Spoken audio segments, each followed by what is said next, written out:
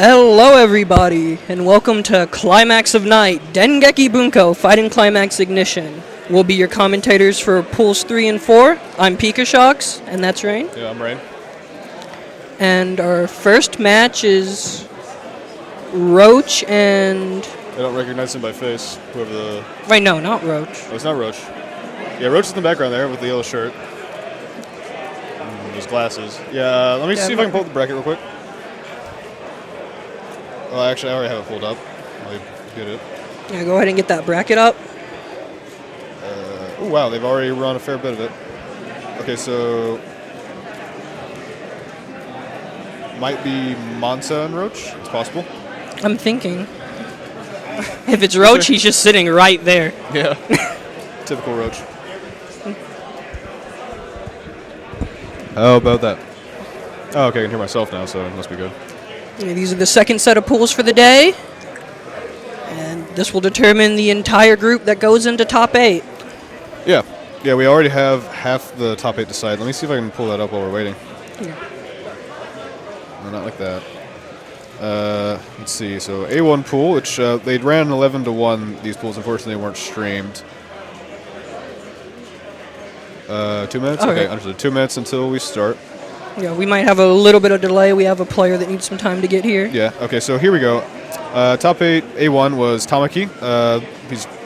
He's one of the best players in the country. And he actually won the first Climax of Night. Yeah, he won. Yeah. He's the original champ. And loser side is Mouse, who is another Tomoka player from Georgia, I believe. So that's 2 Tomokas coming out of A1. That's degenerate. A2... It was you and somebody else. Oh, yeah, all right, so A2, winner side, Abister, loser side, little me. Abister is a Shauna player, plays a lot of assists, but usually not Tatsuya. Sometimes Tatsuya, I play Quenther. Yeah, we got a Quenther rep. Yep. And so, yeah, that's half. So we have Tamaki, Mouse, myself, and Abister. Tamaki and Abister on winners, myself and Mouse are on losers. So that's half our top 8 decided already. The other half we decided here. And it seems the other player is here just getting set up. Oh, yep.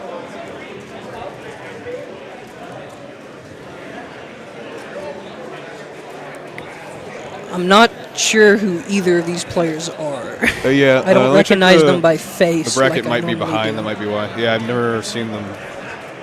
Not by face anyway. I've probably seen them online. Let me get back to this. It's not actually B2. That might be the problem. Oh, can I get a running B1 and B2 simultaneously? Can I get a correction on my name? Shooks.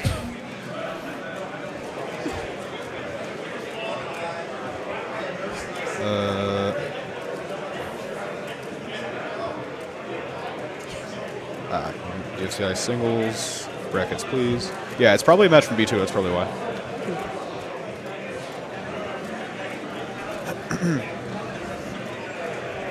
Seems like they're getting set up. Yeah, we'll get their names. We'll get their names when the match actually starts. Yeah, if nothing else.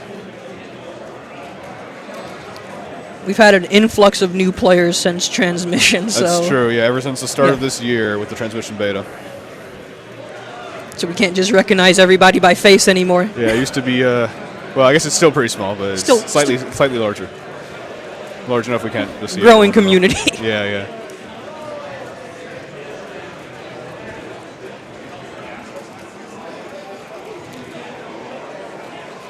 Oh, they're selecting characters now.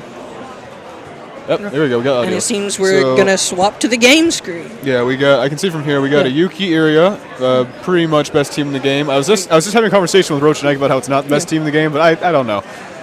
Anyway, really good team. Oh no, never mind. I was seeing that wrong. Oh, Taiga area. Yeah, sorry, I was looking at it from the side. They're button checking. Kuroko Uharu. Yeah, Kuroko. So Taiga and Taiga's a rush down heavy character for anyone who doesn't know, and Iria's just a really good assist, definitely best assist in the game. I'm not gonna back down on that one.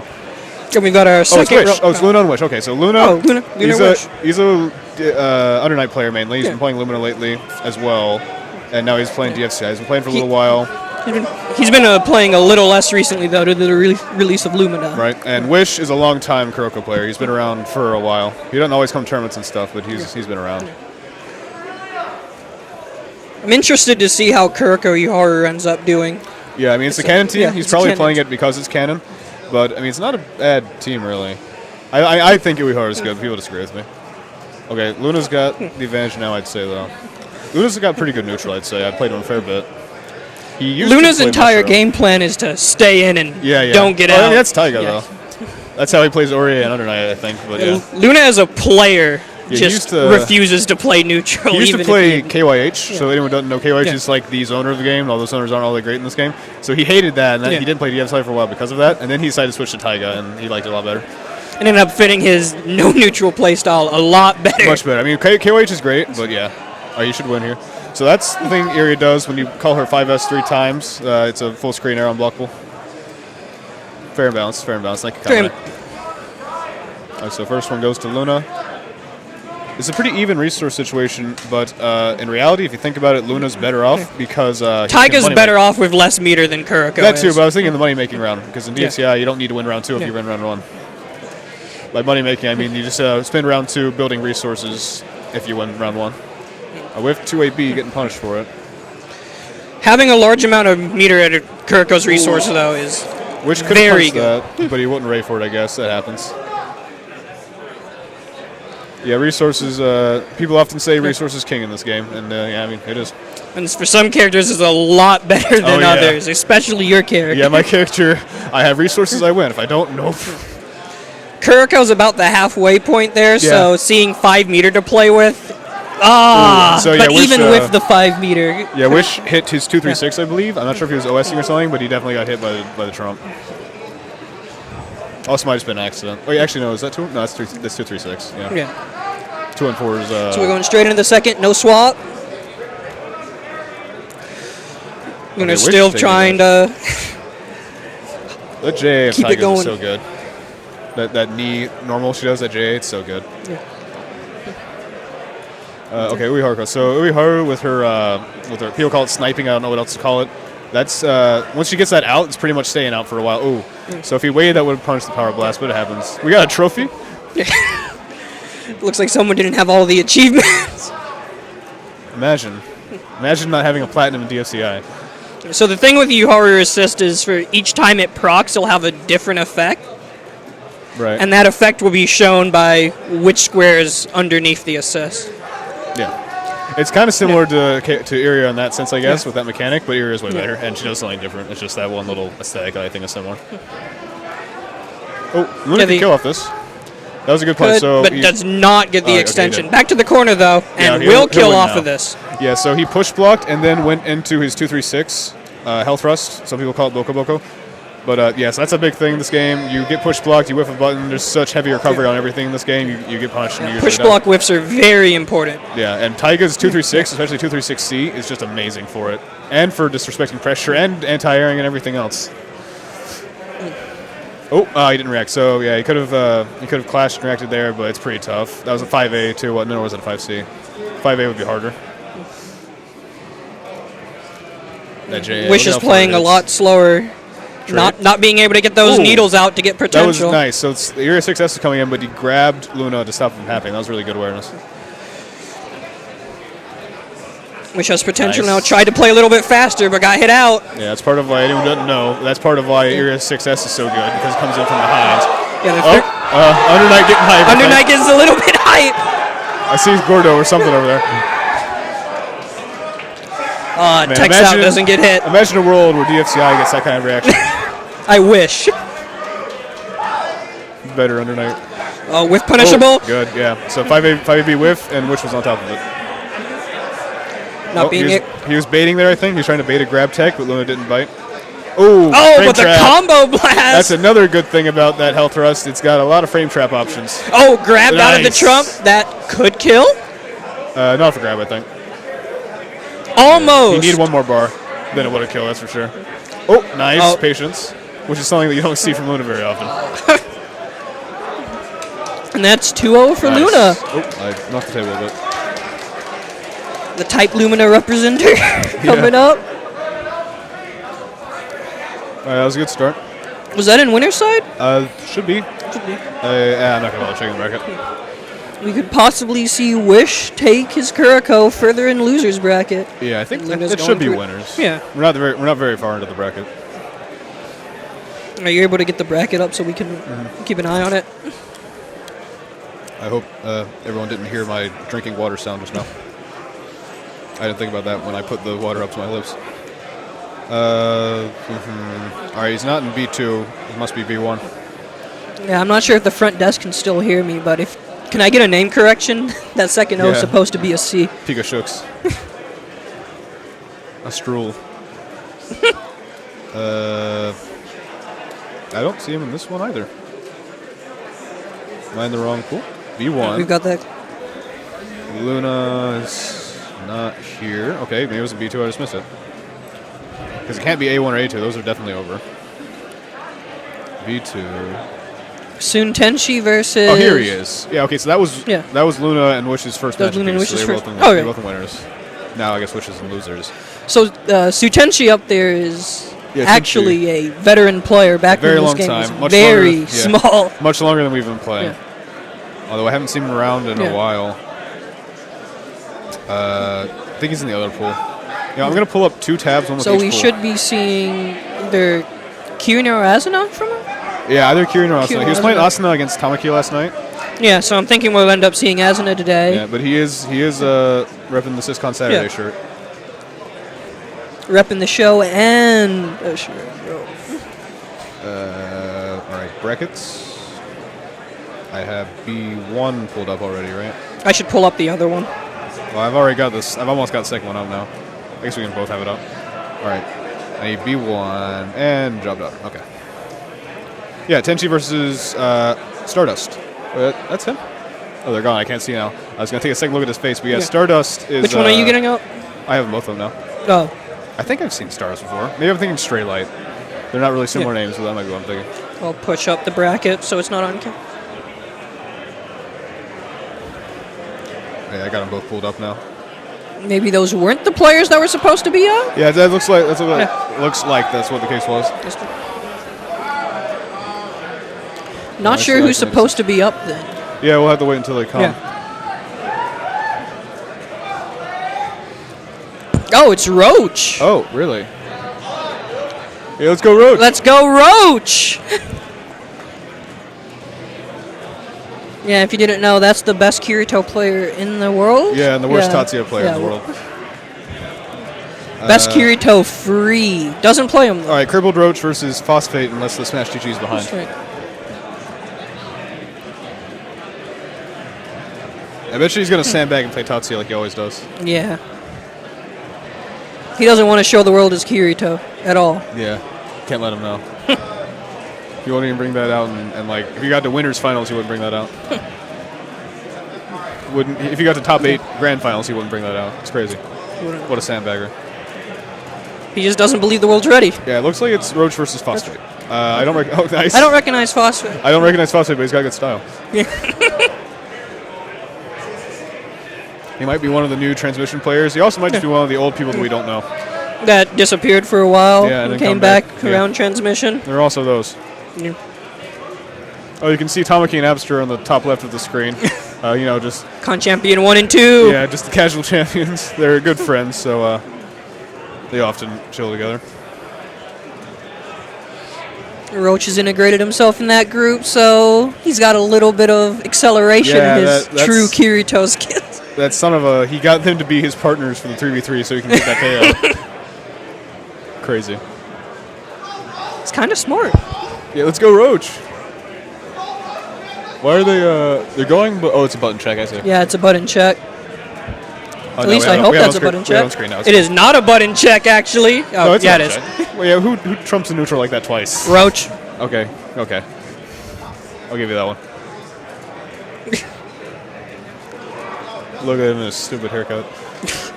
Can't do him like that. His haircut was better 2 years ago. Fair. Fist bump. We're Here getting we straight go. in. Oh, yeah, Yuki sandbag. versus Oh, yeah, I think they Tatsuya. have the names backward. Names Roach should be doesn't- backwards. Roach plays Tatsuya. Yeah, he doesn't play Yuki. He used to play Tatsuya Iria, but now he's been doing Yeah, Tatsuya Rushion. We got Yuki Iria on the other side, so Phosphate knows what's up, I guess. That's that's a good one.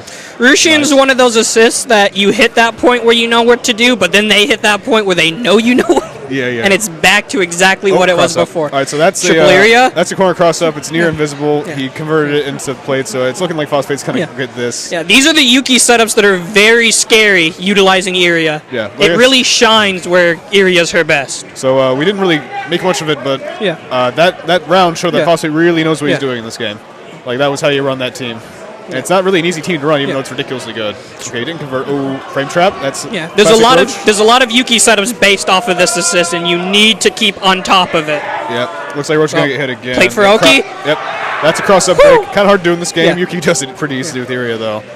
And cross-up protection's a bit heavy in this game, though. There's things that will. That's really good. I got. And he Rambu's right through. Yeah, that's toxic. It's really toxic, but that's a really good way to handle that cross-up. Because you give him just blue trump out. It's like for you players, it's like chain shift. It's really. The area assist making sure Roach does not have neutral advantage afterwards. Yep. Run up for AB. Roach is forced to use Escape Blast. Yeah. Blast in this game is very important for resource management. Oh, you fool. He got okay. Never mind. He full combo, but not enough meter. And that's going to take the first game for Phosphate. Yeah. Roach was picking up what was happening, but it just wasn't enough. If Roach had a little bit more meter. Yeah, he's got a chance to pull it back, but and he has to advertise his dream. Yeah. Roach is figuring it out. Roach is, after that first round, he knew he had to make some changes, and he's making them. Playing a little bit more calm. Power Blast. Hitting with Power Blast gets that 1 meter to start. All right. Little he bit doesn't have his Rishon. Oh! Too soon. A little bit too soon. You almost did the thing Tama did last year in top 8, or 2 years ago in top 8. Okay, good reaction. Clash reactions, good reactions, good reactions. Hitting Rusian back. All right. When Yuki's in Trump state, it's very scary. All right, that ball's keeping the turn. Phosphate chose the left option for the left-right, but Roach blue Trump through, so it didn't matter what he was doing. Blue Trump will just get you out of that. Good. And straight through Monster Train. Yeah, if Roach had delayed that a bit, he would have armored, but nope. He almost got hit by 2A. He stood up a little too fast, but it worked out. All right, he's going to get into the blender again. Phosphate making sure to end this quickly. Yeah. That's going to be a kill. Yep. Roach isn't able to capitalize on his Trump state as much as Yuki's able to. Yeah, you can't just call Rushi success at neutral like that, especially not against against area assist. Okay, he's baiting, but it didn't work out to anything. All right, that was good. So if you don't know, Area 5S has no kind of startup or anything, so you can just do that and it works, but he hit it, so she didn't get anything from it. But that's going to be, that's one fruit bowl. Good. All right, nice. And Roach can, all right, yep, there we go. The neutral is his now. Okay, nice. Roach is doing a good job of keeping those out. Roach is making sure the food stacks aren't being gotten. Oh, nice. So he got that before after the armor, before the hitbox. So sure it wasn't intentional, but it was very good. Oh, nice. Jumped out. Roach is going to have to let that second one come out. 5B anti-air. The plate straight through. Nice. He was not going to be willing to let that happen again. Roach is going to have to get something done, and he's going to get something done. Nice. If he had Rushi up, that would be great, but he didn't have him out right now because he used that 5S before he got hit. He's going to be able to call Rusi in here, though. Yep, that's a cross-up setup. I'm not sure if he'll go for it. No, he didn't. No, he didn't. I think it works badly in the corner, so that might be why. Also, the cross-up setup's not very good in the first place. It's one of his weak ones. Text the grab. He's making. He's trying. Nice. That's safe now. Ooh, he hit but the power blast and the third food stack. Just don't. Yeah. Okay. Well, now it's gone. It's not gonna have to. He's not gonna worry about it. Although a bit less scary, but the Yuki 2AB. That should be it. Should be. Yeah. There he goes. Rosario and the area assist. That's 2-0. Yuki is very scary. There's Zero Horn. I was waiting for it. Yeah. Ping in with the Zero Horn. Yuki is very scary with area assist and in Trump state. And just in general. Yeah. Okay, now we have Tenchi. Now we have Zutenchi. Must be the match from before. Just had it a little bit out of order. Yep. Tenchi Stardust. I think Zutenchi is going Asuna, and I'm not sure who Stardust is playing. Let's see. Oh, he's got one of those. He's got one of Got the this Mineta year's Aqua shirts. Plush. Hololive representation. And Starlight's got one of this year's shirts. Or was that last year's shirt? I think it was last year. Was it? I don't know. I buy them all. I buy none of them because I'm broke. I buy them all. I just have a collection of con shirts. He's got a con shirt. Yeah, One, isn't it? it's rerun. Okay, yeah. Yeah, it's second. Oh yeah, we got Asuna, Tenchi Asuna. We got the I can see it from here. we got the con shirt representation. yeah, This is it's the Taiga SysCon Mashiro. Saturday representation. Yeah, so Asuna's Celti, so that's Asuna's best team, Yeah. classic, and Taiga Mashiro, that's Taiga pretty Mashiro, much that's Taiga's a pretty best strong team. Yeah, I mean that's like Yeah. the Taiga team. Everyone plays that. Yeah. We saw Luna playing Iria, and honestly that's probably better just because Iria. Yeah, I think it's pretty safe to just swap them and get pretty much Yeah. the same strength out of Taiga. Yeah, I mean pick Taiga step 1, pick Mashiro or Iria step 2, and step 3 is Profit. And I think we're getting straight into it. Yeah, no button check. He's got matching colors. All right, looking like lead's definitely going to Tenchi so far. Jump back to bait, run back in. He's Tenchi going for a lot of baits. Just a little bit of pressure, trying to catch buttons. Oh, that was good. Run under 2A. That's a great way to handle corner pressure. Oh, not quite. A punish. He could have done it, but didn't make it. Nice. 4AB one hit. Yeah, catches him back out. 4AB. I've seen a lot of 4AB one hits this tournament, both from me and like everyone else. I'm not sure if people just aren't following up or I wonder if it's because just of going for the transmission, reset. Where in transmission you often get rolled back out of your Yeah. 4AB. The first one goes to Tenchi. Yeah, we're not able Solid to commanding hit lead. the- Look at how many resources he has despite winning. Good. That's one of the awesome Area Celti assist? setups. You do I mean, the 6S Celti. and you do whatever you want. One of the things is grab. He's really commanding this match. Commanding Ooh, run up Trump. dirty. Very Goes for the fake. grab. Very fake. And that's a kill. And Yeah, he did not let Stardust breathe. using the Trump to just ensure or just BM. It Or is just the be- last. It I was mean, why not? They're gonna die either way. May as well hit that Trump. clean perfect from Suntenshi. Everyone likes hitting buttons. Yeah, that was a very commanding victory from Tenchi. Let's see how the rest goes. Stardust is going to have to make quite a few changes if Yeah, he didn't trying change to his take assist it. or anything, which is probably a good idea. It's not like anything happened to his assist. He just had to block the whole time. Because, Tenchi really applied that Asuna pressure. Oh, lost that trade. That's not a good start. Got the power blast and everything. Got being assist able to out. dominate from round start is something Asuna wants to do, and being able to get that is Yeah, it's great. For really everyone, puts of the course. round towards Sutenshi's favor. Got the classic Dengeki jump forward, jump back neutral. Sled to secure corner. Good. Good block. Ooh, Ooh! nice. Tenchi Finding tried the to 4AB over the... Yeah, that might have been a fuzzy but 2-8, but drops. that was as hard to 4AB. Got another setup. Go for the grab option again. The thing is, if you try to mash out of that, you're guys gonna get hit by Celti, so he can hit you with one mix-up, and basically it's guaranteed. I guess you could Could have rubber killed, but opted to save the meter. up. Nice 5S, Celti 5S, very fast. That's another win for Both Tenchi. So players he's on are- match yeah. point here. Oh, we have Going audio. to ignite assist. Yeah, I think he should have ignited blast. Yeah, I think even he though it should was have blast. Because Even though it's 25%, I think having that blast early. right, and the red blast is so bad. Like, Yeah. look, it's taking forever. Ooh, nice. Got him out of the BM Trump this time. Very good. Tries to 4AB, but just BM gets check. caught.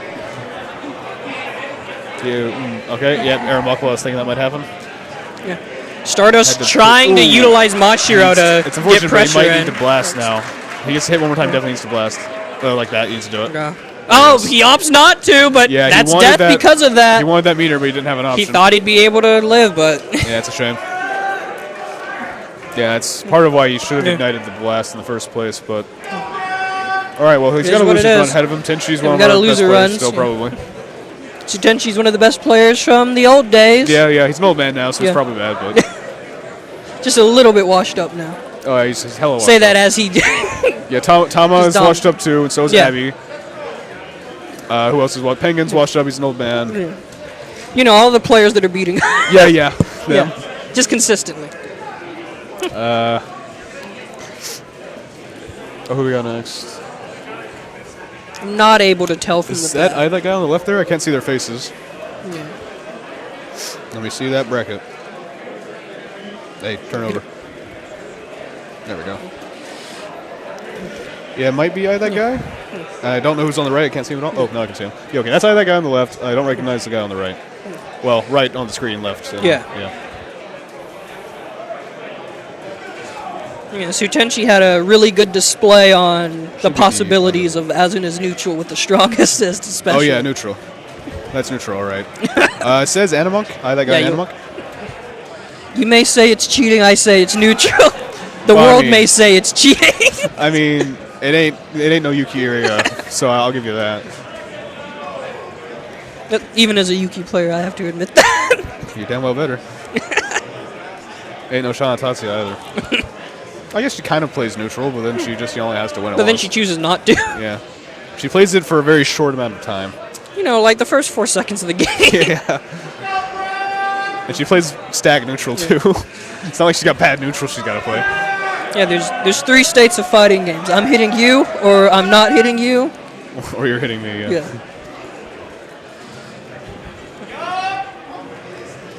Got some people calling the commentary over there. Yeah, it should be that guy in Animal. Yeah. Oh, I hear him. Oh, button check. Okay, good.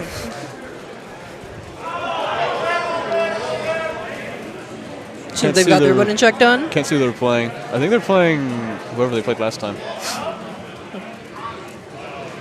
Because that was Mikoto. No one picked Mikoto last time. Oh, yeah, you're right. I will see. Okay, yeah, Quinther. Quinther? That guy for sure. Yeah, that guy's. Yeah, this is a matchup both of us know very yeah, well. This is our characters. These are our characters actually. Yeah, he's playing Mashiro. Mashiro's not my main assist, but she's my second assist, so I can definitely talk about that. Yeah. So this let's go that guy. This is a very interesting matchup in which Mikoto has to stay at the range in which Havia is optimal. Yeah, they have the same range, basically, although Mikoto's better than keeping them out, I guess. Yeah. Quinther needs to start committing. Oh, that was a punish because of a heavy landing recovery, but he just hit the wrong button. Oh, jumping straight to the power blast. Yeah, not good. All right, he's whiffing Havios, which is really bad, but Ult Victory's not taking advantage of it too well, so it's okay for now. They're actually both whiffing stuff that the other one should be punishing. They probably don't know this matchup very well. Neither of them are very This is a very characters. unique matchup. Yeah, he didn't convert that. This is probably a matchup that only we know well. Yeah. Oh, JB would have crossed up there. Oh, there you go. That's the punish. Yeah, there's hella recovery on Havia, just like there's hella recovery on first AC for Mikoto. Because these characters work at each other's optimal range, everything is a high damage punish. That was a good little hard to see two-way there because the cats were blocking it. He didn't get the full confirm, and now he's getting it. Okay, he's not going to be able to kill off this, but he wants to get something. But he should be able to get a lot. Okay, no, he doesn't. Just wanted the knockdown. I'm not sure I would have done that myself, but that's working for him. He got the knockdown. He's got Mashiro. Oh, he could have converted that. Not quite. Oh, too close. That's a dead zone. Mikoto's great in the regard in which around 3 meter is when she's able to start her high damage punish. Okay, that's not... If it was going back in each other's optimal range, but Havia catches Mikoto out. This is going to be a timeout one or the other. Yeah. He needs to combo blast Quinther's going to be doing enough damage. That's that guy's victory. He doesn't have enough time. Yeah. There it goes. Yeah, if you don't hit those confirms and you get them, then that's going to be a timeout a lot in this matchup.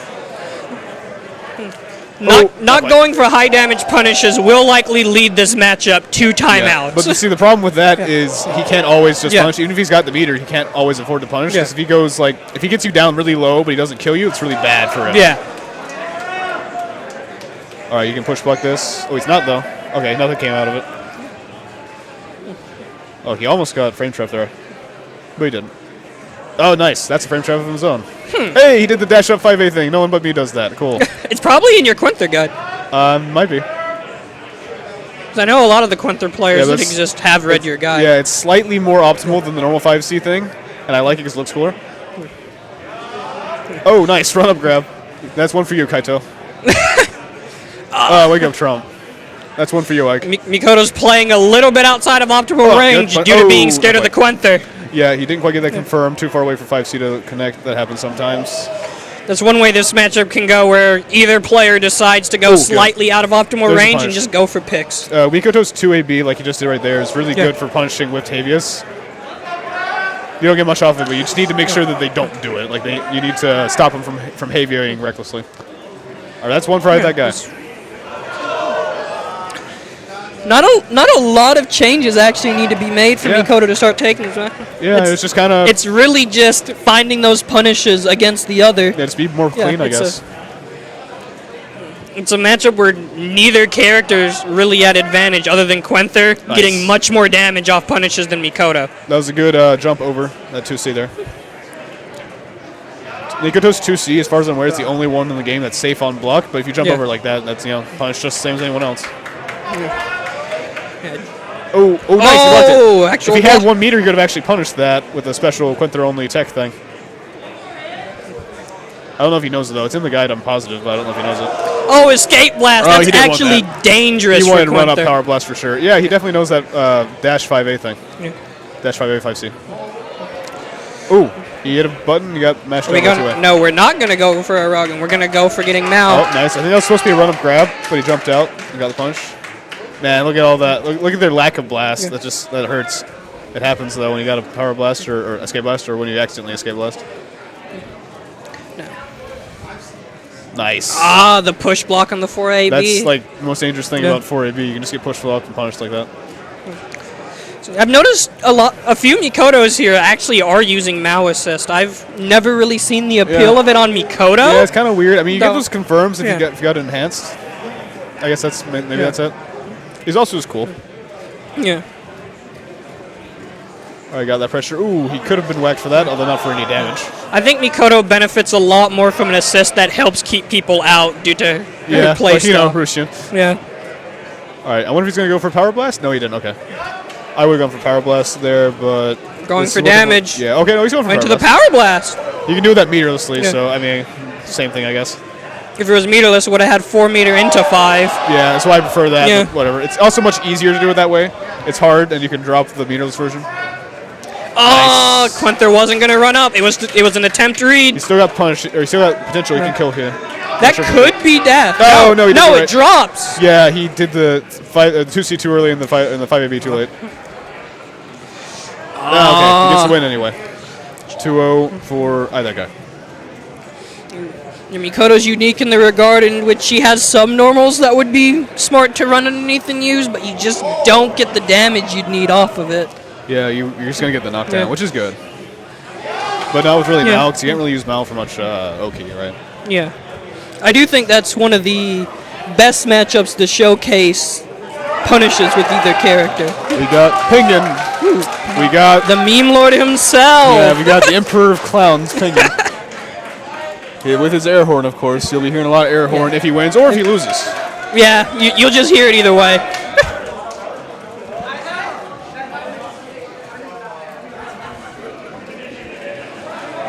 He's got to get comfortable, jacket off. Max Clown Foolery. There's the air horn right there. Right on top of the PS4. It's his now. He's claimed it. It is. He's claimed it. He's got the drink. Oh, Key's got the drink too, yeah. Are they just advertising? Well, they're from Georgia, both of them. Yeah. And you know how the Georgians are. Got the I don't even play this game shirt using fonts from 3 different things. Yeah. No, I almost bought one of those shirts. I was tempted. Yeah, I was kind of thinking about it, except for the fact that I really do play this game. Yeah, I heard. Ever since dropping and he's blowing the clown horn. Yep. You don't even have to win for him to want to blow a clown horn. I wonder what he'll do next year. Maybe he'll step up his game and start posting like clown emoji stickers and stuff. It's like the first year where the person had the Mika masks. Yeah. Like that. Instead, it'll just be an actual clown suit. Right. An actual clown suit. And the face is the clown emoji. Perfect. Yeah, that'd be the best. Well, yeah, I was thinking if I did get that shirt, Georgia would claim me, and I don't want that happening. Yeah, you heard about being taken to Brazil. Don't get taken to Georgia.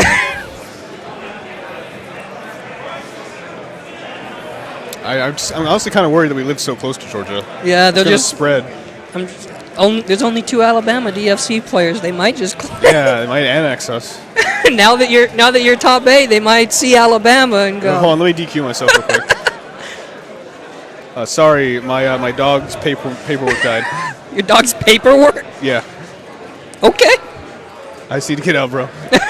I don't want Georgia claiming me. Taking a while on that setup. Another good character select. So, I'm pretty sure Penguin plays Yuki. Yeah, Penguin is Yuki area Furley-Shia for the full purple team. Because I know that's the Born to Eat Yeah. comes from. I mean, Penguin really is just the origin of me. Yeah, he's Single-handedly. Yeah, well, I wouldn't say quite single-handedly. Not single-handedly, but Yeah. definitely the origin. And he sure keeps him alive, too. Not sure if we're going to go into a button check since they're setting their controls during the countdown. Yeah, we got a lot of DFCI players in the audience. All DFCI Well, I players. mean, of course, it's all DFCI players. We got a lot of people watching. Yeah. Including most of the top 8 so far. Yeah. They've got not much else to do tomorrow, so Yeah. probably interested to see who the competition's going to end up being. Oh, this is 100% a button check, and they're getting out of that.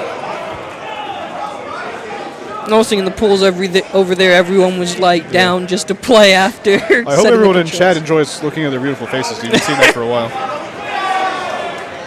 And look at that facial hair, though.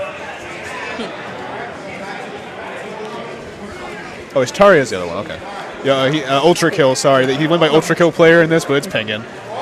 Yeah. The names are switched though. Penguin's Penguin's the Yuki player. Well, actually, I say that he's not playing area. Yeah, I've never seen him not play area. Maybe he is playing Salty. Well, assuming the names are right for now. Yeah. The Yuki player is winning, but okay, Burst probably good. You don't want to get put in the corner against Yuki. That never ends. All right. Basically, they're playing the Sword Girl neutral right now, which is a little bit different than the DFCI neutral. Yeah. Neither character really trying to utilize their "I will never get out of your face," since both characters have options to get the other person out. Oh yeah, that's how Wilhelmina Assist works. Yeah, as soon as we add swords to the equation, the neutral changes a bit between these characters. Yeah. All right, and the Yuki player, still think it might be Penguin, but the Yuki player gets the kill off that Wilhelmina. I'm just gonna say Ishtari to be safe. Okay. Pretty sure it's Penguin though. Yeah. Oh, nice. All right, that was good. Just gets hit out. A little bit more aggressive as in going foul, stay in your face. We mash out. Oh, reaction. Oh, but the clash It's hard to react off 2A, too. 2A has like the least time to react when you have that 5A. Man, you need to be a little bit less hype. Yeah. We're seeing a lot of 2A. Yeah, oh yeah. This is the 2A matchup. They both like their 2As. These characters. And probably the players. Yeah. Cross up, yep. If they're pressing it this much, 100%. That was a less invisible cross up. There was a bit of a that should gap, kill. but still really good. That combo blast was not needed, and it could have killed earlier. Yeah, well, he got the win anyway. I guess the plan was to not use me. Well, but it didn't even matter. Yeah, it did. Yeah, I think he just messed up, but it happens, and he won. Just going for the flashy combo, just a little bit of a flex, Just a little bit of flex. The normal Yuki player. Yeah. Ooh, George JC losing. Tried to George JC. I'm not used to that losing. Yeah, Austin JC is so good. Oh, hey, look at that. He escape blasted Wilhelmina now. If he had not, he would have been punished, which would have been really bad. But still, using escape blast is still a commitment you have to be willing to have. I think he just used that trump in order to get his Wilhelmina back, but he didn't end up using her anyway. Yeah. Like to stall for time to get Wilhelmina back, that is. Here comes cross up, yep. Yep. All right, this is going to be some Wilhelmina. Oh, no, it's just going to kill. He's just going for it. And Mother's Rosario. Mother's Rosario. Needs to ignite. Yep, there it goes. Uni, please.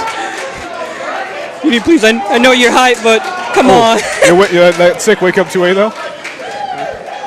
Just a little bit of jumping. Corner carry. Yeah, that's going to HKD and everything. Oh, actually, no. Oh, straight under. Nice. Gonna keep it going. More damage.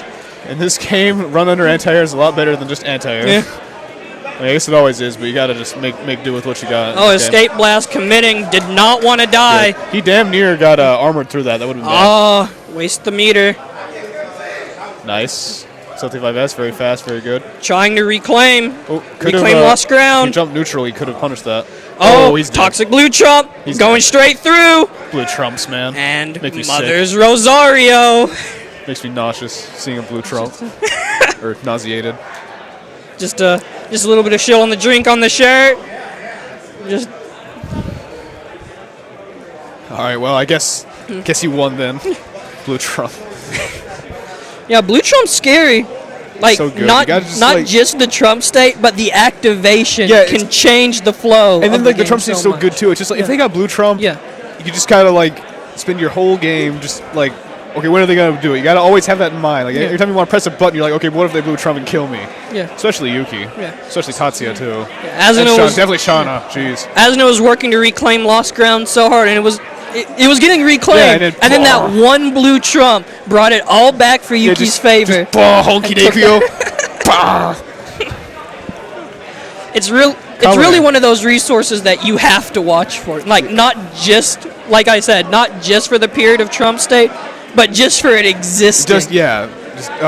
Combination vision, man. All right, we got Tenchi versus. I'm not sure. Let me check the bracket again. That's one of the big flaws with Red Trump characters. That sure, Trump state's good. Sure, Red Trump can be really good for getting through states like that. But Red Trumps can get punished a lot easier. So much easier than Blue Trumps can. And Blue Trumps can just let you go into a full combo rather than just Yeah. one hit that you might not even get. Yeah. Also, the overhead thing for all but two red Trumps is not really good. Yeah. Might as well just 4EB. I'm looking at the wrong bracket. That's why I can't find Tenchi. Tenchi versus. Tenchi versus- Oh, they didn't update, I think, because it says he's still against Stardust, but he played him earlier. Yeah, I don't know then. We'll find out when they put up the names. Yeah, we'll find out when the names come But, up. I know that's Tenchi at least. Yeah. He'll always be wearing either a Kirino shirt, a Hifumi shirt, maybe a Hololive shirt. Usually Maybe the first a- two, though. It might not be Tenchi I'm thinking of when it comes to idols. Idols. Yeah, I don't- Yeah, that might be Tama. I might be thinking of Tom. We got a lot of weaves. A diverse group of weaves, That's too. a diverse group with varied interests and tastes.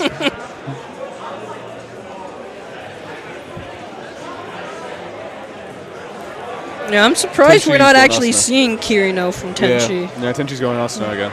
I mean, that's an easier Yeah. character. That might be his Yeah. pool character. I know people sometimes do that. They'll have Yeah. they play some pools, and then I play someone else. Yeah, in and when top they- eight. I think Jonah in Blaze was like that, and I think Yeah. SKD might be that way too. Yeah, SKD started playing Naoto.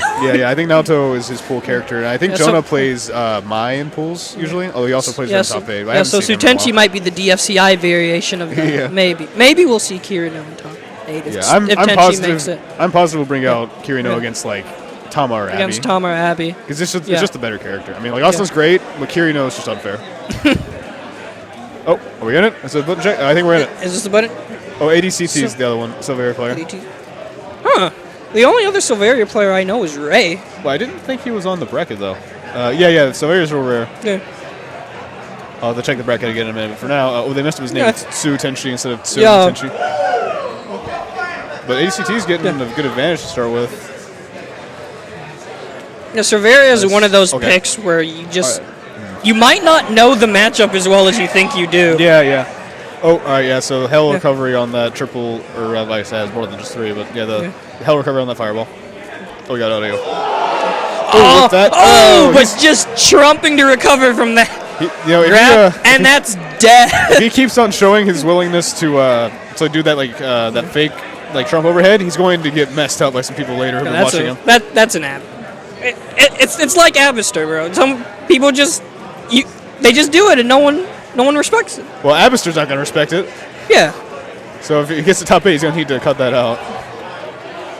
No, what I'm saying is that's an Abby move. Oh, yeah. Just doing it. Oh yeah. All right, trying to All of back the to old corner. players. Looks like Tenchi's trying to wall him into the corner here, not let him out. Trying to do the exact same thing that happened last Maybe. round. Yeah. Is he gonna teleport? No, A little he went pressure. EX. All right, playing Playing a Dengeki little bit of a neutral. slower game. Yeah, classic Dengeki neutral. Tenchi's a fairly passive player. Yeah. I've played matches against him where he just goes Kirito and 0 and just times me out multiple times. So I can't fucking stop him with counter. No, 0. Yeah, and on the note of Tenchi being a passive player, that really helps Asuna do their strong neutral buttons Yeah, because while still having why do I those need tools. to go in when I can just hit JC? Yeah, while still having those tools to say, hey, it's my turn, it's not yours. Yeah, Oh, that's not going to kill, gonna. but that's going to be close. very close. One He mistake. probably should have spent 1 trump, but if he gets in the next round, that'll be Blocks very that, good. tries to poke low, going in, utilizing the range of Oh, no, salty. he's not. Oh, and that's a punish. Yeah, I think you should have burned 1 trump to get Yeah. that super, but okay, it happens. Sometimes you got to Tenchi. balance saving resources. Tenchi being a more passive player really shined there. True.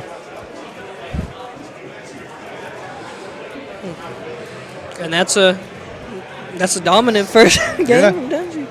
Tenchi's I mean, just, it was by Tenchi's no just means a showing wash. by no means a wash, but He actually, ADCT actually had a pretty good lead at the very beginning of the first round. So, and even He might be able to almost do it. brought it back for yeah, the second. that's true. He nearly had that second one. Oh, recognizing see. when he gets push blocked and realizing when not to commit. Yeah, that's a big part of this game. Run up grab. There's one for you, Kaito. Oh, nice That's block, nice block. Oh, no. Oh, He's grab, really throw him been, back into the corner. He's been having trouble with that 2AB. You probably should lay off on that. Oh, charge Oh, version of that. but jumps out. Nice, tech the The grab. grab getting through. So he would have been air unblockable if it weren't for Austin and JC there. Oh, tried to call assist. Tenchi was too close. Oh, you really have to Really. stop doing that. That's getting caught every time. Because Tenchi's just not going Yeah. in. He's not even clashing with it. It's not even a matter of like you clash and Tenchi punches. Tenchi's playing very slow. If you notice in the corner, Tenchi's not pressing buttons on Yeah. I mean, if anything, he should ADCT's hit, wake up. Tenchi's waiting to see what's going to happen and Right. trying to react to it. If anything, he should be hitting 5AB and then like combo blasting out because at least 5AB is horizontal. Yeah. Oh, ran right into that. Yes, just trying to keep an eye on what's happening. Nice. hit Tokuro just cause, even though she's already done. Well, if we can do that in this game. Oh, run up grab. All right, okay, the fake version of the 2-4. Just slowly making ways toward the corner. Oh, And got it. another one. And does it Four. again. 4 times we've seen him do that on stream. He got punched for it once so far, but yeah. Oh, now Oh, you tried actually call had to. Dokuro. Nice. Committing to punch. that escape blast was actually necessary. Yeah, it was very necessary. He's going to die, but Tenchi's mistake there is what's got him in this combo. Although ADCT still got a long way to go, and Oh, nice, and it worked. goes through. Tenchi didn't react. Look, see, he's washed up. He has those old man reactions. Yeah, 2 chances. First time Tenchi didn't react. Yes. Old man He's react. washed up. Exactly. Oh, good thing that assist hit. Else, Okay. Nice. just a little bit Cross slower. Commits to the escape blast. Tenchi's going to get Oh. something to happen. And the Celti 5S. assist. under. Yeah.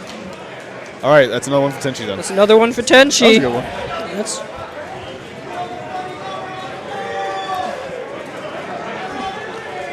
Man, Uni's going hard.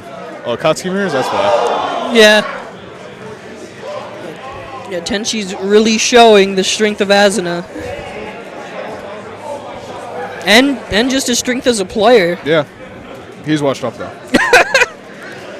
Yeah, the only one not washed up, Crippled Roach. Because he never got there. Yeah, he was never there in the first place, exactly. Worst Tatsu ever. Oh, it looks like we got Penguin again. Yep. This is probably one of the later Oh, winners Penguin matches. versus Luna. Okay, this is definitely one of the later winners matches. This is just like Kaguya-sama, Love is War. Oh, gee. Yeah, so that's going to be... He really does say Probably. that a lot. No, it's probably going to be... I think he's going to go Yuki, surely. Yeah. And then Luna's Luna's definitely obviously going gonna to go stick with Taiga. Probably Taiga. Probably yeah. going to see a Yuki Taiga. They're both still in winners, right? They didn't play Yeah. anything on stream. Yeah, I'm pretty sure. Let me check. Penguin's just been sitting in the audience, so there's no way. Okay. Unless Penguin DQ'd themselves to go Yeah, to he's losers. in winners. It's Ultra Co player versus Lunar in winners. Yeah, we might not see Roach again. They might be playing all losers off. That's true. Roach might be gone. Well, if he makes it to the losers finals, we'll probably see that. Yeah. Let's see how he's doing. Hoping. Well, no, I hope not. He's the worst player ever.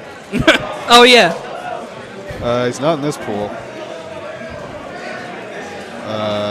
Where is he? Oh, here he is. He's waiting. Looks like he got a bye. I was about to say let's go, but nah. Let's go, bye, baby. They should have let the bye win. It's Roach, after all.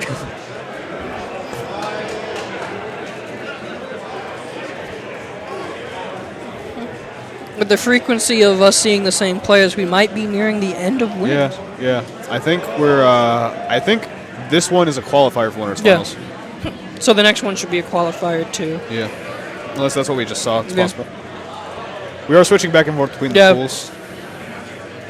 So that confuses it a bit.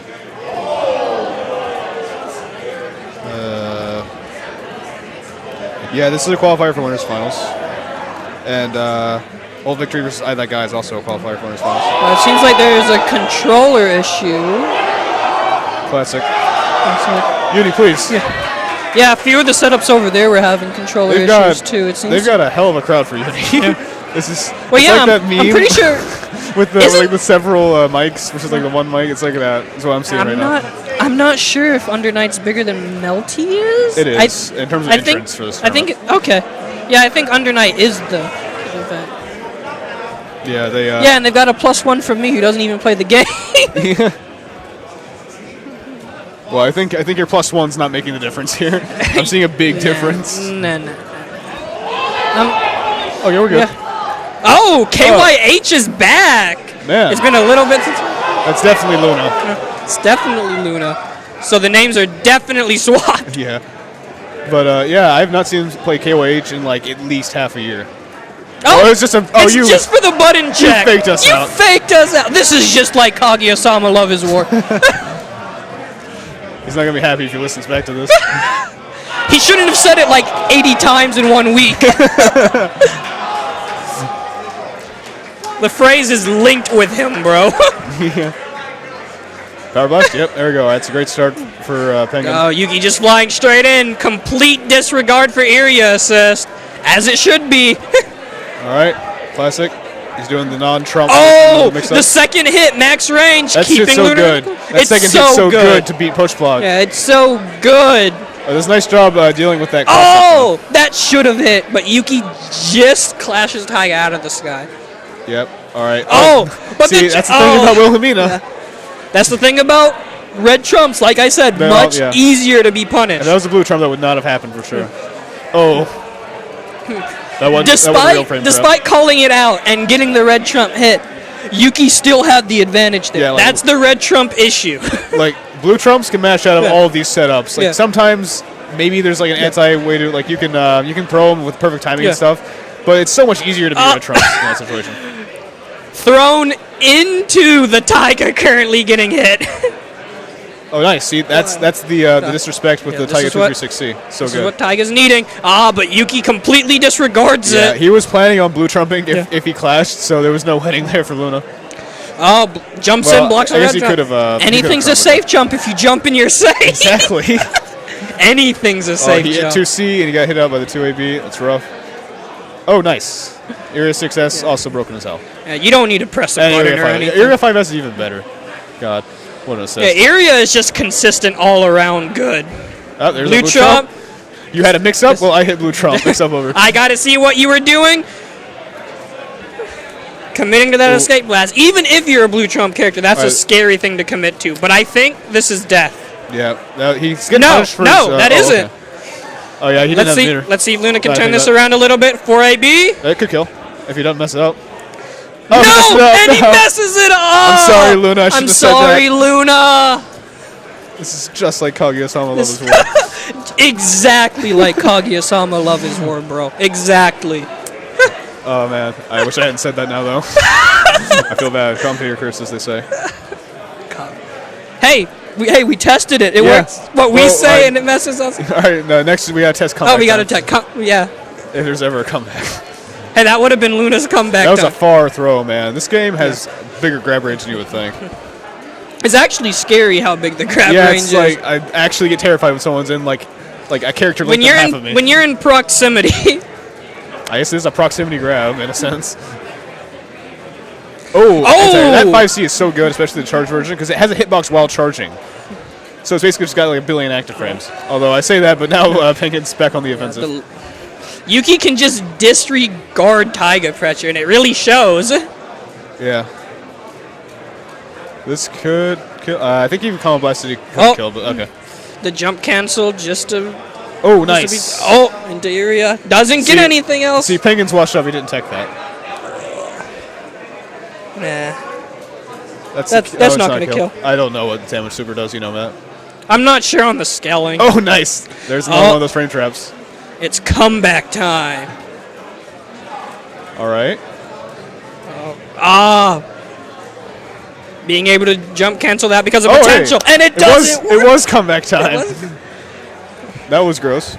But he's playing against Yuki, so I'll respect it. I'll respect the red trump. It's a rough life out there for red trump characters. Oh, grabbed. I think he was crouching. I think that's why he couldn't tech it. Even if Luna loses this round, if Luna doesn't blow all of his resources if he loses, he's in the better state. Yeah, that's true. Winning round was so good. That's the big thing about this game. Resource management is key. The second round is the money man. Yeah, Penguin fucked that up pretty bad that we could have punished. But yeah, money match definitely round 2. Winning round 1's so good for everyone. Penguin needs to win this round and will have to spend the resources to get it. Yeah. Oh, nice. The plate's so good. Luna's being a little cavalier with his resources right now that we should probably lay off, but laying off's not really his play style, so. Yeah. Like we said earlier, Luna is I will be in, I will not play neutral, and I will win. He's been so. Oh, okay, good. He's forced an escape blast. That's great. It's relatively equal, but the red trump misses. That's not it. Going to live with a sliver. I thought you could do more than that. One mistake, though. Oh, there's the mistake. Yeah, well, okay, he still ended up with a decent amount of resources, but it could have 4 meter. He didn't ignite his blast. Why? What's the point of igniting area? Your blast is exactly 0. I don't know what he wants to get out of that. Usually people ignite assist, they know what they're doing with it, so using the trump, they're not going to be able to use it to go through anything.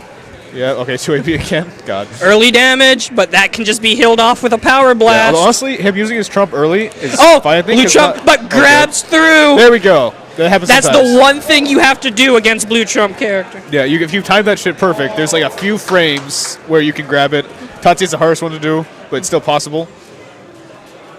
Against Yuki, I think you have like 3 frames or something. Oh, straight under and punish. You needed to escape to that. Yeah. I'm surprised he didn't get hit by the Tech 4 button. I think Area has a lower... actually, you know, his Ignite Area might be why he was able to do that. With lower lower recovery. Or is it just faster startup? I never remember. My team empty jump into grab. Get in the second plate. Getting the third plate is going to be big. I saw that grab. I was like, yo, why didn't he kill him? Because I was like, went through damage thinking. Yeah, getting the third plate is going to be big, and it's going to happen. That's it. Nice. That's it. That's 1-1. That's 1-1. Nice. Yeah, I don't know what the third plate is big. Yeah, the Penguin was committing so hard there. He didn't have any trumps left, and he did 2AB. So if he hit Luna, he was fine. If he didn't, he was dead. Yeah. So that was really heavy commitment. He could have just blocked that. I don't know why he didn't, but, you know, guess he thought he had the read.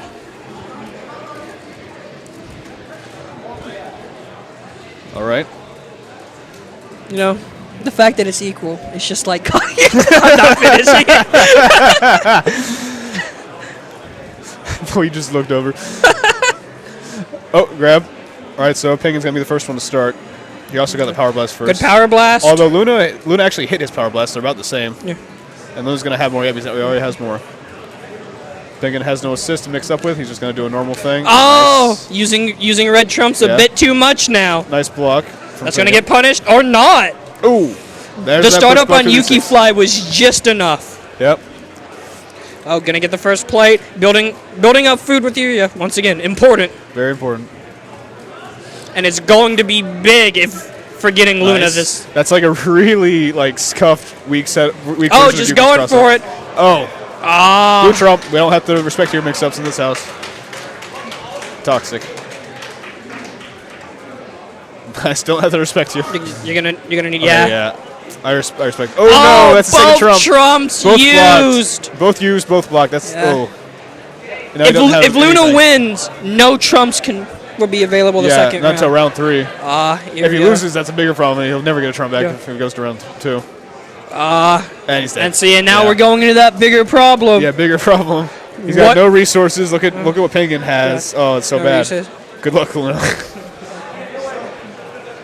Due to the current resource deficit, I think Penguin's going to be willing to just blow resources to win this. Yeah, I mean, I would too. Yeah. Oh, he's so lucky. Oh. That just barely didn't work. Or maybe he timed it. I don't know. I assumed luck when it could have been skill. Penguin's currently at the perfect position to decide if. Nice, he did it again. That's twice now he's managed to get that grab. I think he just knows when Penguin's going to blue trump now. He's not exactly conservative with his blue trumps. Which is a good thing to know, especially against Yuki. Yeah, I better keep that in mind if he makes the top 8. That's going to hurt, but not going to kill. I think he could have killed with the combo blast. I don't know. Hey! I'm amazed he didn't get grabbed out of that. I think that was an attempted grab and it just didn't work. That wasn't a reaction. He was just mashing, I'm pretty sure. That's what he's going to do next anyway. But yeah. Yuki using his Slate Blast would have been huge if All right. Luna was able to take that. And that's 2-1. Yeah, 2-1, for Penguin's Ultra. favor, and there's, yep. Georgians, I swear. This is just like Kaguya-sama. Love his This, work. this is, at this point, this is just like Georgia. This is just like Georgia. Georgians, I swear. This We is got just, next. this is Tenchi's back. this is just like Penguin. Just Georgia like it is war. It's just like, yeah.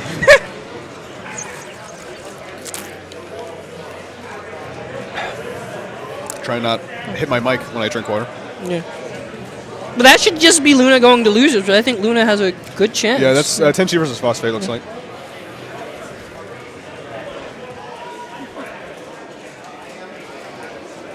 Yeah, I'm actually in. Phosphate was the Kirk earlier, correct? No. No. Yuki-ira. Yuki here. Okay, so we're gonna see an Azuna Yuki match, which is we've seen that a few times. Once again, Tenchi being a slower player can really change how Yuki plays this matchup.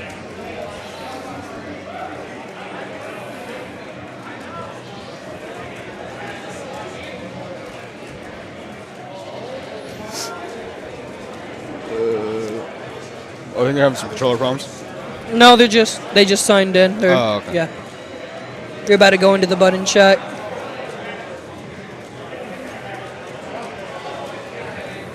Wondering if for winter finals we'll end up seeing Yeah, I wonder. if we'll end up seeing Suntenchi going Kirina. I doubt it until possibly top 8. Yeah. I've said this multiple times, but that's a pick I'm expecting sometime to come out. Yeah, Kirino's coming eventually, Yeah. if he makes the top 8 anyway. Maybe not if he loses pools. Yeah, that's a... What a solid button check. You know, honestly, kind of looks like Yuki Asta neutral. Yeah, I mean, it's a real game. Let's commentate. Yeah, we haven't actually seen it a lot, but these two characters, when they clash, they tend to trade. They have very similar Yeah. frame data. I know some players make the joke that they're essentially the same character. I mean, you got the blue trump version and the red Yeah. trump version. It's just that one's better because of... Yeah, I mean, Yuki's way better. Asta's still great, but Yuki's way better. Nice. Good punish on that Power Blast. And you got his own Power Blast in return. Yeah, that's a big advantage for Phosphate. Oh, he didn't hit Asta, or he didn't hit Mushroom on the Blue way Trump down. figuring out what's going on. Blue Trump. And responding. So The fair. strength of Blue Trump. Being able to just see what's going on and responding right away. I don't know why Kamine loves that mechanic so much. Alright, you got rid of the area, although not before the plate came out. Or, well, not before the food came up, I should say. Phosphate that's is gonna kill 'cause not of the- letting yeah. Azuna neutral happen. That killed because of Yeah. Aria's explosion, I'm pretty sure. Yeah. Because Phos- another way that this is a good team, Aria has a super that like other hits can come in during Yeah. it. So, though that includes Aria's fireworks. Yeah, we've seen Celti hit, we've seen Iria hit. That little bit of extra damage. That 5B hits so far away. I think it was a punish on a extended hurt box. Yeah, that extra damage is an absolute game changer in supers. Oh, nice. Walk under, grab. Oh, being able to get the grab, send him to the corner. Not letting Asuna neutral happen. And making Tenchi sure punished him for it, though. Tenchi did not let him get away with that. Okay, he let him get away with that one, though. Okay, yeah, good. That's how you get rid of that. Although, unfortunately, even if you beat that, like even if you grab him and like don't let it hit you, he still gets a status effect up. He's got higher damage and higher defense. There's no winning against that thing. Well, I guess you can win the match, but there's no stopping it from doing what it does. Phosphate is always pressing a button to make sure Always. Asuna does not win neutral at all. Yeah, putting out them walls. I mean, But there's no way to do Tenchi's that. actually doing a good job at still skirting around, playing neutral, and then making sure that they have advantage. That's a kill. But That's Phosphate's a kill. There you go. Phosphate's knowing Yuki's buttons can just win out. Yeah. And taking advantage of that at times. I mean, yeah, like this matchup is probably fairly even. Yeah, I mean, fairly even. I would definitely still give it to you. A lot of the faster buttons will trade normally. Nice. Protected himself with a Maestro 5S. Oh, That was the grab on the 5AB. Yeah. Oh, nice. Good punish Ooh. on his power blast, paying him back for last round. Tenchi playing a little bit faster than normal, making sure to make those changes. Yeah, I mean, if you play passive against Yuki Iria, you're gonna not want to play passive very long. Blue Trump responds. So fair. And you're down. Nice block. Nice rebeat there. Oh, the clash. Goes for the grab. Very good. But Tex. Oh, got it grab baited. Because Yuki has 3 jumps now. Or push block baited, probably. Going for the plate cross up. Gets it. That'll kill. Could kill. Yes, it will.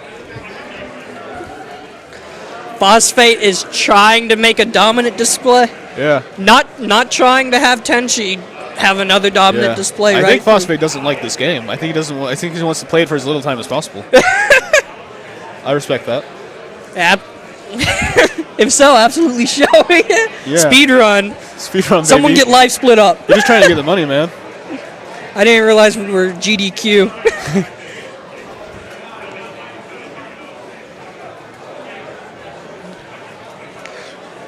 All right, neutral. Oh, there it goes. Her 2B is one of the better anti-airs in this game, which is really pathetic, but it's true. If you notice, Tenchi hasn't gone for the funny jump up drop. Oh yeah. Tenchi's actually showing some respect. Yeah, I mean he knows he's gotta. Yeah. That'll hurt. That will hurt. Oh, he fucked up. But That'll hurt doesn't you. continue. You will get punished. Call an ambulance, But not not for for me. me. Oh, straight over. Cats are still there. Oh, cats are gone.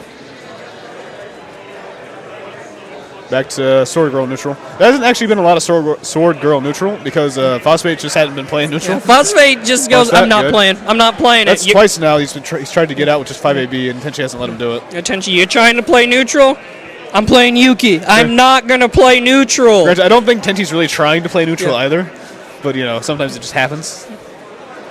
This is going to go to timeout from the looks of it. Phosphate's got to get a hit. That was supposed to be a grab. That was his. Okay, he knows he can't do it. Yeah, he's just swinging. Yeah. He's just swinging. Good ignite on the blast.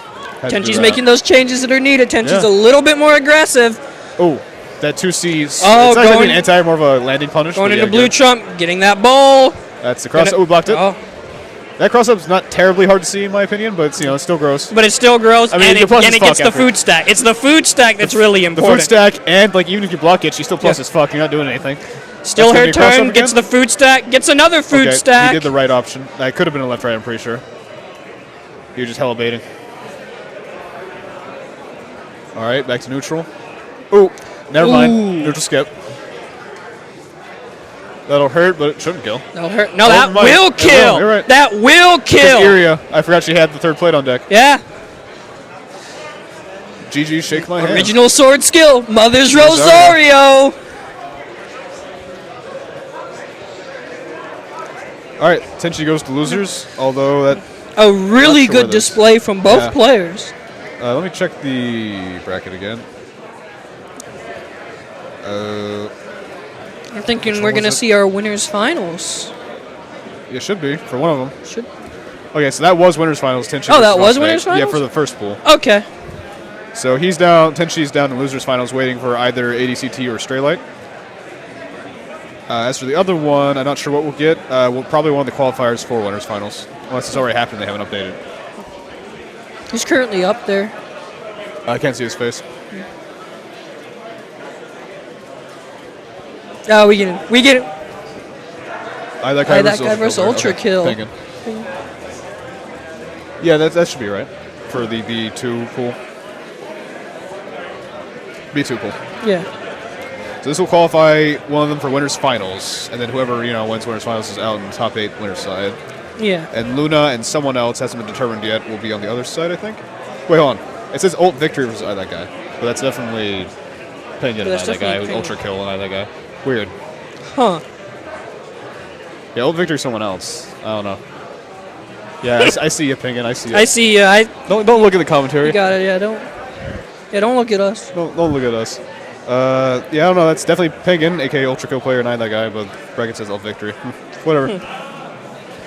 Someone just saw ULT and went, "Yep, that's him. That's the dude." Yeah. Yeah, just set Penguin up. It's an easy fix. We know who it is. Yeah.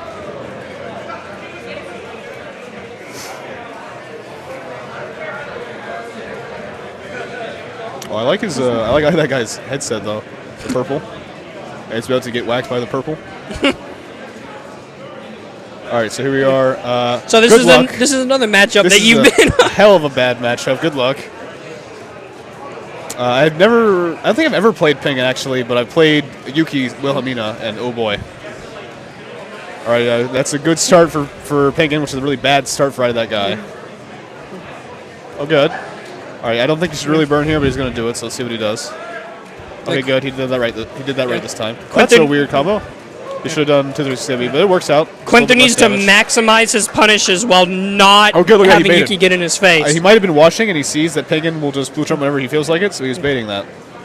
That's what you were talking about, how you got to just play around. If they have a blue trump, you just got to always... You just got to be ready. You got to know when they will. Oh, yeah, okay, you got hit by the Wilhelmina, but every decision you make is based on will they blue trump me or not when they got a blue trump. Oh, this is really bad for Quinter. Yeah, 0 I mean, meter. he might survive too, just because Yuki has no meter as well. But yeah, Yuki just has a lot better normals though. Yeah, I mean like the damage. And still a little bit of Trump state left. Ooh. Oh, going straight up power blast. If he had meter, this would be good because look, if he had like 4 meter there, you could have killed, but he doesn't. That's why I was thinking he shouldn't burn earlier. The cat ruined that follow up. Oh no, he could have had it just barely. Oh no, air unblockable. Oh, no. We gotta push block that. The blue trump. All right, it's not the worst way to end round 1 though. Yuki does not have a blue trump going to the second round though. The issue is that Quinter will need to spend resources through the money-making round. Losing round 1 with Quinter is so bad.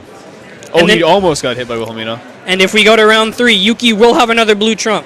That's true. Quinter is in a disadvantaged state the rest of this game, possibly. For sure. If you lose round 1, you're in disadvantage till the end. I mean, that's for most characters, but definitely for Quinter. But especially Quinter with the meter necessity. Yeah. Oh, once again, barely got out of Wilhelmina. Nice. Cats to the rescue. Thank you, Mushroom. Yeah, he's gonna have to cash out. He's gonna have to cash out. Yeah, I guess he has to. He doesn't completely cash out. It's best. He wastes a meter. Yeah. He reacts to the clash, but he just spends a meter for it. All right, he needs to probably do a trump. He's gonna go for it. No, okay. No, he's just going That's fine. It's still a knockdown. Yeah, it might be gets Yuki's escape blast actually. That's good. Penguin's not red burst though because he ignited it, so it's not as good as it could be. Oh, good. Good response to that. Oh, he didn't. He didn't do the thing. He didn't do the proper push block thing. And there's nothing that. Okay, never mind. That's actually. He could have. Is the proper push block thing to push block into Havia? Oh no, you push block the next to last hit of that. Oh, you mean the push block on you? Yeah. Okay. And so his only option there would have been canceling it. Oh, good. Oh, that was a really good combo his blast. His only option would have been canceling a 2-1-4 AB, which would have wasted meter at least. Oh. He had potential, couldn't he have? Oh, no. That's his universal potential for being low in health. Oh. So yeah, he didn't have the bumps. He didn't have the good one. Yeah, he didn't have the good one. He had the bad one. All right, that's one for Ultra Kill or Penguin. Pretty close from that guy. If he manages his resources better, he could do it, but this is such a bad matchup for him. And Penguin's washed up and old, though he may be. Penguin's very good. Wilhelmina. Hate it. Yeah, Yuki just being able to get in and stay in is one of the worst things Quinter can deal with. Nice 5B. We didn't get anything off of it. Okay, that was weird, but it worked. Nice. Oh, but the cats! Yeah, he actually reacted properly to the 5AB to the clash, but it didn't matter because the cats had his back. Okay, so that's one way of handling that, but Penguin could have reacted, so that's not the proper thing to do.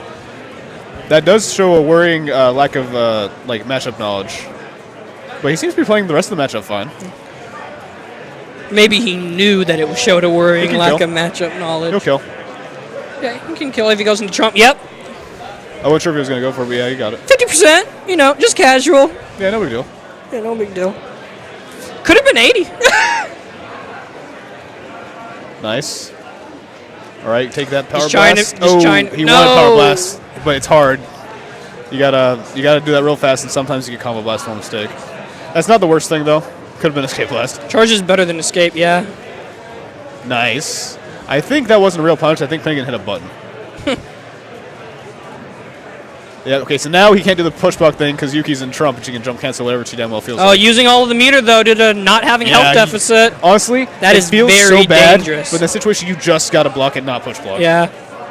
It feels so bad though. You just gotta wait until you go on lower on health, which should happen soon because you can't push block. Back in the corner. It's just that. Now it's time to PB. Oh no, that's not a push block. That's an escape That is blast. very bad.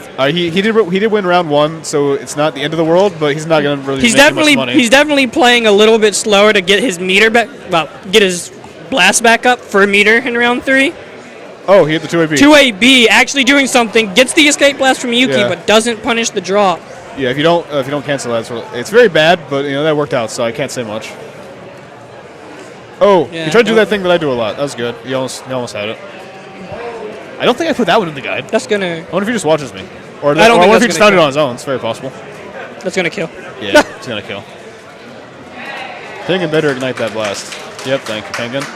Okay, they ended up about even. That could have been a much better I think line-making match, but I think the ignition should have gone on Quint. The blast was full. yeah, he should have definitely put on Yeah. point there. You don't get anything extra for double igniting blast.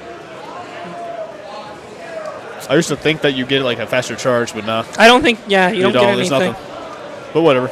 Oh, he didn't fall. Yep, he's not gonna be able to pick that up because he didn't fall. He was locked in his animation. Yuki 2AB goes the wrong way. Quinther punish. Not enough meter to. He's doing that thing that Japanese players do where they cancel the first hit of Haga, but as far as I've ever, like in every combo I've tested that in, He didn't fall again. But in every combo I've ever tested that in, there's no advantage, like you do less damage. I don't know why Japanese players do that. There's no like frame advantage or anything either. Oh, that was a good timing because he was about to run out of potential, so that's why he didn't do that. All right, good job, that guy for getting around off of him. Yeah, just one Penguin more. was talking mad shit when I was playing Quinther in pools. Washed up.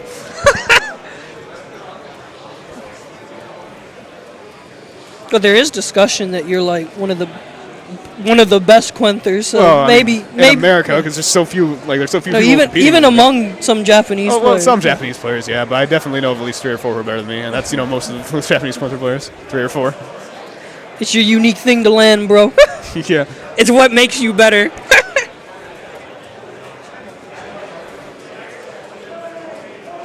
All right, we got neutral. That's very rare in the Yuki matchup.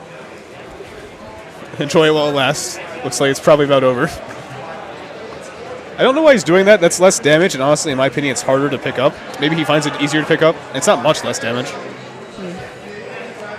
Oh no! When I Oh, play, look at that backward JB though. I think you're looking away just the wrong move. That was the coolest backward JB I've ever seen. whenever I play Quinther, I just hug the combos in the guy. Yeah, I mean they're. I they're stole like I stole your vanillas. TOD, bro. I stole it. It's good. It's TOD. Hard to land in a match. Okay, he tried to. I think he was trying to save himself from getting air unblockable, but he just ended up getting hit.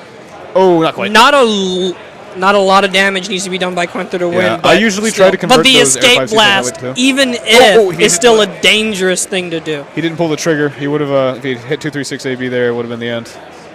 I don't think Penguin's going to get hit, but yeah. Oh, forehand axe runs straight under, goes Right. through. Penguin was waiting for him to just That's not going to overstand. kill. It won't, but yeah.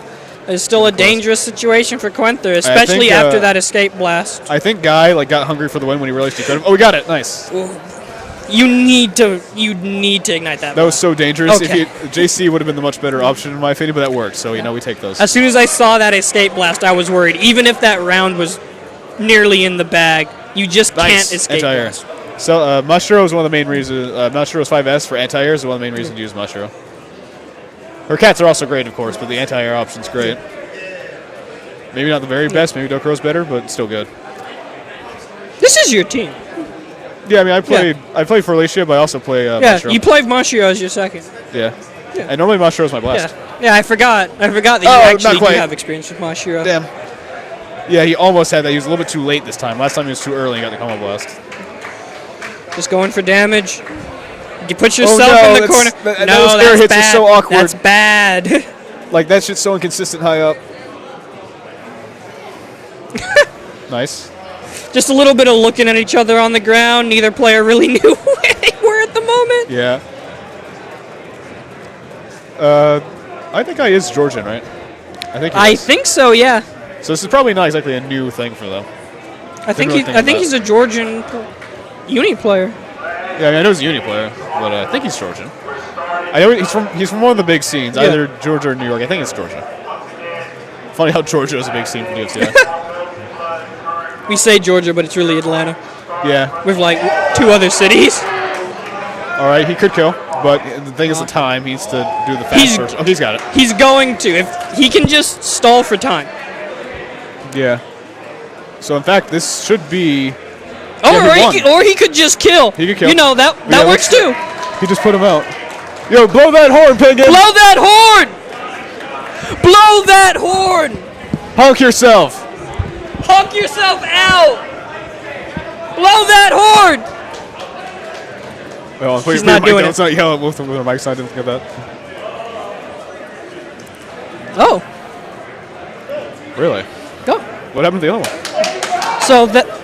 So that was our last Dengeki match. Oh, that was? Yeah. That was the. Okay, so that's why. Oh, victory already happened. That's why. So yeah, okay, that was winner's side. So we'll be moving on to Under Night after a small break. Right, and they're not going to stream the losers finals for this, and that's all that's left. Yeah, so we'll be heading out. We won't be commentating that. Yeah. Yeah. Man, I had that guy made it into top winner's side, and I didn't.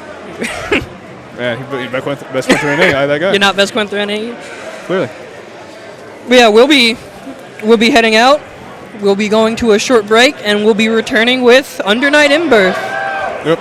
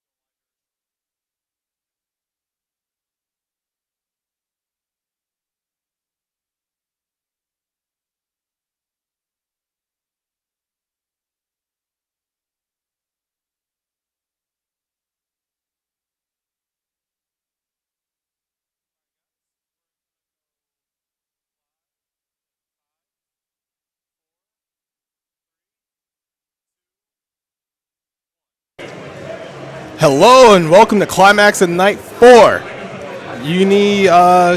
Pools. I'm Fox. Yep. I'm joined here with. Hey, I'm Risky Sweep.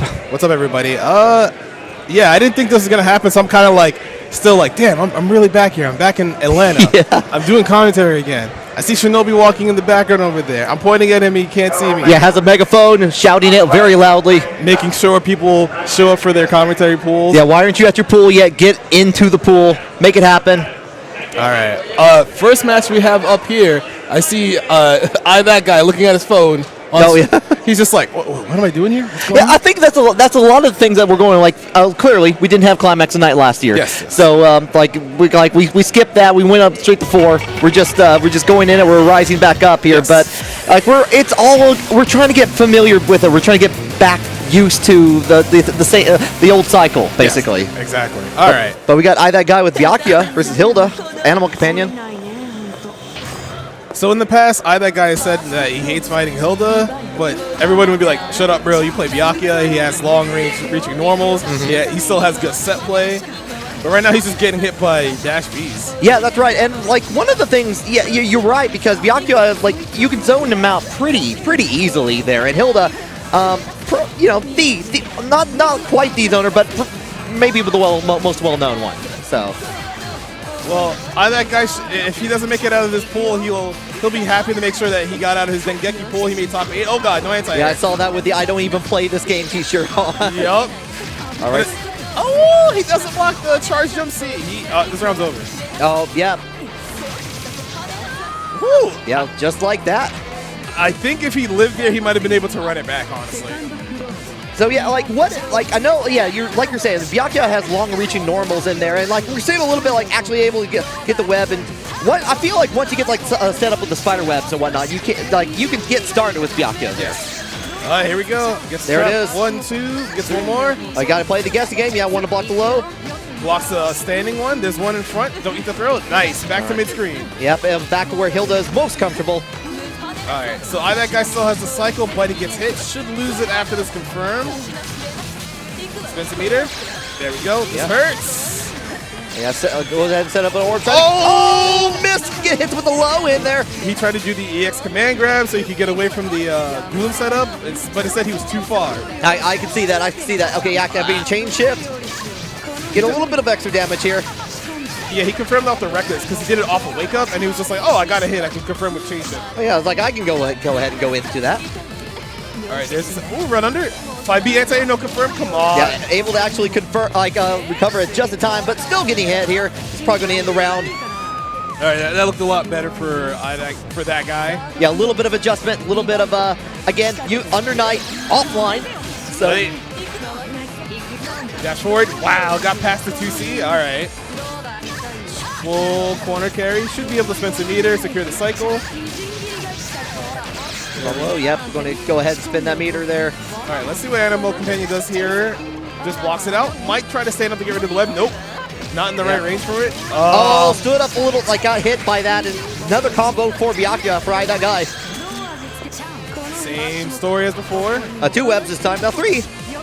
Oh, that veil off was just close enough to hit. Yeah. Wait, why was he pressing 2A there? I have no idea. Anyway. Maybe a little bit of a panic, I don't know. But all right, this is CS from Animal Companion. Gets a clean 5V hit. This isn't death, but he's not in a great situation afterwards. Wait, oh, okay, all right. It looked like they were trying to go for a standing reset. Okay, I see, yeah. Oh, and he just goes for it. Oh, not enough to kill. There it is. All right, that guy with a little bit of a rough start, but quickly gained composure there. All right, so it looks like he's pretty rusty. He's just like, man, why am I not playing Dengeki right now? I'm playing this whack game called UNICLR. My character's so strong, but I have to keep downplaying him. Yeah, yes. That's the curse of the Byakuya player right there. Okay, yeah, going all the way into the corner. Going to continue on the ground. All right, walks back to Salt, trying to bait out any low shields. Great crush. Good shield. Doesn't get out the corner. That's not good. But Animal Companion CS uses it. Gets a 5A clean confirm. Yeah, chain shift giving Hilda a chance here. All right, there we we go. Teleport. Yeah. So now, Animal Companion's had a lot of success with like sending out the orb afterwards. Not that time though. Oh! He tried to get rid of the web by doing jump B, but instead got hit by the web. So now you just gave that guy a free combo, has Warple, and now you have to deal with webs once again. Yeah, now you got to deal with all the web here. Yeah, go with the grab. Goes ahead like for good effort. Eats a trade, he has CS, decides to burn it real quick and get a clean confirm. All right. Yeah, plays a mix-up game at the end there. Hey, forward spike. Stop running forward at me. Should be able to spin some meter. Nope. Just goes with Bloom, gets the... Oh my god! No throw on the green shield. Normally when you see a green shield like that, someone whiffs a normal in front of you, but you reacted too late. So you would normally throw that so you can grid break them so they don't have access to grid anymore. But that guy got lucky. He was like, all right, cool, I got a clean hit, now I can play the game again. Yeah, it has like full control at this point in this round. Getting the grab here, setting up like one web. Just goes for the grab again. Do it again. Oh, I feel like I tried to go for it again almost there. Oh, all right. Animal Corporation doesn't have enough meter for this. Yeah, it has to go for a mix-up. Hey, empty low. All right, still in the game. Animal Companion getting around in. All right, charge jump back, charge jump C. Yeah, dash B. Okay. Yeah, and you can definitely see that like in play. Like Byakuya wants to get close, Hilda wants to get away.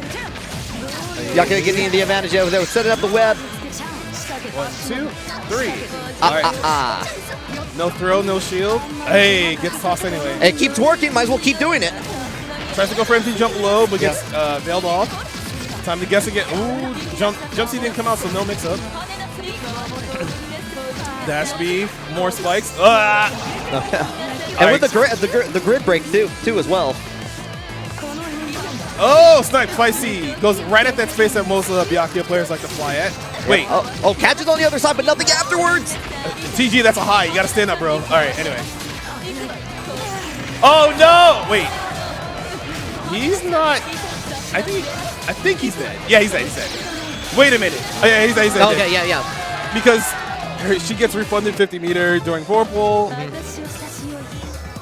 Yeah, sometimes it's not. Sometimes I'm not sure if things are going to kill in this game or not.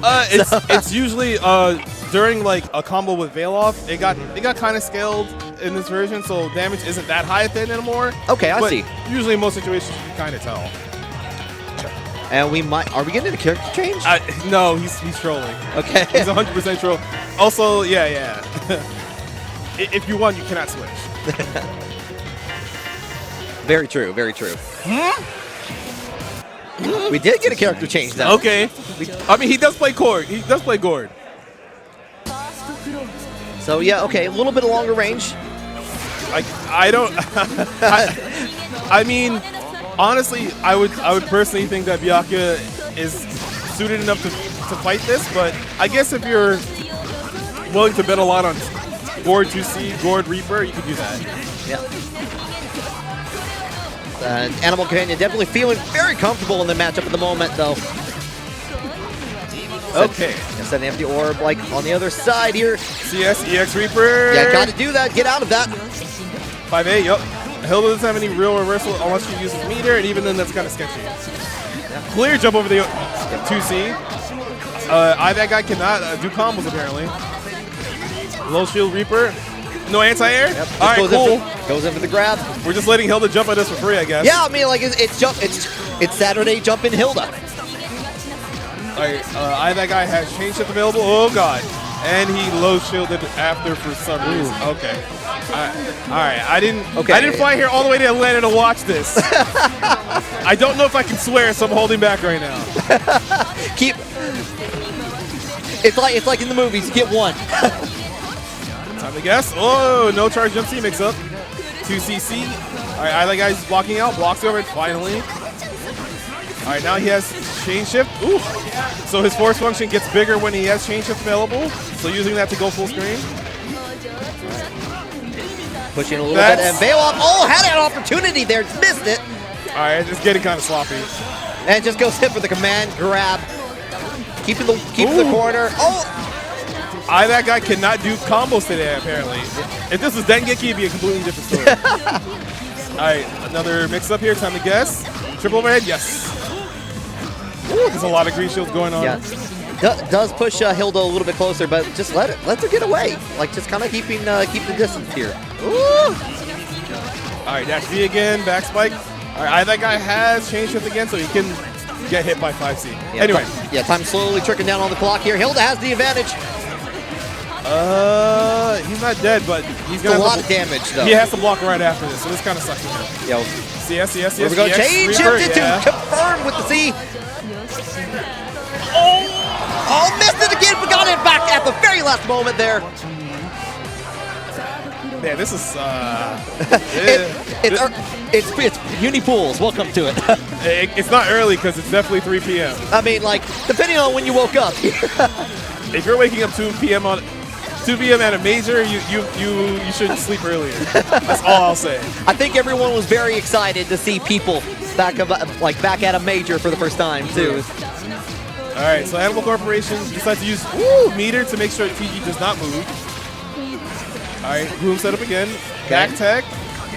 Oh! Raw veil off, okay. Yeah, tried to steal the cycle because when you're in veil off, you gain grid back faster. Okay. But he didn't do it early enough. And now he actually has a 10% damage boost. If he gets a clean hit, this will hurt. Yeah. Oh, here we go. Dash all the way forward. Good block. Yep. 2C. Gord 2C is probably one of the best anti-air normals in the game. Chain shift. Nothing after. Well, didn't have the meter to do that at the time. Oh, he just clicked. Wait, why didn't it combo anyway? And now we're just getting pressure happening. Dash up throw. Skewer. Low spike. Oh, it happened again. Oh, he blocks afterwards. TG making sure not to get hit. Okay. Yeah, 60 seconds left on the clock, but that doesn't matter because Animal Companion will be moving on in the bracket. All right, I'm not going to say anything against Animal Corporation because they're touted as one of the better Hilda players, but TG really looked like he's just not feeling playing Uni today. He's just kind of like, well, whatever. Definitely did well in Dengeki Buko so far. Like, having also switched between games in such a rapid fashion. Like, it was at the very end of Dengeki Buko where they had to play. That was like 20 minutes ago. You could change fast enough to figure out, like, okay, I'm playing this game, I know how these mechanics work, now I'm gonna play this game to know how these mechanics work. Or you play like a casual to like warm up. Yeah, okay, that's true, yeah. Alright, so up next we have Deeps and... I think the real Tom Clancy is what I heard? Yes, you're correct. Okay, so hopefully, Deeps plays Gordo, he's from NorCal. I know he plays with that group of like Brett, Tari, Mario, Maiko, like that. A bunch of them rolled through this weekend. So like NorCal's trying to win Climax again because Breaker Dave won it in 2019. That's correct, yeah. So they're trying to like, yeah, we claim Breaker Dave and he's going to be NorCal, but you know how it works. Is that how it works? Yes. It's like taking everything's New York basically, like everything east of New York is New York. Everything west of New York is New York. It's like, okay, everything's from New York. Yeah. If everything is New York, then nothing is. Well, no, everything is still New York. Oh yeah, exactly. Okay, yeah. That's how it works. Identity property. So. All right, these two are getting into it now. It looks like. Yeah. All right, cool. So let us see. Trying to figure out, like you said, who's Deep's play again? I'm sorry. Gordo. Okay. So we're gonna see more Gordo on the action on the screen here. Get a little bit of discussion here. They're probably trying to figure out like what stage to play. They're like, what song you want? It's like, I want this song. It's like, nah, I don't want this song. And showing off the terrible fan fiction apparently. I mean that's the way to go here. And it looks like okay, Hyde versus Gordo. Okay.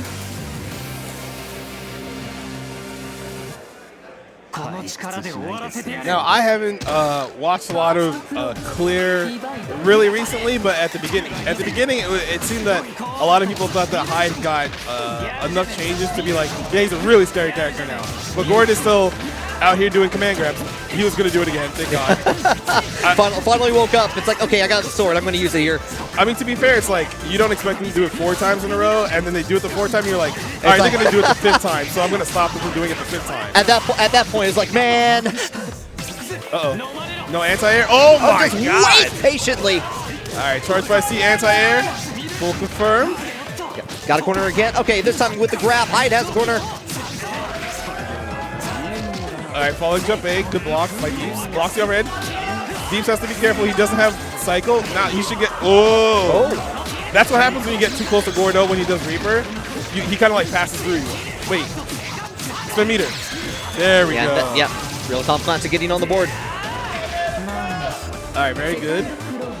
I mean, it looked like Deeps had a handle on the first round, but he kind of just, oh my god. I mean, now he's like, all right, cool. I can't lose. NorCal's over here watching me and judging me. Yeah, everyone's like, everyone's silently judging you right now. Fall forward, DP, no DP. Oh yeah, punches out the chain shift. Force function. All right, Deeps is close to getting the cycle. Doesn't spend any meter. Kind of greedy, but I guess Deeps feels that he doesn't need to spend meter. Yeah, has plenty of life anyway there. They're like, he was nowhere near you, fam. he was like, I don't know, 6 feet away, just chilling. Like, hey, I mean, high DP is pretty big, but not that big. Oh no! Social spacing. You gotta shield that low, not high, fam. All right, nice side swap. Yep. Hey, Geyser to EX Orbiter. Good tech on the grab. Throw, no throw, back dash away. Yeah, been a very throw happy game so far, like especially from the real Tom Clancy. A 2C second part catches. It's hard to backdash that because the active hitbox is pretty obnoxious, so you're just like, oh wait, why am I getting hit by this? Force function confirmed, let's go. Okay. Yeah, he uses chain shift there to make sure it confirms and pulls in. Alright, so Deeps is doing pretty well. He has been, I remember when I saw him play in NorCal 4 years ago, and I was like, man, this guy's like, he's like learning, because at that time NorCal was touted as like one of the better regions in ST. Right. And he was just like, you know, he was getting top 8, but he would never get past like 5th. So he's trying to get out of pulls here today. Yep. Hey, reversal DP from Tom Clancy. Ooh, staggers from hide. Staggers from hide is scary because you don't want to get hit by the almighty 6B. No. Okay, bail off, get off me. Whoops. If you whiff your charge spicy like that, you're going to get punished. Oh. And we're just waking up with that, okay.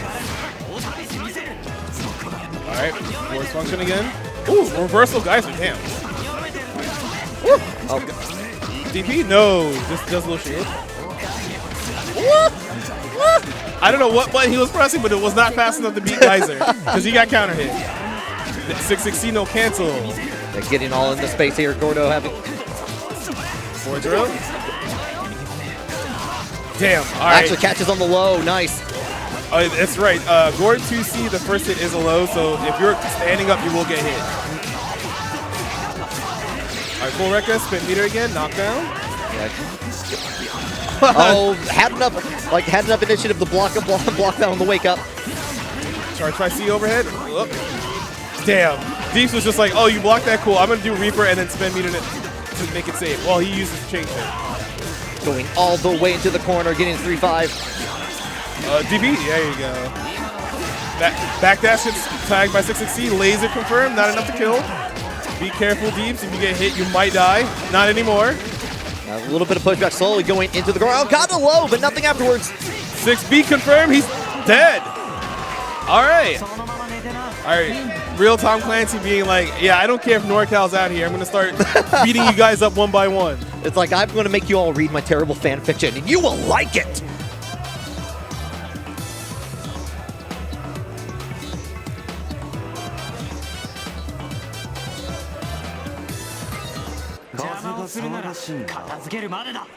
All right, game 3. 660 no cancel. Oh my god, that charge 5C overhead. Blowing up I2A. Yeah, nope. All right, deep with. Oh my god, that commander was so far. So uses DP.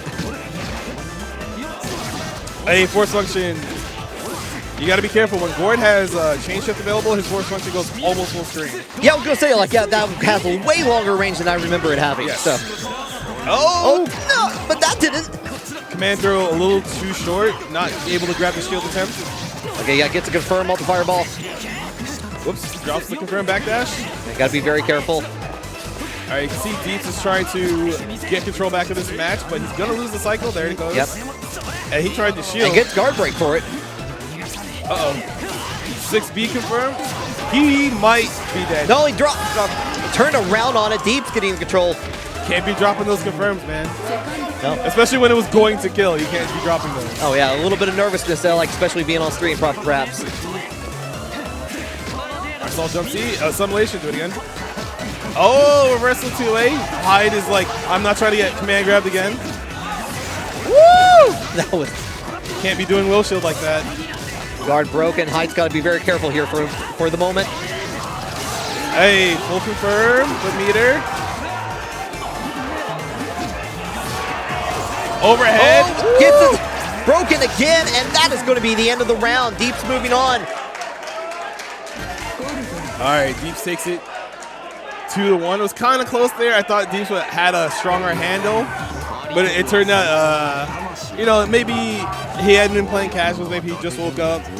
Could have been one of those things. But you know how it is every Saturday afternoon at a major. Even though it's like this isn't really post-COVID. It's more like COVID's still here. We're just trying to like do our best, basically. Yeah. Yes. So it's like everyone here is vaccinated. I have my card. You got to make sure you're wearing a mask. But because we're on commentary and we're spaced from everyone else, we can not have masks on. Right. So we can do that. But everyone else in the venue has masks on. Believe us. Believe us. Yeah. No. Like it's and it's like it's limited. It's we only have like what 300, 350 people here or so. I don't know what those numbers feel like anymore because. Me neither. Because like I've been in my room for the last year. It's like that, population 1. That's a lot of people in this room. Yeah, I see more than 20 people. I'm like, damn, this room's pretty full. All right, so we will have Rurik versus Warboss coming up for you guys. Rurik is from Seattle, plays Yuzu, I believe. Yes, they play Yuzu. So Yuzuria versus Warboss, which I don't know a whole lot about them, but I believe play Wagner. Yes, I believe that's correct. But we'll see it. I know a lot of people decided they made sure they tried to come out here. They're like, hey, everyone who missed it 2019 want to show up this year. They got to make it because they don't know when another one of these is going to happen. Exactly. And I'm just glad to be here. I've been to the first two when they were happening, and like the fact that this was coming up again, just super happy to be here and just experiencing it once more. Right. So. All right, both players getting ready to get set up. Yeah, gotta get the headphones on, gotta get that music, get those sound effects in your ears.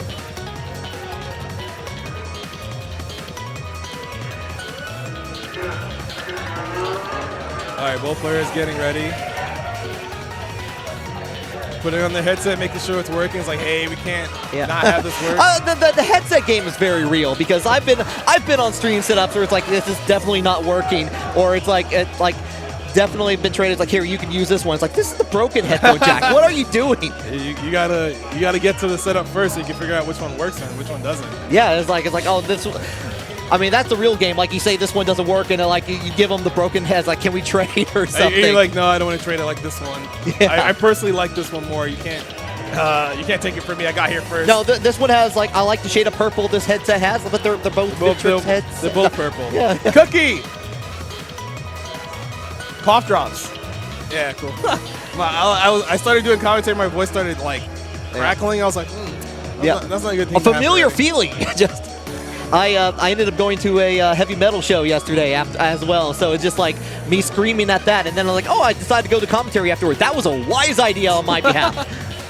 You gotta take good care of your voice, even though it's been 2 years since most of us has done any of this offline. Yeah, like most of us have not spoken in that time period. I will say it's been very nice to be like there's a lot of familiar faces I haven't seen outside of actually probably the last Climax tonight. So it's been very good seeing them again and being able to get some games in as well. So I know a lot of people who are here. They're like they hadn't gone to a tournament before because right when the pandemic happened, people were planning to travel. Right. Then all of a sudden it was just like, well, I can't travel anymore. I was planning to go to my first tournament. I don't know what to do anymore. And a lot of people were like, hey, Climax will happen this year. Make sure you're vaccinated. Take care of yourself before that. And then, figure out your travel plans. Because a lot of people are here for the first time like, yeah, this event's great. They like being able to hang out with people again. And they were like, was this what it was like before times? And I'm just like, That was like 2 years ago. Yeah, it's like I don't remember what I was doing then. That's also true. I don't remember what I was doing yet. But yeah, it's kind of a similar thing where it's I've seen a lot of new faces, especially with the locals starting to merge back up there. But we're just gonna go right into it. So Rurik versus the War Boss. Let us go. All right. Typically, a lot of people think that Yuzu was super strong because a lot of her confirms occur from about half screen, and it's hard to interact with her depending on who you are. And then a lot of people will say that Wagner is always trying to get to like that space of 5B, 5C, because if she gets a clean hit, she can do like 3,000 damage and carry to the corner. Right, I remember Wagner being very strong in ST. Like I actually am not sure what the consensus on ZL is for that. Well, in this version, she has a throw. She can combo off her throw. She has a buff on her sword. Oh, so that makes that game, part of her game, a lot more dangerous because eating the throw is now liable for you to eat 3,000 damage. And Warboss is happy to sit there. Has Vorpal state. Just gonna let Yurizaria do what it wants, and just waiting for it that moment. Not happening though because Yurizaria is getting hits in. Oh, all right, gets the sword buff. Assault jump C. Hey, forward throw. No combo. Decides to hold on to the buff. Overhead blocked. Overhead blocked. Oh, what side switch? Good micro walk out. All right, round 2. Yeah, Rurik using the kind of staying up in the air with like the setups with the sword. All right, Warboss is about to get Vorpal. They have a bunch of grid blocks. They're doing their best to dash block simulator. Ooh, gets clipped. Trying to move at the wrong time. Yeah, a lot of these seem very familiar if you play a lot of Yurizaria. A lot of people would say that fighting her is not fun because you're not allowed to like run your face into her to try to get your turn back, which is not that true. But oh my God, a situation like that occurs, and now she's in the corner. All right, veil off. Any hit from this does 5,000 damage, so you have to be really careful. Rurik keeping his cool. Just kidding. He gets hit by a sword car. Should spend meter here. No. No, still holding on to it. Trying to go for a grab. It looks like a little too far away. All right, Rurik is he's just chilling full screen. He doesn't have to interact with Wagner. Yup. Oh, doesn't get the punish on the whiff. Nope. All right, Rurik is still down on life. Oh my God, he tried to dash up and counter hit a normal. Oh! Catches in with the low, but nothing afterward. Change him. Yeah. No throw, not enough time. Not enough time. Yeah, he needs to do that a little bit sooner so that way it would vacuum in and then get a full confirm. Right. First time out of the pool set here. Yeah. And I would say a lot of people don't like fighting Yurizaria because you definitely have to play her game at that point. Yeah. And a lot of people would say like that's not fun, but it is uni in that sense. Yep. And then she still gets the maul using full screen. But the good thing about her is like her fastest button is slower than most characters' fastest buttons. So in scrambles you can usually beat her out. Hey, doesn't respect the Bato there, gets clips. Warboss does have Vorpal, so they could just wake up CS. And actually connects on that. Should put Yuzu all the way back into the other corner. Trying to catch Rurik standing up. Oh! Misses on the veil off. Had an opportunity there. Just chooses to get away instead. All right, Rurik is. Oh God! The armor. The second hit. Managed to stop that. More trades. Rurik is willing to take that. That's fine. As long as he doesn't get combos afterwards, that's fine. All right, more teleports. CS, keep it safe. Hey, there's 3 of those, fam. Gotta watch out for that. Yeah, I was expecting like trying to go in for the drill at that, and like has been hitting on target with that each time. So. Right. It's kind of tough because if Yuzu just like teleports away, it'll whiff and just kind of like get hit. That's true. Like have an opportunity at that point. All right, 5C. And you can see Warboss is trying to shield any Yuzu normal special moves. Get some grid. Hey, they have the cycle, but they're eating a almost 3,000 damage combo. All right, teleport back mid-screen. Yep. Ah, that's what I was waiting for. Whenever user gets close enough to get hit with like a special move that can travel halfway across the screen, most players are willing to use their chain shift for that. Oh, this is gonna hurt.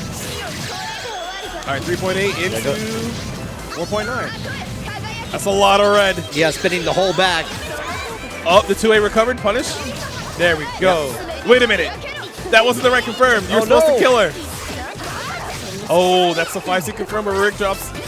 Yeah, change it. It just runs up DP. That's a brave. I know you're gonna whiff this, so I'm doing it anyway. Yeah. All right, Rurik Stands up for the jump in. Being careful not to get clipped by Wagner normals. Gets a hit, should be able to confirm, but he might lose the cycle. Yep. Uh-oh. Hey, get out of my airspace. Yeah, still has the corner, still making damage happen. A little over 2K there. Oh, he's tackle. Full confirm because of counter hit. All right, are you going to get sword buff? No, veil off. With sword buff, throw. 2A trade. And a trade. The war boss thought, oh, I thought he was going to block that veil off. All right, Rurik. Ooh, that was a lazily placed 2A. Oh, the second jump in connects. This is going to do a lot of damage because Rurik has Warple and Veil Off. They both give a 10% bonus damage. Yep, there it is. So 5K, yep. Woo, 5400. Woo. Wait a minute. he just whipped the normal, especially moving right in front of Wagner with a real DB.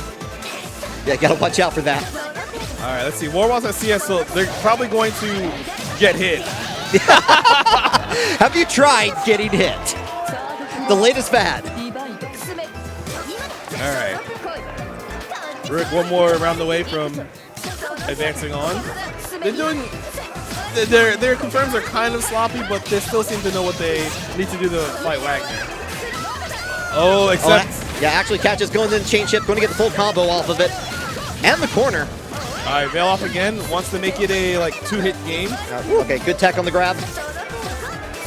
And now Wagner's stuck in the corner. Yeah, trying to wind down the time on that Veil Off here. Wagner still has Vorpal, still has a lot of like things. There's the change shift, and activates it.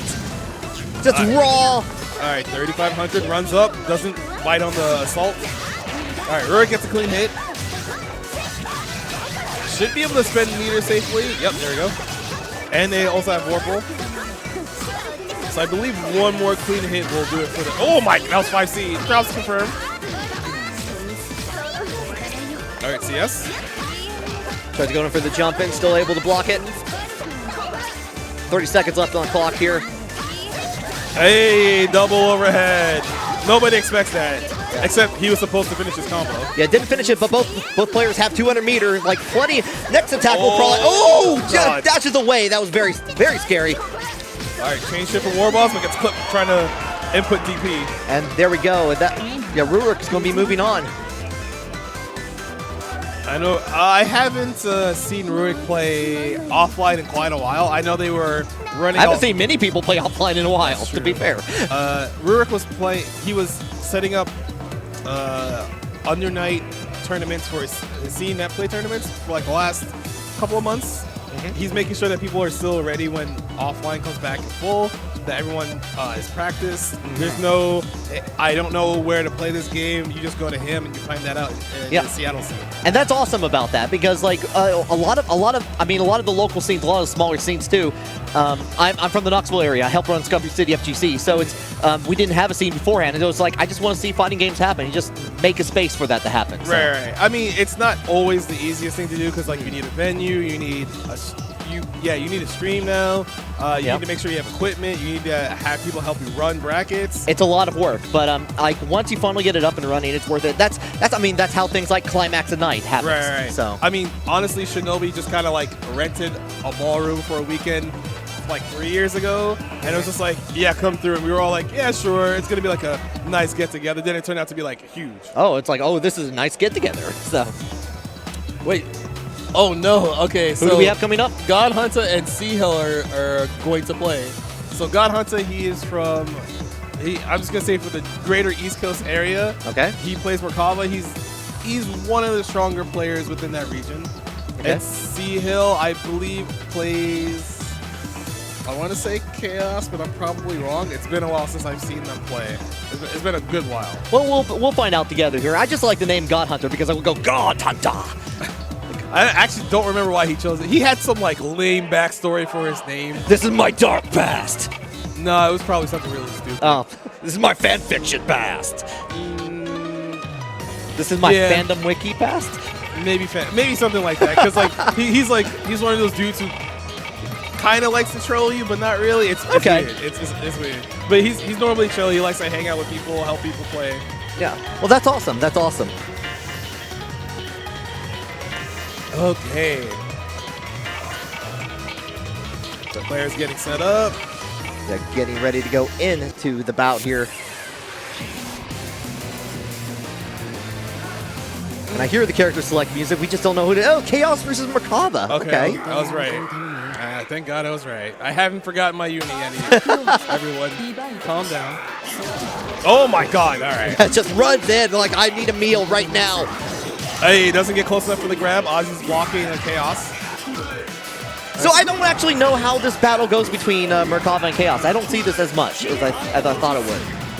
Well, honestly, Merkaba does have the mobility in the air to get around a lot of the Ozzy summons, but on the ground it gets kind of dicey because if Merkaba's a little bit too slow in stopping Ozzy clean hits him and gets this situation happening. All right, so he'll spend some meter. It's a throw situation to end the round. Hey, wow. Full confirm spin meter? Yeah, let's go. Yeah. All right, like something to the worm. Side swap. Oh my God, he had to block that correctly. Hey! Oh, gets it to jump in. Another one! Wait a minute, he just ate both of those crouching.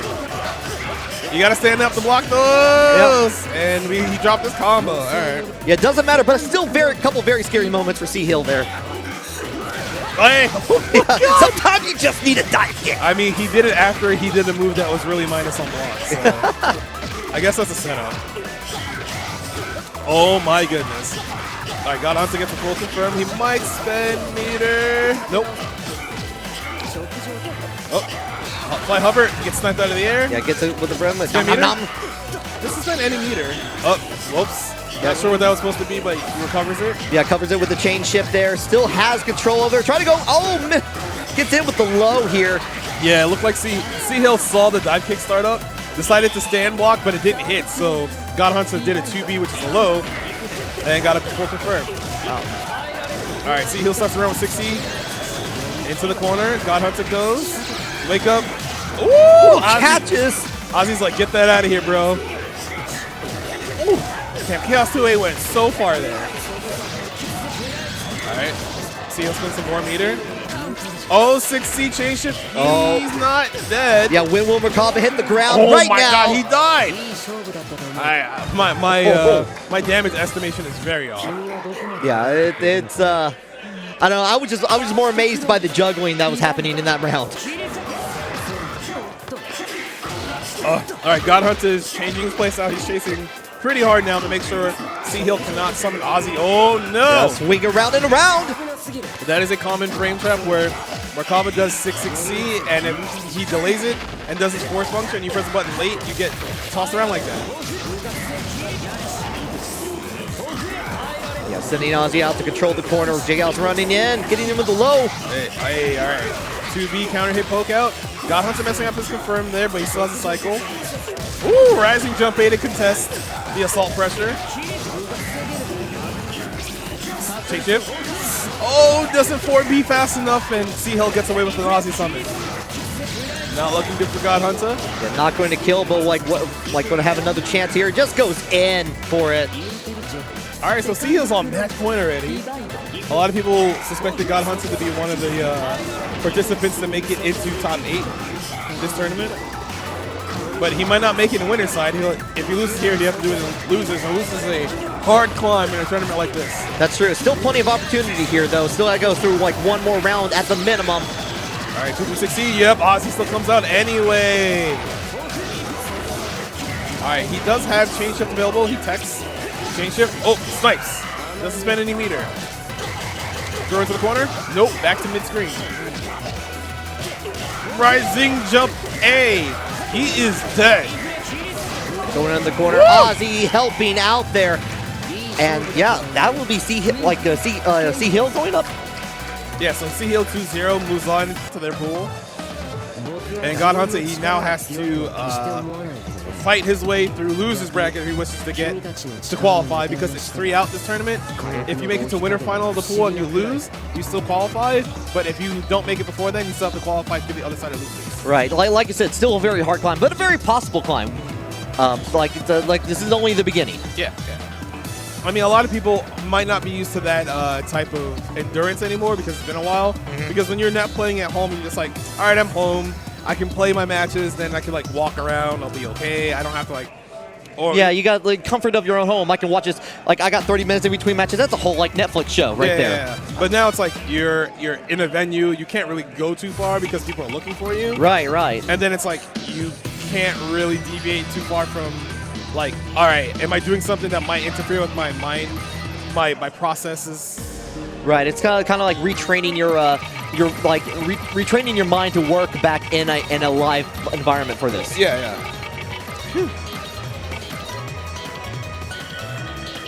Okay, so it looks like we're gonna have Animal Companion versus. Is this AQ or AOR, Gray? I can't remember. AQR. We'll see when it comes up. Okay, get confirmation that is AQR Gray. We're just gonna go right into it. We got Hilda returning versus Nanase. Nanase being one of those characters a lot of people don't know too much about because a lot of people don't play her. But she got some tools that makes her gameplay feel a little bit more solid. The pressure feels a little bit stronger. Like as you see already, Gray has. Woo! Yeah, from what little I played with her in Clear, it looks like she feels more of a complete character. Yeah. Like she has that tornado move during pressure, which helps her get better confirmed. Ooh, 5B. Yeah. 5B being a huge button that she can just like press, and if you're trying to contest that space, if you're not fast enough, she'll beat you. Yeah. And AQR Gray getting in strong with a perfect to start things out here. Not afraid of Hilda. All right, walking back, keeping space. Now Nanase has a few tools to get around, like the car there. Well, sometimes when you use a sword card, you still have to be careful. It's not projectile invul unless you spend meter, and even then, most people can react to what's happening. Yeah, you got to make sure you have a license for that sword card. All right, Gray's just making sure. Oh, well, let's just change shift so Hilda gets to play again. Being patient not to get tied by anything Hilda does. Takes to the air. Oh, the wind projectile didn't hit on the way down. Nope. Okay. Overhead. Yeah, gonna get combos this time. Gonna slide down. Get a nice 3.1K. Actually, we're still going on. We got 4K. Never mind. All right, MP low gets blocked. Animal Companion has chain shift. Might use it. Yep. Just to get some meter. But now has to be careful because Gray. Yep. It still has a DP. That's one of the big reasons people try not to do anything with gaps in their pressure during chain shift. When the opponent has Vorpal, you don't want to just like mash the B button and then DP you out of nowhere. Right. Animal Companion getting that round, but very long round, like 50 seconds were left on the clock here. It's gonna have to play patient. Get away from Nanase and make you our Gray. All right, forward spike overhead. Bloom setup has to block. Ooh, delay charge up C. That mix up from Hilda is one of the hardest to block in the game because like there's no reacting, you're just kind of guessing. Right. Hey, gets hit by 2A after the chain shift. Unlucky. It's like I can push buttons at the chain shift as well if I want to. Overhead, yeah. Woo! And that's a little deceptive, that overhead. Because it has the same startup as another normal where she slides and is a low. Ooh. So trying to discern between both of those in a situation like that is really hard. Yeah, no, very terrifying. Tries to go in for the low veil off. Time to guess. Ooh, we blocked those. Triple overhead blocks. Oh, but the empty low doesn't get blocked. Yeah, probably going to at least even up the score here between the life bars. Drop that setup, but it's okay. Animal Companion still makes sure that Gray can't just fly through. Oh! Block. Nice. Yeah, just in the nick of time. All right, but AQR Gray has chain shift. Oh, no. Gets hit by max range 2B. And that's only the first match, too. Like, I was thinking, like that felt like way longer than I anticipated there. But Gray going up one on the board here, going into the second match. Oh, 2C. All right, full confirm. Should be able to spend some. Hey, all right. I thought they were going to throw out a wind projectile, but no doing there. Oh, assault jump B hits. Clean confirm. Overhead. Oh. I feel like in that situation you might have more time to see what's happening. Hey, ooh. Gets the tornado confirmed. Not enough meter to kill. One more setup. Ooh. Catches with the low. Yep. It looked like AQR Gray tried to do like maybe 2A delayed throw. They just got mashed on. But they have quite a good life lead. So as long as they don't get hit, they shouldn't lose this round. Overhead blocks. Very nice. Hey, dash up 2B. Yeah. Got to get in there. Just get the win button there, right there. 2B. All right, 2C. All right, skewer to get rid of the projectile from Nanase. Hey! Oh, catches with the dive kick. All right, backdash, loses the cycle, so Animal Companion now has the cycle. Hey! All right, gets knocked down in the corner. Oh, 3B confirmed, let's go. Oh, teleport away with the glue. Yes, that's the orb. Hilda has the corner now, can stay away. It just does. And I like what Gray's doing, like going in, like very efficient with the dash blocks there. Oh, meaty dash B. All right, full confirm. Has to be careful about what Hilda might do on wake up. Just kidding. The overhead. Should have enough meter to kill here. Oh, doesn't spend it. Oh, 2A straight, doesn't kill. Last chance for Animal Companion. Biding the time, has plenty of, still have plenty of life. Probably not at least 2 combo setups would kill here. Chain shift to the DP. Yep. They were just waiting for that point where Animal Companion would try to do dash up throw or cause some sort of pause in their pressure. Right. They would just mash chain shift and then throw after. Right, and that is one of the more frustrating parts about any fighting game. You get to that very last bit of it, it's like, wait, I didn't close it out. How do I close it out? I don't know. I'll just. I mean, a lot of people just commit to doing a throw. They'll end their rounds with throws when usually that gets baited because Right. The safe thing to do is just do a throw because they have to reactable tech it. But then a lot of people will just say hey, just bait that option and then you can probably kill them for that. Yeah, you just open up additional opportunities because of predicted responses at that point. Right. So once again, thank you for joining us this afternoon, evening, morning, wherever you are yeah. Climax of Night 4. Rising. Oh, Rising. Rising. Yeah. I almost said Rising, then I remember there's an A in the hashtag, and I'm like, all right, Shinobi, I got you. It's not like it was dead before Shinobi. Everybody's like, yo, when's the next Climax of Night? I think everyone's it's look, if you don't do this anytime soon, we're going to make you do it. Yeah. So people were just like, what do you need to help make this happen next year? I'm willing to show up, help run brackets, bring setups for whatever you need. And people did bring setups. There's a bunch of small PCs for Melty Blood dedicated to just Melty Blood, and a lot of people are just like, yeah, this is great. This is what we can use to actually have a consistent setup. okay. So up next, we have Trock Demon versus Captain Sugar. Trock Demon, hailing from New Jersey, plays Yuzu. Captain Sugar plays... I'm thinking. I do not remember. I was looking at the bracket earlier trying to decipher that. Oh, we got a Linne. Oh, it is Linne. Okay, I was trying to remember. So this is one of those matchups where, well, this is not, seeing Linne run at Yuzu is what Linne wants to do, but normally it's still dash block simulator for the most part. There's very little things in this game as terrifying as a dash in Linne. So. All right, so Trock Demon got grid broke. We're trying to low shield on an overhead. All right, one more combo away from ending the round. Yeah, using the chain shift. Hey, all right, jump 6B from Trock Demon. All right, goes back to mid screen safely. Oh, chain shift to make it save. I'm not sure what Captain Sugar was going to do there. All right, just being careful, making sure not to get hit. Trock Demon can still win this round because he has 200 meter. Oh, trying to set up just something, see if he'll bait out any motion. Nothing for it though. All right, Trock Demon's about to lose the Vorpal cycle, but not if Captain Sugar backdashes some more. Yep. Woo. All right, the dodge gets away from the 2B, but no confirm after. Hey, 2C, let's go. Whoops, doesn't get the full confirm afterwards, but 18 seconds left. Shock Demon's still down light, so they have to commit to going in. Yeah, Captain Sugar can just walk backwards forever until those teleports keep happening. Yeah, 7 seconds left on the clock, though. You can't, like... Got to do something right here, right now, if you want to win. 2 seconds left. All right. Get the tech out there. Lene getting the first round. Captain Sugar on the board with the timeout. All right. Oh, jump B, hitting Lene on her dive kick. Oh, roll. That could have been real scary. Texas throw. Now catches in on the other side after the overhead. 1, 2, 3. Should spend meter here? Yeah. All right, close to 4K. Good life lead. Yeah, all the way into the corner we go. Oh! Manages to block just like use the counter just in time on that. Gets hit by the EXTN. EXTN does hit in the air above her, so you have to be really careful.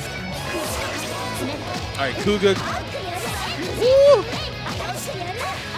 Assault jump C from Captain Sugar trying to stay in. Truck Demon still has the life lead. Oh my god. Alright, Captain Sugar now has chain shift available. You always have to look down at that clock down there to see who has the ability to pause the clock for about a half a second. Big throw attack. Hey! Assault over the 2B. Full confirm. Spend some meter. Getting a healthy advantage here. Oh my god! What was that? So Lene has a move that she can only do in the air, and we just short-handed to Helmbreaker. Hey. Oh, Veil off right back at you. Oh no! That was a hard read on a teleport. Expecting to teleport in at that moment too. Right, and there was also 7 seconds left, so if it hit, it stops the clock, you get the animation, it does a lot of damage. Yeah, classic YOLO moment. All right, Troc Demon looking a lot better now. Oh my god, reversal dive kick and wake up.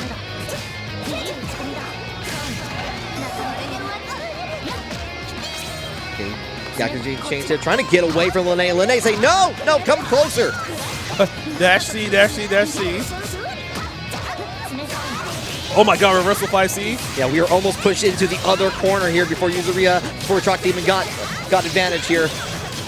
All right, spend some meter. Woo! Oh, nothing personnel, kid. That was a good bait from Troc Demon to get Captain Sugar to press a button in that situation. Yeah, press a button. They did. All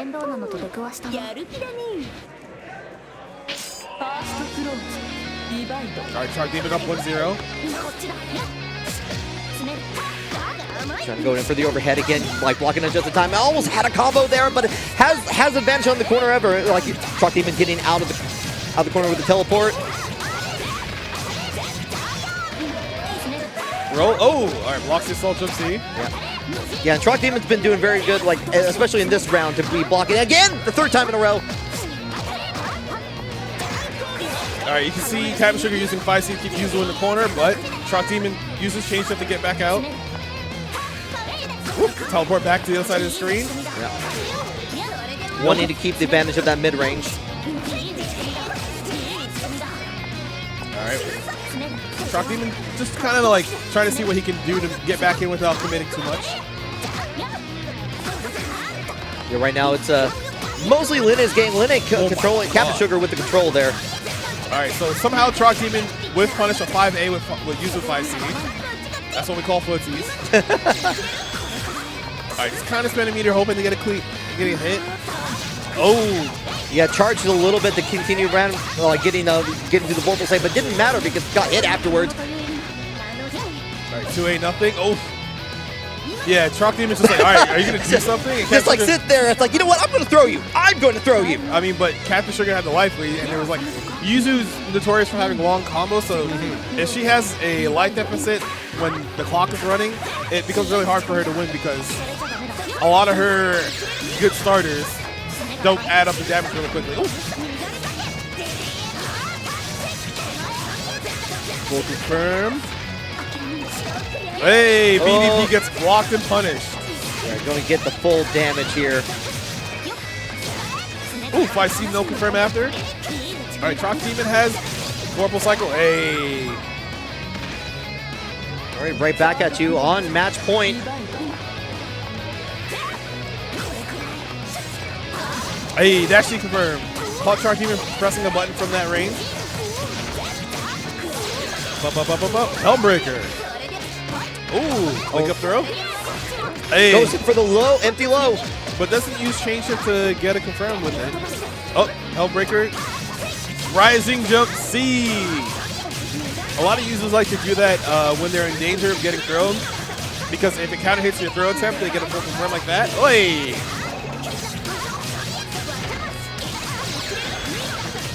All right, spit some more meter. Lively looks like it's in Shark Demon's favor. Yeah, Linne still has a flight. Activated bailout. But you still use Shark Demon in control. Might be able to CS. Oh, doesn't kill, but this is a very good spot for Shark Demon.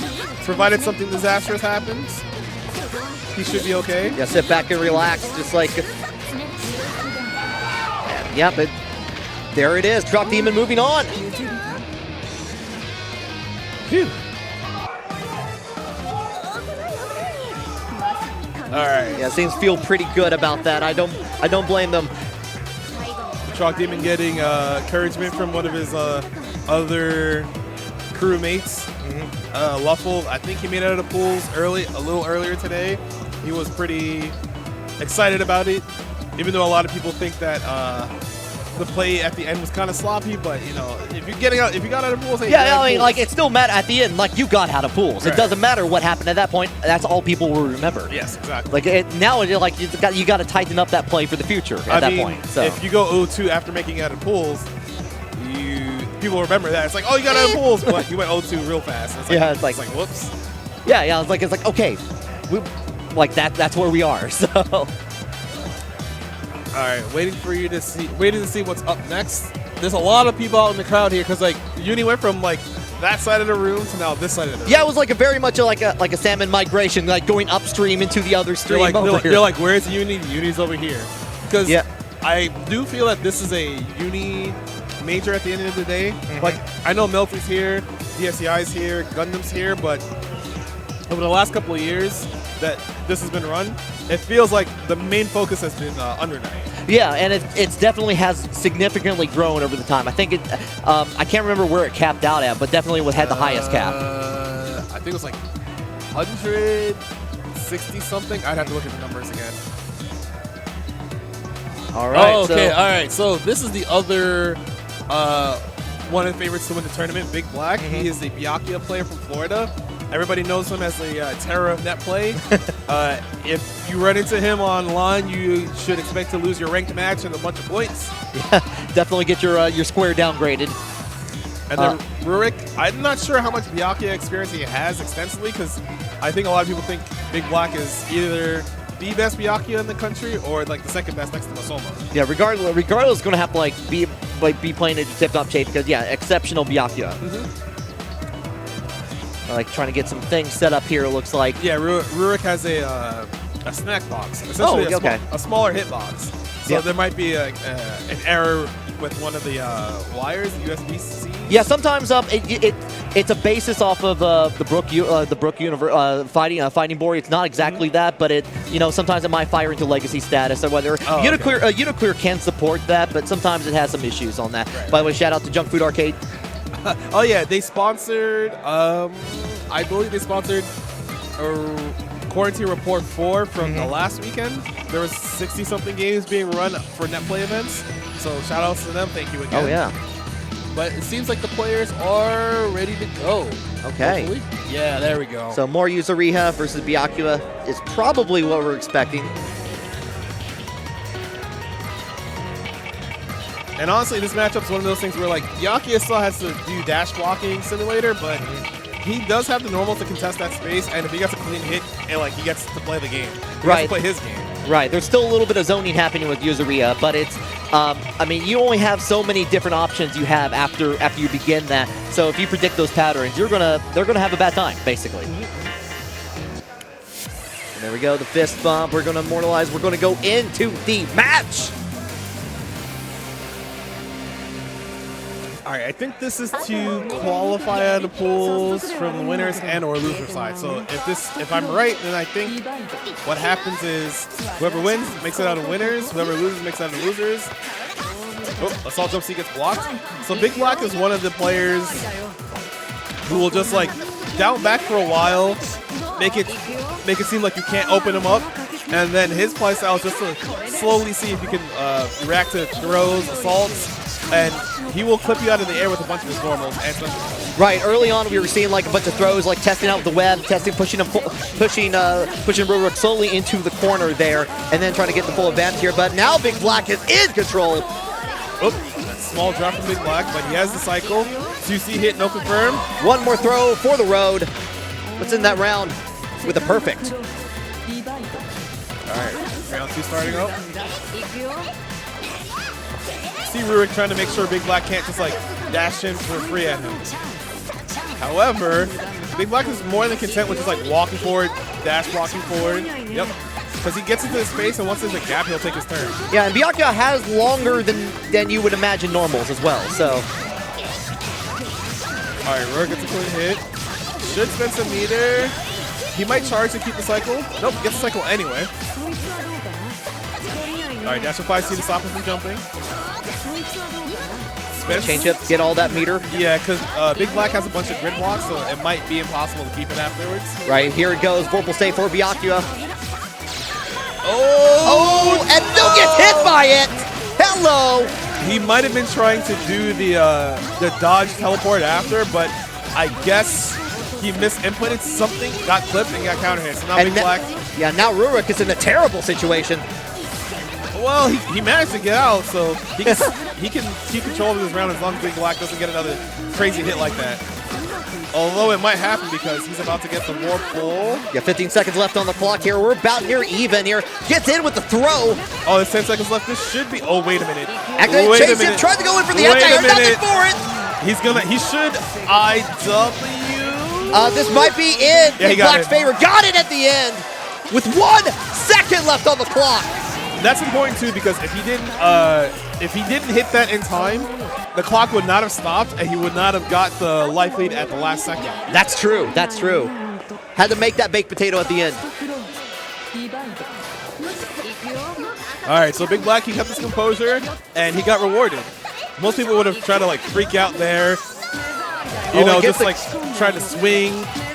And we're in again another situation. Set up the web, got the guard broken. Hey, he tried to move after the second part. Nope. But then Big Black is also known for doing a neutral tech 5A, so that way, if you try to keep your turn after a scramble, he's like, no. Hey, cannot low shield there. And another guard break. This probably will kill, if not very close. Should be able to chain shift, spend meter. Yeah, sets up. Oh, no, it doesn't even go. It just goes in for the increase at the end. Yep. All right, so Big Black is in control here. A lot of people are like, yes, as expected. But however, I know Rurik looked like he was giving other people a hard time this weekend, including Big Black during casuals. Yeah, Rurik was looking pretty good overall. It just seems like this matchup of Big Black being, again, an exceptional Byakuya player.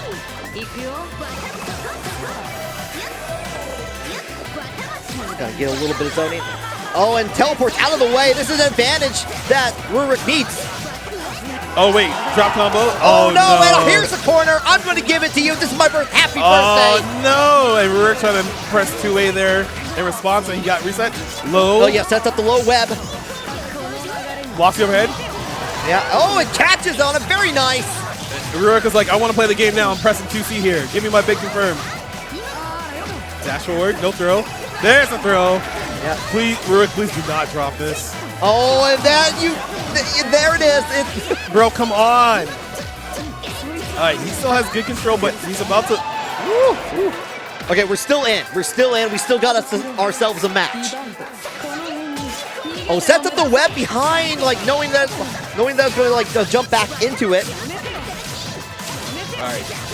Rurik doesn't spend any meter here, but he keeps Big Black in the corner. Oh no, the charge up C got shielded. Usually when you do a big normal like that in the air, if it gets shielded, you just lose the ability to do anything else. So that's kind of risky if it's too obvious. Yeah, chain shift into nothing, trying to bait out a button. All right, see Big Black trying to... Oh. And again, the patience. It's like, I'm going to throw it. I'm going to keep you in the corner. Good tech that time. All right, cool players is walking. Oh, and the guard broken and the corner. Big Black tried to do a low shield there, and he got thrown immediately. So he's grid broken now. Let's see, Big Black tries to fight out the corner. But you see Rurik doing his damnedest to make sure Big Black cannot get out. Oh, gets hit by 2B. Ah!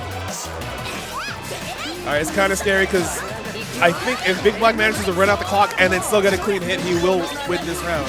All right, a good tech on that. 25 seconds left on the clock. Woo!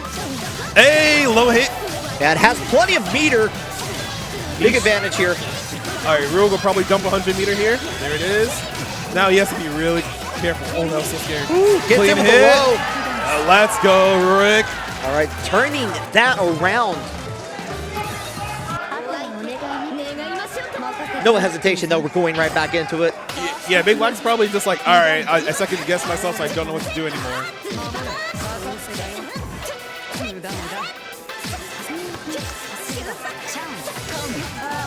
Oh, it just... Yeah, Big Black was like, all right, I've had enough. I'm playing the game I want to play. Yeah, it's like, it's time to get caught on my web here. Chain shift all the way into the corner. We are going to go. Has plenty of meter. And take the time to set up the ground web, like Rurik, like going down to block it. All right, teleport. Whoop. All right, so Rurik has a lot of work to do, but might not get that chance anymore after getting hit by 2B. 1, 2, 3, spend meter. Yes. Setting up the webs. Overhead. Even if Rurik blocked it, Big Black still had chain shift to save him if anything went wrong. Oh no, round start dash B. Big Black is like, you're not allowed to do this anymore. I cannot let you do this. It's like, look, I have learned. Uh-oh. Hey, catches the charge. 3C. Yeah, gets in the grab at the end there, sets up the medium. Woo! Counter. Catches. Yeah, it looked like Rurik tried to do tech buttons afterwards, but that setup is designed to kill that. So he's dead here. Veil off. Oh. Wait a minute. How did that miss? No, the veil off hit, and in this version, when it hits when you're in the web, you just fall down. I see, okay, interesting. He wanted to veil off, walk away from, get enough space where it wouldn't hit, and to do IW to guarantee the kill. Okay, I see. But he has 45 seconds left on the call. Oh, and just a little bit of a love tap to end that. But for what would look like very much in Big Black's favor, Rurik came around and took advantage of that, made it 2-1 in the end there. Yeah, unfortunately, because Rurik dropped one too many times early in the round, I feel like he would have been able to take the set 2-0 if he didn't have so many drops. But I know he's going to work on that in the future. Well, not the future, like later on in pools. Yeah, 20 minutes in the future. I mean, pools are still ongoing. They're not going to stop. Well, not this pool anyway. But I'm expecting more players like him to start showing up because it's later in the pool. It's close to winners finals or will be winners finals to qualify. So you'll see your favorite players at some point if you haven't seen them already. And if you haven't, then you should have been here. Oh yeah, and if you could be here. If you aren't here, we still have. We're gonna have top 48 tomorrow, I believe. We're gonna have top 8. There's still plenty of uni action happening. There's another pool after us.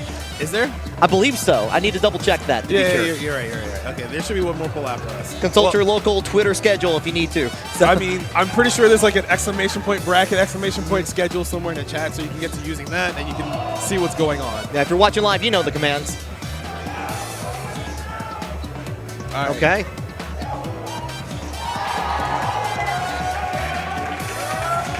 All right, so we'll have Lacey versus Tom Clancy coming up.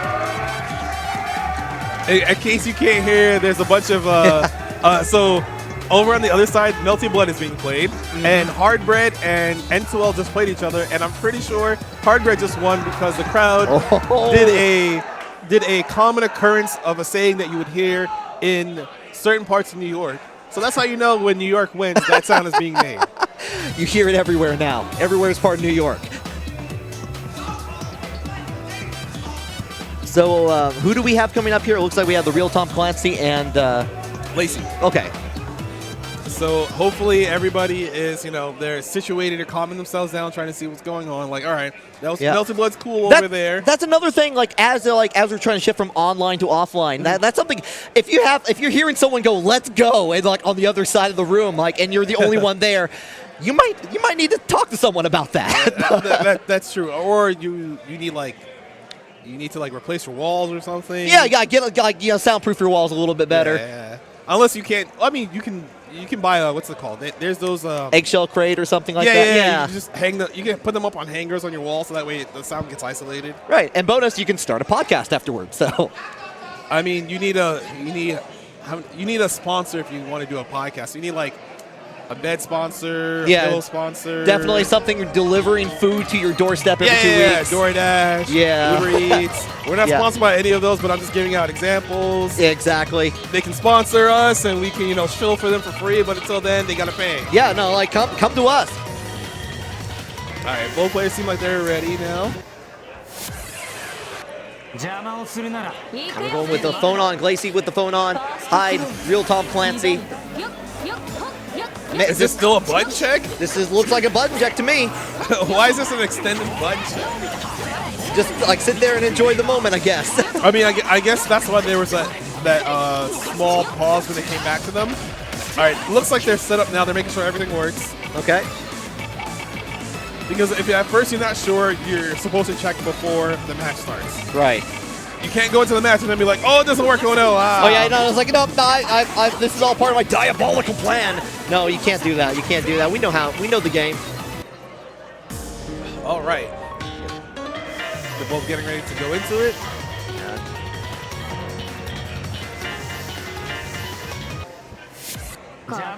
All right. Round start, that 6-6C from Tom Clancy. Ooh, no throw after the jumps 4B. And I know Hyde has some tools to get, can able to send out projectiles, get away, but Photon has, still very much his own. Yes. She is one of the characters in the game who is really, she has the tools to be up close or far enough away to contest the space that you're trying to be at, and she's effective at those ranges. Yeah, especially, and even if you're blocking, it's like, you're going to come to me, and we're going to figure this out. We're going to talk through it. Woo. Lost to 6-6B. Oh, no. The force function. Not sure if Tom Clancy tried to DP after or press another button. Hard to say. All right, gets the hit. Puts Glacy into the corner. 1, 2, 3. Let's all jump B block. Throw. With the throw. Going to get the combo. Comboable throws in this game are very strong because... Oh, my God! With the grid break. Meter? No, doesn't finish the combo, but it doesn't matter. They have such a life lead. Yeah, look like it was trying to go for a reset there. It doesn't matter. Gets the perfect. All right, one round apiece. They both have a lot of meter trade. No combo.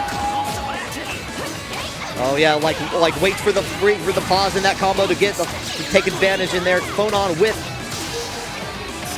the advantage here, going to trying to get into the corner. Accident puts themselves into the corner. Oh, forward throw. Hyde with bail off, and Vorpal's very scary. He has a 20% damage bonus now. 5A max range. Oh, big boy damage. Snap meter? No meter snap. Double EX geyser. Yeah, and still had it set up in there. Overhead block, change just to make it safe. Switching sides. Oh, the infamous 6B hits twice. You have to be careful. Oh, force function. Confirm. Let's go. Doesn't side swap back to the corner, but it's okay. Rising jump A, change shift. Very nice with the reset there on the end. Oh, yeah, managed to make that safe at the end there. All right. Glacy. Yeah, one more time for the road, but this is going to end the round here. Glacy getting on the board. All right, the end there was kind of scrambly. Using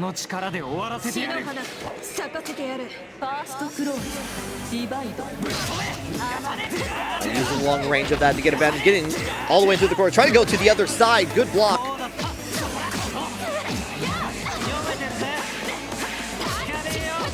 Trying to use the assault to maintain the corner there. And DP after chain shift. Jump 2C blocks. Woo! Oh, that was a gold throw that you could tech. You have more frames to tech it. Oops. Rekka whip, chain shift to make it safe. Good tech on the block. Advantage going to Phonon now. All right, they are about to. Oh, it blocks it in the end. This is big. All right, you need to make this count. Tom Clancy did Hellbringer thinking that Lacey would throw out a fireball. Hellbringer is involved to projectiles. Run up, getting hit with the low. Yeah, Phonon also has a new tool, the Force Function, which hits like 3 times. She can vacuum you in, hit you overhead, or just do another mid. Use the chain shift to get like the rest of the meter veil off. Oh, didn't cancel the 3C and was punished by 5A. Should be able to close out the round with no meter. Very good for Glacy. Very nice. And just like that, Glacy is on match point. Oh, 6B doesn't hit anything. Probably trying to throw out a fireball. Oh, and that's the trade. All right, assault. Oh, gets a shield but doesn't punish afterwards. You can see Tom Clancy just trying to get their offense started. Yeah. Throw mid screen, not back to the corner. Yeah, gets the grid broken in there. All right, Glacy not afraid though. Phonon getting plenty of damage in there. Can keep the distance here. He's backing away from anything that Hyde could do here. Tech again. And after that tech situation, Glacy does like to press 2B. They contest. All right, this won't kill, but it's going to be very close. It's essentially the situation where a throw ends the round for Glacy. So let's see what they try to do. DP! Oh! That is also one of the other changes for UNICLR is when you chain shift and someone's visibly doing something, when someone presses a button or does anything that's not blocking, they have this red mist around them. Tom Clancy's a mutual situation. Tom Clancy's mutual situation. A Toxie Halo fanfiction. I thought it said like a terrible fanfiction before. My bad on that. It's a Toxie Halo fanfiction. I don't know what Toxie Halo means, but I'm assuming that is the author's name. I'm sure like we can go to their fanfiction.net profile, find out more information in the future. But that's for later. That's for your own time here. We still got uni pools to go through. I mean, there's. Oh, I see 2GIG and Sea-Hill coming up. So that will be interesting, especially because 2GIG was projected to fight God Hunt in this pool. And no one really knows the results between those two about how it's going to go because I don't know if I don't think there are a lot of Merkabas in NorCal. And I'm pretty sure that God Hunt has not fought, well, Sea-Hill has not fought against a lot of Nanase. But we'll see how that goes. I feel like Nanase can deal with Chaos because she has projectiles that snipes Ozzy out of the, like if he's trying to fly off the screen and try to get behind her. Right. She has pretty big normals as well. She has a double jump hover force function she has. So she has good ways to stall across the screen to make it so she can't be contested. Whereas Chaos doesn't really have that movement. He just has Ozzy who can get up there and be like, okay, if you're going to jump, I'm going to try to catch you, but otherwise, Chaos has good pressure. Yeah, a little bit of additional zoning, especially when you're sitting down Ozzy further along, but not quite to the point of other characters. All right. Both players are sitting down, they're getting this stuff out of their pocket. 2GIG has this monstrosity of a stick. Oh, I want to see this. Let me see this. It's like. Oh, there we go. There are those. I hate that. Are those popping music buttons? What I'm seeing. There's a tweet somewhere that I think 2GIG made or Brett made. One of the NorCal's guys. They made that tweet about 2GIG stick. It's allowed because like some buttons are straight up macros for like, you know, they do throw. Right. It's like throw ABC, ABCD. Yeah, like the macros in the game itself. Right. Yeah. There's just whole buttons dedicated for that because, you know, those extra buttons can do that. I just like those are the huge buttons you see when you select a game in DDR. That's all I want to do is like, can I play Paranoia on this? Paranoia respect. Come on, let's do it. And it looks like 2GIG's having problems with the stick because there's so many too many buttons. If you open up his stick, all you'll see is just like a haystack of wires. And you're just like, what's going on here, bro? It's like a Byakuya nest of wires basically happening there. I mean, I know that type of stick. I've built that type of stick before in the past. I think most people have when they were like trying to figure out like, hey, I want to make my own stick. Let's see how this works. And then you're like, It'll be fun. And then you're like, oh my god, how there's many wires? Yeah, if you don't know what you're doing at first, there's a lot of wires. Yeah. Why did this one ground wire did not work out the plan? But it's come a long way from people making sticks in like 2004, 2005. But then we still get monstrosities like 2 Gig has.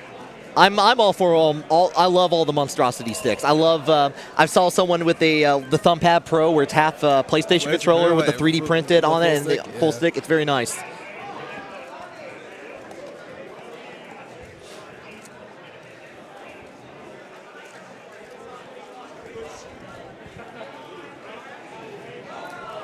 Yeah, we're trying to get things sorted out here as we speak. Yeah, because 2 Gig is just. He has to set his macros to make sure they work and not short out constantly. You got to make sure you hit like bag like four times multiplier on that.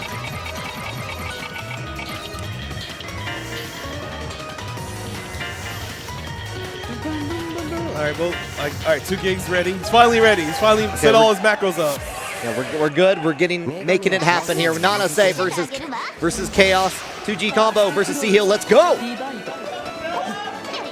Oh, never mind. We're not going yet. It looks like it's a small button check to make sure all of 2 Gig's buttons work. we gotta check out the entire keyboard here. We got QWERTY to worry about. I'm pretty sure he has a button set to jump because if it's like anything like a hitbox, right? A button can jump as well as a stick, so you can normally jump. Yeah. So in case you are not confident about hitting jump on the same frame on wake up, you just double tap your up button on your stick and you're good to go. Yeah. And kind of like what you're saying with Arcade 6 before, like we've like gone a long way, like people being able to like construct their own PCBs and all that. I've definitely made my own variation of a small hitbox, so it's been very nice. All right, looks like they're ready to go. Both got the colors going. Yeah, making it real. First clause, here we go. And sending Ozzy out early on here. But immediately gets mopped by 5B. So I just remembered that 2 Gig does have a Chaos player in his area. Snappy. Shout out to Snappy. Shout out to the BMP crew. Hey, reverse DP. Yeah, getting with the DP. So you're saying that the 2GB like plays this matchup more often than you would expect? Yes. Okay. Just setting up the wind pressure, expecting like overhead. Getting overhead. Chain shift in there, getting all the way into the corner here. Yeah, if you block that overhead, it's unsafe, so Nanase has to use a resource to make it safe. All right, Ozzy's now behind you, getting pulled out of the corner. Yeah, C-Hill's trying not to interact too often. Oh no, Ozzy's there.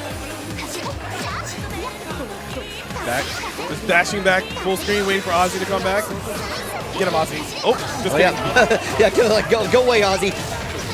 But C-Hill gets a trade with 6C, full confirm afterwards. Chain shift? No. 2 Gig's just trying to kill Ozzy with normals. Yeah, go to save him for a little bit of pressure. Sends away Ozzy, it looks like. C-Hill tried to jump and shield, but got put to the other side and didn't know which way to block. Yeah, heavy opportunity to get the round in there.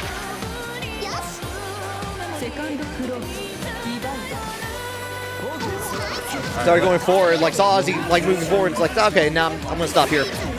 Ooh, double overhead. Ooh, with the grid broken, Chaos has an opportunity. C-Hill. You have to be careful about shielding characters like Chaos who could do a jump C and still go back into a jump A. All right, Ozzy bite. Ooh, disrespect 2P. 2 Gig is like, I know this pressure is not real. I'm pressing the button here. Overhead? Yeah. Oh, very nice. 2 Gig's like, I'm nice. Bro, now time to deal with the mix-up again. Low. It's plus. I mean, I think 2 Gig was like one of the only people to find all the stuff out about Nanase, and it is very effective because a lot of people don't see the character, and then even if you do see the character, you don't see the stuff that he does specifically. Right, yeah. So fighting against that is really tough. Yeah, I mean, again, when you're in a tournament, I mean, you may play a bunch of this character online a billion times, but like the player will play it very differently. So. All right. See, oh my god! How did that hit? Ooh, Green Shield, be careful, gets hit by Raw 3C. 2 Gig should get a full confirm into the corner, gets pressure, 5A. Oh, that is DP? Yeah. Just clip the 2B, I think. Hey, jump C. Yeah, catches Chaos trying to jump in the air. Nanase, though, like, there is my command. All right, being careful not to get tagged by Mozzie, but 2GIG has a large life lead. Yeah, can't afford just to stay behind, not like have to worry about it too much. All right, you can see him shielding a lot of standard strings and projectiles, so he wins the next cycle. Yeah, see he'll just toss it away, gets back to the other side of the screen. Oh no, he got hit by Ozzy! You gotta watch out for a puppet character there. Dash of 2B, hits in the air, no confirm. Oh no. All right, 2GIG's going in. He's just making sure that he can't lose based off of time. And there we go. Yeah. Hey, dash of 5B, let's go. Yeah, 2GB has been like getting very successful, especially like with those assaults into overheads there. Like it's like, does this one work? Does this one work? Does this one work? I'm gonna work. I'm gonna hit you somehow. All right, overhead hits, full confirm. Yes, a lot of damage. Oh, low! I blinked and I missed the low on that. It's hard to see because they both have the same startup animation, so you're thinking it's low. Oh my god. And ending it with a perfect there. 2GB moving on in the bracket. I know a lot of people are like, yeah, 2GIG, he used to be really good at Uni. He stopped showing up for like a better part of, I'd say, a year or so, and then he got back into Clear.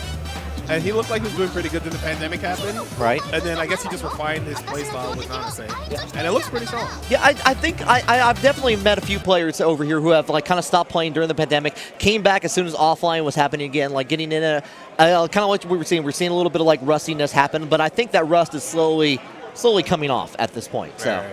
All right. So it looks like we are going to take a small break. Get ready for the next set of pools, I believe. So don't go anywhere. There'll be more Uni to happen. So, be right back with us later. Take it easy.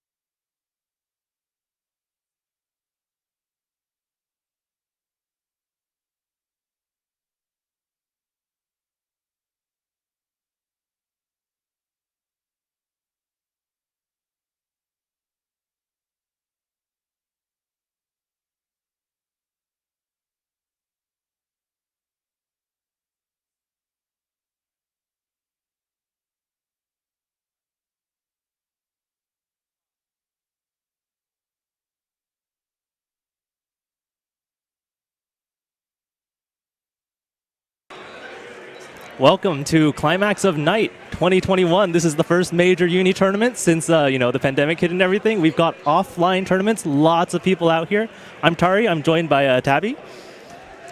Yeah, this is it's been an event this past day, to say the least. You know, pretty much all the Warriors have been out here. There's people from, heck, all over the globe this time around. So, you know, a lot of exciting matches happening, and especially taking a look at the ones that we got coming up later tonight. There's some ones that I'm going to be very excited to see. Yeah, we've had a lot of upsets as well. I don't know if you saw. Oh, yeah. Red Blade, I think, knocked into losers round 1. Fox Up is out in losers. We've got a lot of stuff happening, but we're about to get into our first match here. Do you recognize either of these players? I'm a little bit out of touch, unfortunately. Again, pandemic makes everything a little bit rough, but I'm the same. I'm not 100% sure off the top of my head, but I think we'll be getting it coming up soon. Yep. Sounds good. I'm looking forward to this a lot, actually. Like, we've watched a lot of matches today. There's been a lot of crazy fighting. It's pretty impressive to me, actually, how many new players there are to the scene and how skilled most of these people have gotten. Oh, absolutely, yeah. I think a lot of the old generation players are sort of falling out of style here. So, well, hey, you need that to keep the game alive. You can't just have all the old players sticking around and for sure. Keeping it. All right, here we go. We have a Nanase versus a Seth. I think the last block actually just ended off with a Nanase as well. So continuing that. Looks like headphone troubles, perhaps. I know when I play, I actually usually just unplug those. I don't listen to the game sound. I just have music on. The game sounds. You hear it enough, you just hear it in the head over and over. Yeah, again. exactly. If you want to hear an Nanase theme, you can sort of generate it now. If this does end up being Nanase Seth, it's going to be a little more interesting than I think a lot of the matches you'll see over here, due to the fact Nanase is. There's a couple of people who have been dedicated to that character since the beginning, but a lot of people have fallen off to then switch over to some more powerful characters as a whole. For sure, but you have to remember also Nanase now is a lot stronger than she was in the past, and you can't really understate how much better she's gotten. Oh, absolutely. No, 100%. She's not ST status, for sure. She's definitely something that you have to, she's a force to be reckoned with in the right hands, but it can, I've seen it come around where there's people who just can't execute with it. Yeah, her execution level is surprisingly difficult. Like, you wouldn't necessarily think so, because she sort of, originally she was touted as, the female version of Hyde to some degree, the basic BMB character, whatnot, but definitely not the case anymore. She's very much her own thing. A lot of TK inputs all over the place, trying to make sure your pressure is on point. If you screw up, you tend to get punished as that character. So, and of course, Seth is Seth. If he gets that touch, if he gets that knockdown, he starts running his Oki game. It's not a good time. Correctly. It's not a good time. All right, so it looks like we're about to get into it here. Wish versus Azure Undernight. I like that name, actually. They better not pick Park. I'm going to be 100% honest. I've seen too much of that stage. There it is. Okay, let's go. I can hear the crowd cheering for them to pick Park.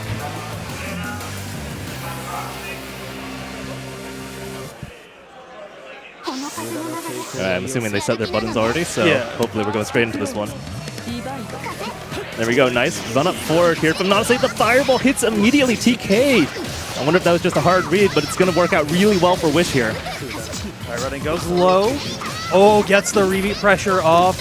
We're going to see them just continuing that into the corner right now. I think that was a pretty nice shield there from Azure. Unfortunately, he tried to capitalize immediately and got punished for it, but good hit here. Going to be able to get orb pressure, gets the cross-up into the overhead. I say cross-up, but as most people know, Uni does not actually have cross-ups for most characters. 5cc, really hard to confirm when you hit it like that. But the A-dive. Gets the CS to actually be able to confirm that A-dive. And now Seth really is going to start to run their game plan over and over throughout it. Oh, that's really nice, actually. That's people often disrespect that force function orb, but you have to remember it has better properties than the regular orb. However, having said that, a bit of drop pressure here, and Wish will close out with an EX Ender. I think overall, Wish was looking pretty good in neutral, but dropping a couple of pressure options there, and then just having the Seth pressure run on her, or him, sorry. Absolutely. Seth at 200 meter going into this round can be good, but the Seth is just dropping those Oki situations. That was so scary. That stand shield against the 5A, I definitely thought there was going to be a guard crush throw. Nice 5B challenge from Wish, going to get pressure here. Wish actually still has Vorpal as well. That's huge. Gets the throw off. Just keeping it. Oh, but gets the confirm. Drops the confirm. No. Seth going to try to anti-air, but Nanase just floating away. I think that's actually it. Is it dead? 200? Yeah. As long as Nanase gets this Ender EXDP, Yeah, keep it's it gonna easy. do it. Wish just cleaning this up pretty quickly. Both players trying to keep themselves loose, ready for the next round. Wish is definitely feeling themselves a little bit, I'll tell you that much. Will they go straight back into it, or are they going to spend some time here on character select, perhaps? I think it looks like Azur's taking a breather right now, really just controlling themselves. You know, there's a lot of people actually, because there's not every region has a Nanase that they can really practice against. Yeah, some for people sure. are showing up to majors. It's the only time that they can actually really get that. Yeah, I mean, I think this is true for a couple of characters, right? I know Nanase is one of the characters that you don't see a lot of representation of. Londrakia as well. Yes. I think Mika and Nikito are also a little underrepresented at this point still. So I'll say Mika not at this event. There's a lot of them around. that's true. You'll have every character at this event, but whether your region has it is a different question. Good Nanase pressure. Oh, the air-to-air anti-air. That Nanase special unfortunately drops the pressure. Azure gets the counter hit here and actually takes Vorpal as well.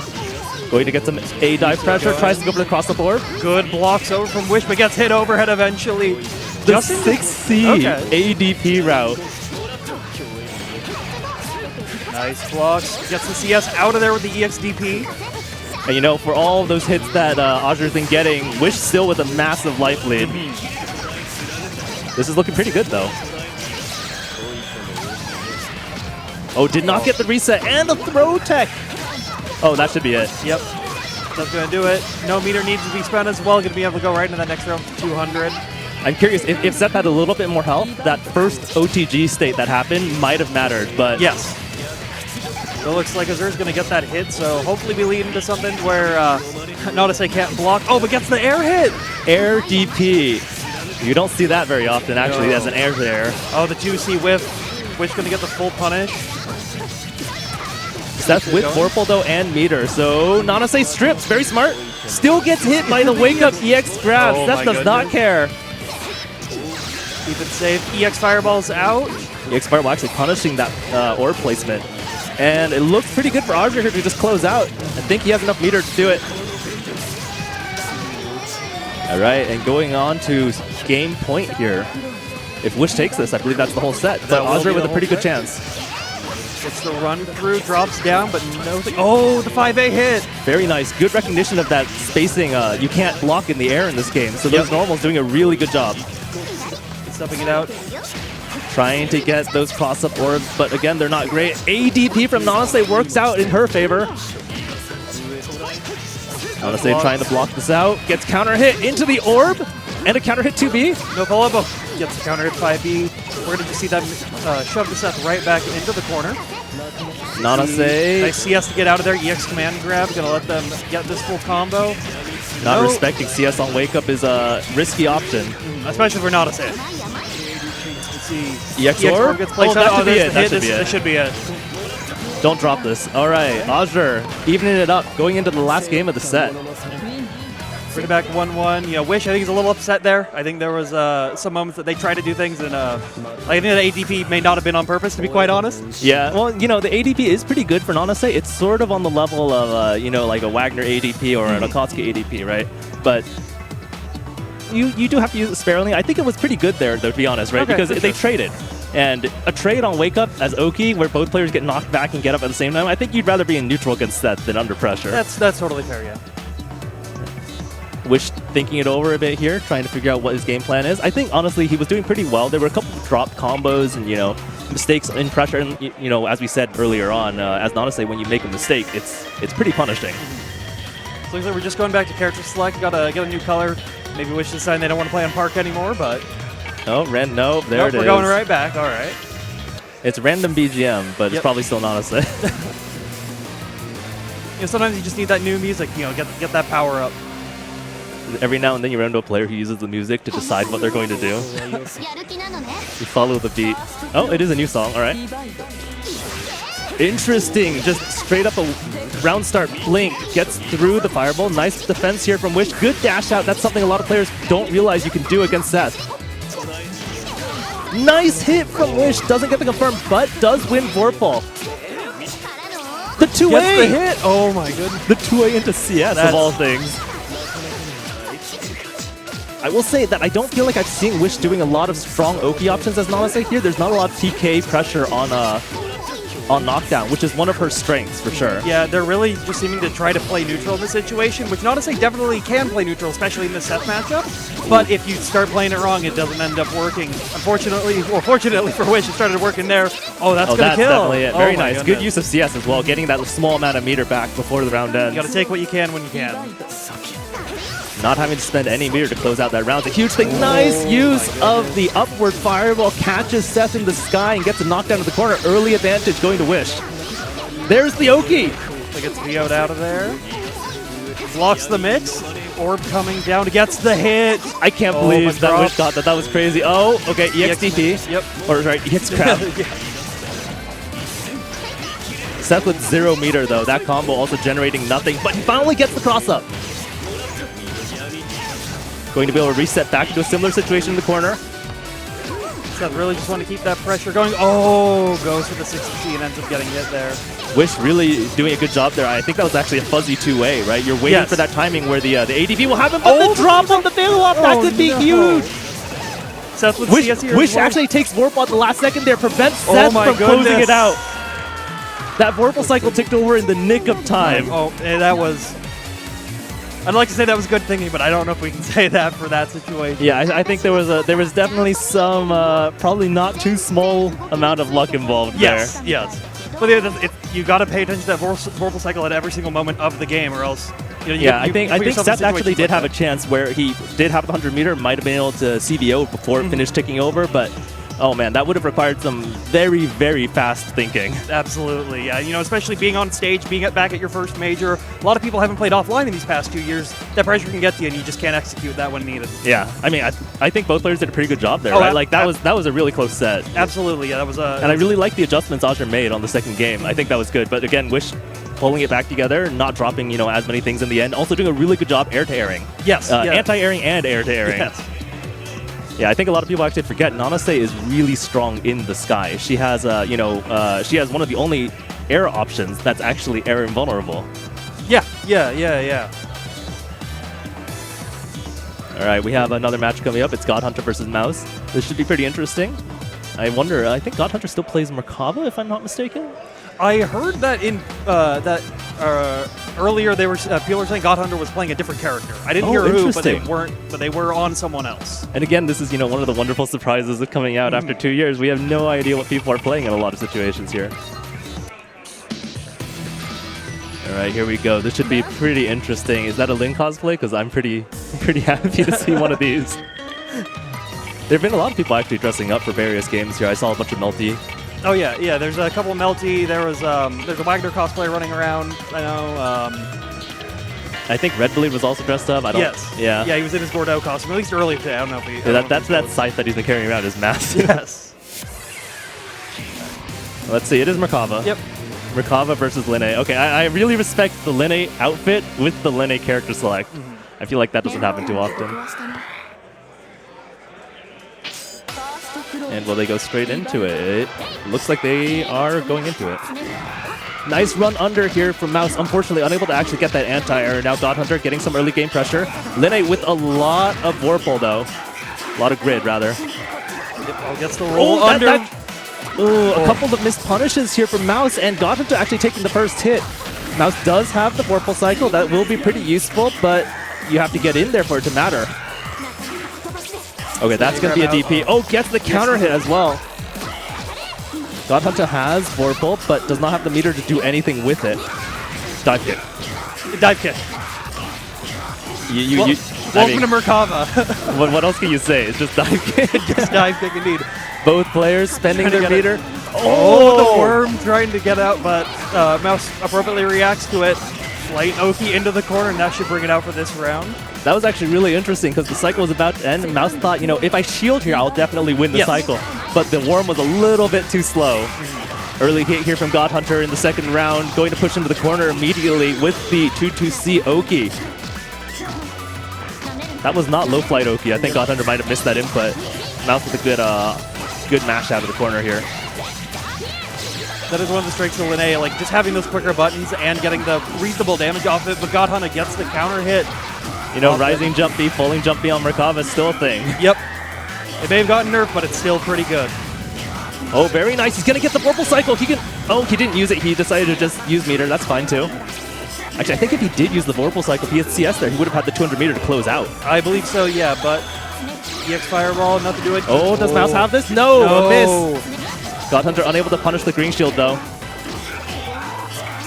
DP? Yeah. Yes. Oh, no, that's unfortunate. Very unfortunate. I was taking advantage of that mistake up from Godhan. I'm really going to be pressuring in. Oh, that's it. The assault. Oh, that should, yeah, it's going to kill. Mouse doesn't even need to use meter. Look at that meter difference now going into the third round. Mouse with the comeback. Yeah. You know, this is definitely, you can't count Mouse out in this situation, even though this matchup, on paper, you would think it's a little harder for the Linné, but in actuality, it's, as long as the players are playing smart, but that was a good trade right there. Gets the tech out of the grab. Keeps pressure going. Oh, finally gets that grab going. Mouse has been doing an amazing job of avoiding getting grabbed. Good CS at the last possible moment there. Wake up, EX hands. Godhunter gets the full combo here as well, carrying him back into the corner. Merkava very happy to be here, trying to get that flight Oki again with the throw break. Oh, yo, the grid break on the assault. I think the last couple times Mouse has been showing the throw, and Godhunter went for the OS and immediately got punished for it. The combo drop from Mouse, unfortunately. Godhunter's going to come back into it. Linné still has CS, though. She's just going to be able to keep those situations nice roll to get under there, but... Good defense, unfortunately gets opened up, tries to throw tech. Merkava with over 100 meter, does have CVO on deck. Not enough damage here, though. Yes, to end up over Linné. Run under's got the counter hit, and this should do it with 200 meter. That was so smart from Mouse, recognizing that situation, knowing he can run, get under that. Linné making the most of a pretty bad situation, honestly. Yes, indeed.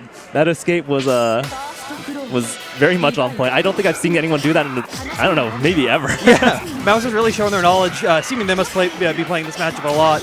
Oh, but gets the nice 2C confirm. No full Not quite, but still a good start there. Yes. The grid lead definitely in Linné's favor. Dash forward. The early CS was interesting there. I'm not sure what Linné was looking for. May have been trying to just catch a whiff button, but it looks like we're going to keep getting the charge out from Merkava. I don't know, Mouse now, right now, just sort of seeming like Godhunter run their pressure up as much as they want. There's the DP again. Yeah, I think Mouse was maybe a little bit too passive there. Also, you know, when Merkava does hands, like non-EX hands especially, I feel like you should be shielding those to get some grid. Yes. Oh my goodness! Oh my goodness, the iWeb! I cannot say I saw that coming. Godhunter has over 150 meter here, and the Vorpal Cycle is about to take over. Yes. But it won't be in time for the wake-up situation. Godhunter just wake up 5C. Sometimes you just got to do it, you know? I mean, you have to respect Merkava's really long-range buttons, so... Yes. Given the fact that Linné's IWX apparently leaves the opponent at almost full screen, what else are you going to do? Yeah. So the worm coming out, gets the counter hit. Oh, but just trying to keep that Vorpal Cycle seemingly. Gets the overhead. Mouse, I feel, playing a little bit less patient now. It's maybe a little bit too impatient, in fact. You know, they may have used up all their energy in that last set, so hopefully they can actually try to get out of the situation. Just blocking normal hands. Oh, gets the Rising JV. You know, take a game off to recuperate, get ready for the third game. Yes, yes. Save that mental energy. Oh, but Merkava going to get the counter hit. 200 meter as well, just going to let them get EX Fireballs. This is looking really good for Godhunter. He's been doing a really good job of zoning. Yep. And I wonder if that's actually the adjustment he's made going into the second set. He's just keeping Linné out. He's not pushing as hard. A lot of overheads, fireballs. At this point, Linné just needs to try to get close, but it's so hard to get in. The hit! You have to respect the CS. But Linné just matches there anyways. Gonna get the full conversion, hopefully. Yeah, but now here's the question: is it gonna be EX hands? It is. One more time. No, he goes for the throw, and Mouse not ready for it. Not shielding that last hit and giving Merkava that mix-up off of his EX hands is such a bad situation. Yes, yes. It's definitely one of those, like, you have to try to remember and respect it every single time it is coming. Yeah. Gets the grid break on the JC. Godhunter's actually been doing a much better job now of mixing up that throw and assault pressure. No more throw breaks for Mouse, just actually getting guard crushed instead. Yeah, Godhunter definitely made those adjustments after that first game and is really showing their strength right now. Oh, gets another JC overhead. That's a pretty gross setup here for Merkava, where you get the 3C and you CS it too. Oh my goodness! EX hands. Shields that last one this time. Oh, that's actually game, or on the first game here is going to go to Godhunter. No! Oh my it does? goodness. Okay, that killed. I thought they were gonna be right at that last pixel. Yeah, I thought he might actually miss the the grab, but it actually worked out. Nice Kuga. I think that might be the first Kuga hit we've seen. We've seen a couple EX Kugas, but, Right, but like, not just a but the raw normal Kugas. Kuga. Yeah, EX hands to get out of there, just keep them full screen. I'm gonna let that combo go through. This is a mid-screen knockdown that you have to remember. Merkava does win Vorpal. That assault actually working out pretty well. And someone went into the menu. Oh no. Both players unsure who did it. I don't think either of them are playing on pad either, so... Yeah, now they're discussing what to do. That is a rough situation. I think that was the first... Was that the first game? No, was that the second game? That was second game. Yeah. That was second game, so... Yeah, so God Hunter was up one, I think, right? Yeah. I don't know how this will fall under, if they'll bring it over to just bring it to game 3, repeat that one. Reminder to players to please disconnect your pads. Yes. Though I suppose we could also spend time deleting all the pads from the PS4. It's a bit of a hassle. Also, worth noting, I don't know how many people know, on the back of a PS4 pad, there's a little hole, like a pinhole, and if you stick a paperclip into it, it will just delete from the PS4 pad's memory all the consoles it's connected to. Really? Yes. Huh. People don't know this because it is not useful in most situations, right? But in a fighting game tournament, I think it's quite good. I think we just start needing like tied open paper clips. Yeah, you over just have a little box of paper clips next to the stream setup, or any setup, I guess. So it looks like they're discussing right now what's going to happen. We've got the TOs on stage here discussing it with the players. You can't really see them in the background, but you can see the players looking at them. Oh, this is a difficult situation. What was the meter even? Just from the looks of it, it is close in meter. I think, just from hand signals, I think they might be calling it 1-1, but I don't know for certain. Oh, is it God Hunter who actually disconnected there? Oh, was it? If it's God Hunter, then it is 1-1 because that forfeits the... Restart? Okay, they're restarting. Oh, so God Hunter up 1.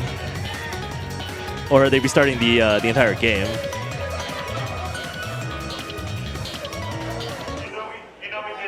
Okay, so God Hunter will take the first game, or the first round of that game. It is very unfortunate when this sort of thing happens, because in this case, as in most cases, honestly, it is neither player's fault.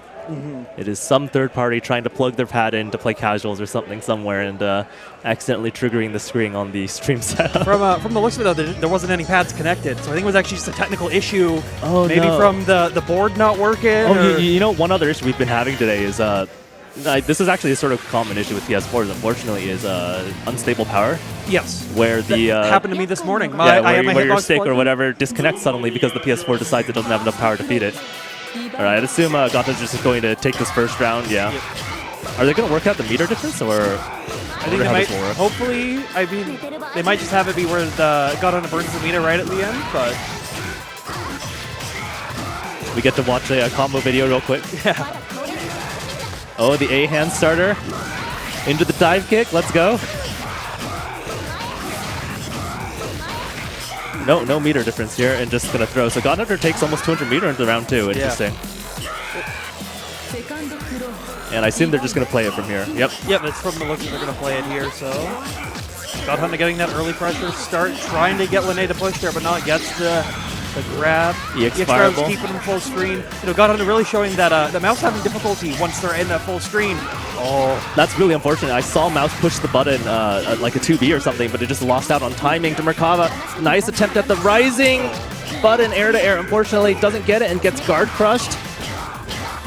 Mouse looking at pretty poor situation here, honestly.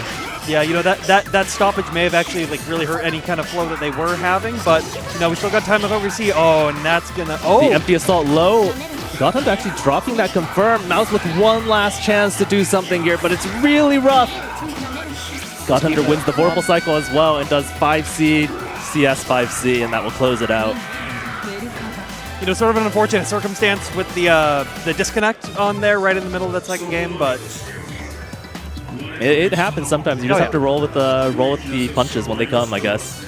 But I think both players did pretty good there. I really liked how Mouse played the first game, but God Hunter made a lot of good adjustments, started recognizing that Mouse was OSing those throws because Mouse broke every single throw. So you start seeing the run-up, delay, assaults, guard crushing, all of that. you know, it was good stuff. God Hunter also stopped doing as much close flight. Yes. So there was a lot less opportunity for Lineage to DP or Rising, you know, button into that. Yes. So yeah, I think God Hunter's made a lot of really good adjustments. Yeah, God Hunter really showed their strength as a player with those adjustments, and hopefully we can keep seeing those adjustments throughout this the event, and hopefully Mouse also, you know, just keeps proving on, because they definitely seemed like in that first game they have the strength to together. They just need to be able to maybe adapt a little quicker. Right, and like Mouse's defense was really on point. Actually, Mouse was doing a very good job. In the later games, it was primarily the falling jump B at long range that was catching, and the assaults. Yes. Right? Yes. So if Mouse actually sort of had better control over the OS timings, then I think that would have been a very different story, right? Because jump B is a really strong option, but it was the guard crushes that were causing the Vorpal cycles to go in God Hunter's favor, and you know, there's just a lot of stuff that's momentum-wise against Mouse in the later sets. Right, next match coming up is that guy versus Omni. I see both of them already sit down. Did I just say they both sit down? Like, my English escapes me at times. It's fine. It's been a long day, you know. I'm glad that we've actually got everything up and running, because I know we had some technical difficulties in the morning, but it looks like everything's going well.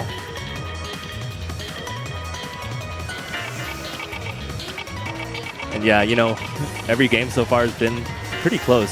Oh yeah, it's definitely been, you know, I think a lot of people are worked very hard over this, you know, this pandemic break almost to strengthen themselves, and there may not be, you know, some matchups they're still dealing with, but the strength of their characters as a whole are going to be shown sort of to the maximum. We're going to looks like we are starting button checks done through. Yeah, so, you know, Elton versus Byakuya, both characters very much focused on that stagger pressure. But Byakuya a little bit better in a lot of ways. Nice, gets the late assault jump C. Omni pushing forward with Elton into the corner. And actually winning the Vorpal cycle, and as everyone knows, you know, Elton whipping those A buttons. Oh, gets the CS confirm right there. We see him going to the corner. Oh, a bit of a drop from Omni, and ITG does have the Vorpal cycle, does have the meter. There it is. EX order after that CS.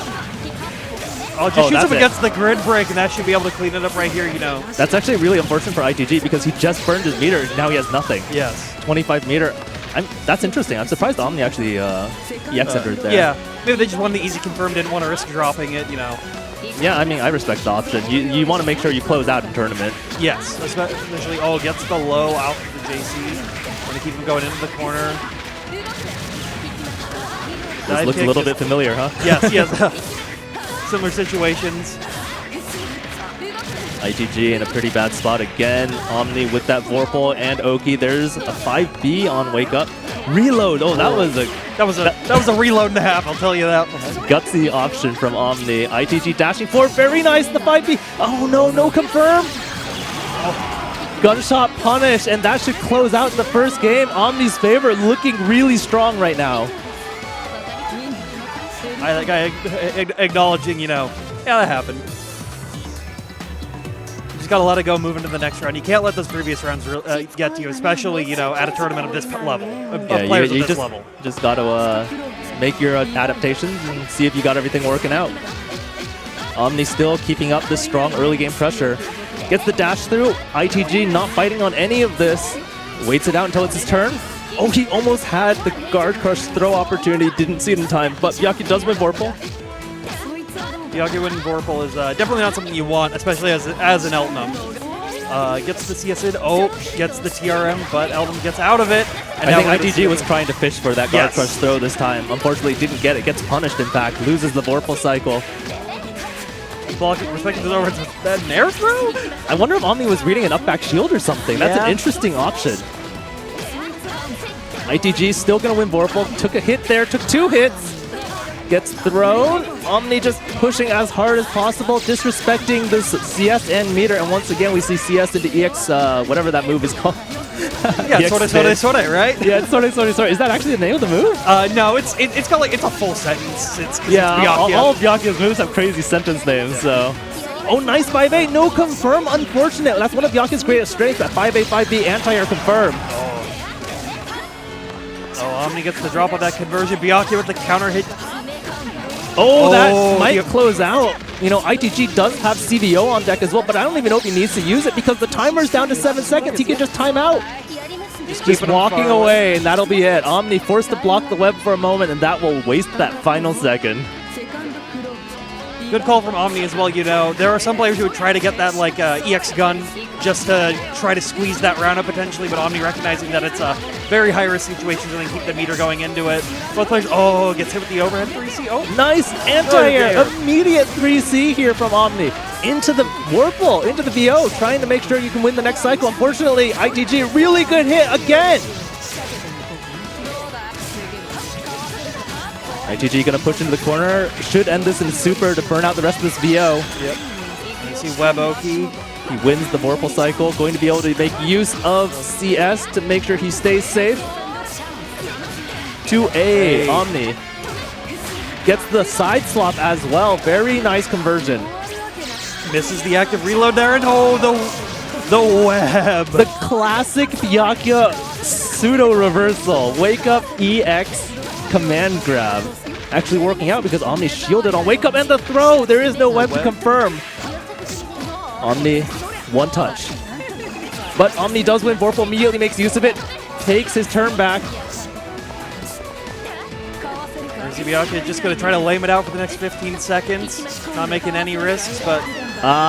you have to respect the web. Can't assault there. No. Omni's heart was beaten during that, to say the least.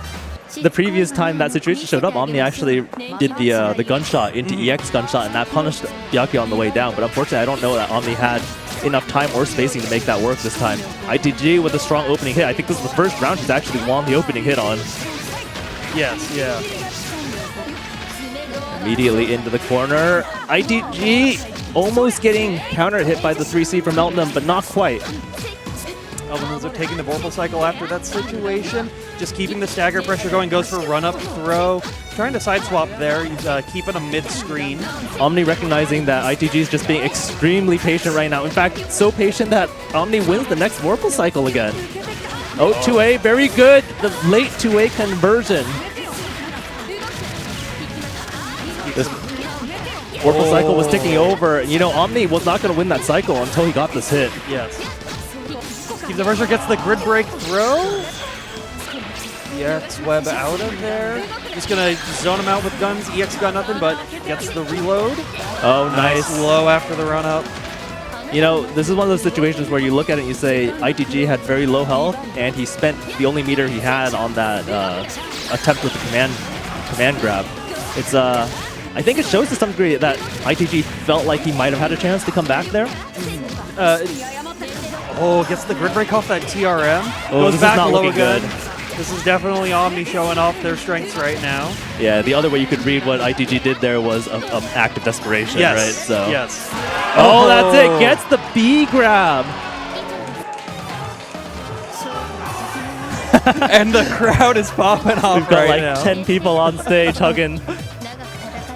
Omni doing a really good job there, actually. That pressure looked really strong. ITG respecting Elton's pressure maybe a little bit too much in that third game, just down backing, letting Elton run up. Yeah, they're really letting Elton run up, and the Elton was also, like, they kept doing that air throw after the pressure there. I think they were really expecting the jump shield. Yeah, the jump shield, or maybe like an assault or something, right? I'm not entirely you know, no, it's because Byakuya's OS is jump 2C. Yeah, that makes sense. Yeah, okay, I remember now. Byakuya's OS is indeed an air normal, so reading the anti-throw OS from Byakuya with air throw is a thing. I'm not sure that's necessarily the best option, but it does look cool when you land that. Yes, oh yeah, there would have been a pop-off if that had gone through.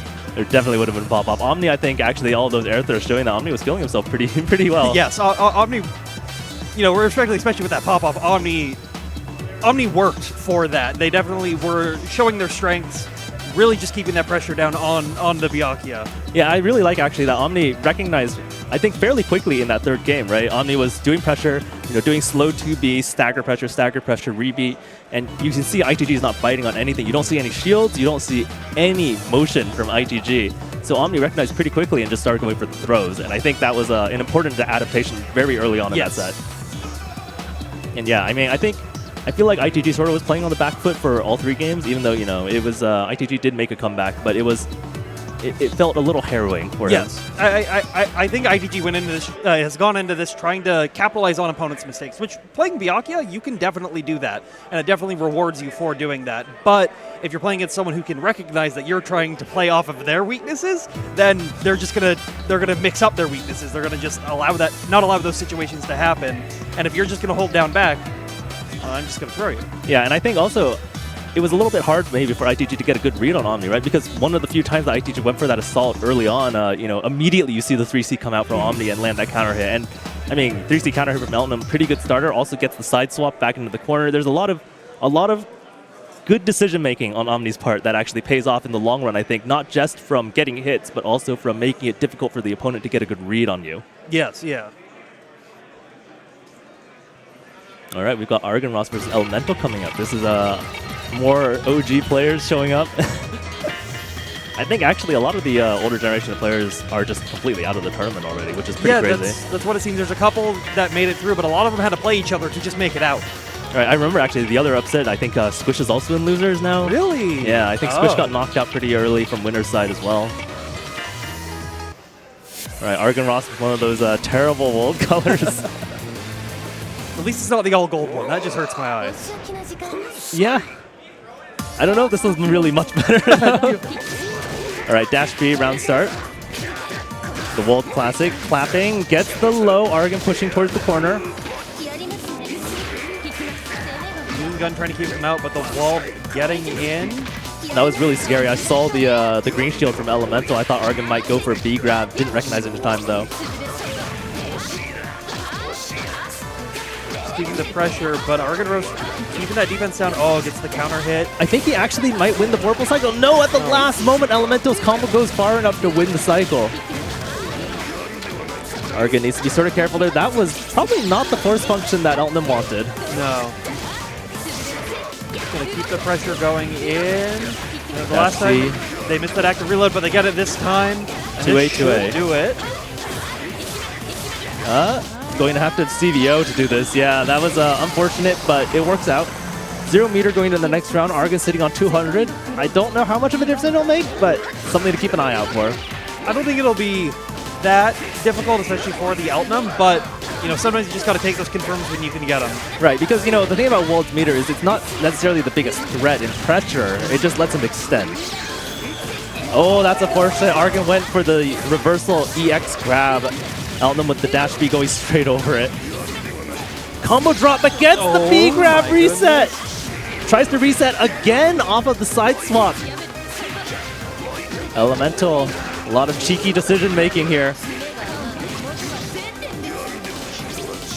Out of that. Oh. 3C. Argon, I think, missed his input.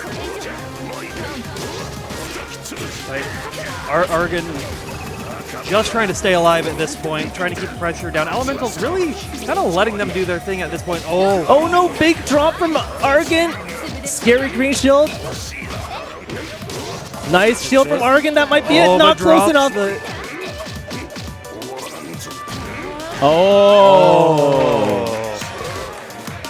Argon, patience after the CS, pays off, gets rid of all of Elemental's meter again coming into the third round.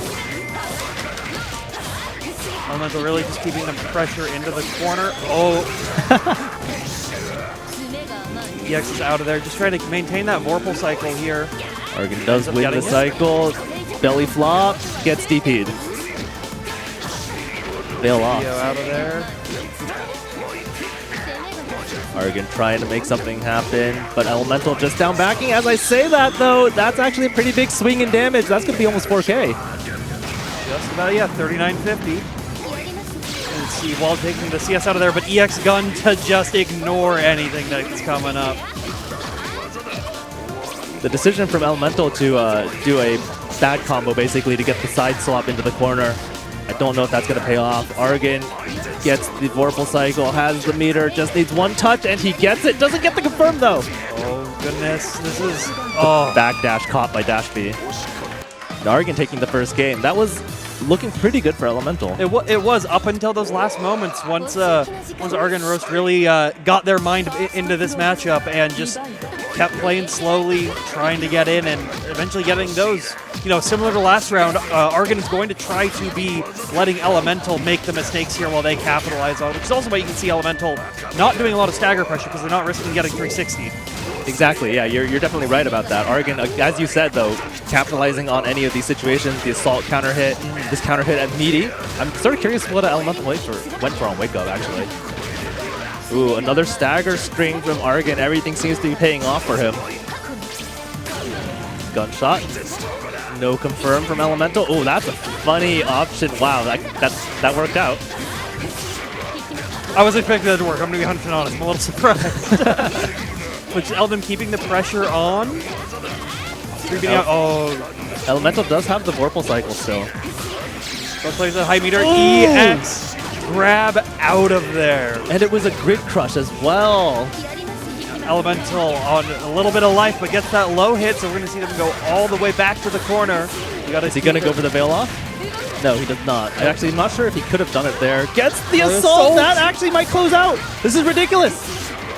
Elemental with the comeback. No! No! The shield, that will do it. No! Argon screws up as well! It's one touch. Elemental had the Vorpal cycle, didn't CS, and gets punished. Both players going into this with 200 meter though, so a lot of damage can be done early if they choose to. And we're going to see God Press back into the corner. Argon tried to make a hard read. Actually, I think that was supposed to be a 360. I think it was supposed to be a 360. Because, when you mess up 360 in, but you don't push the button in time, you will get that jump.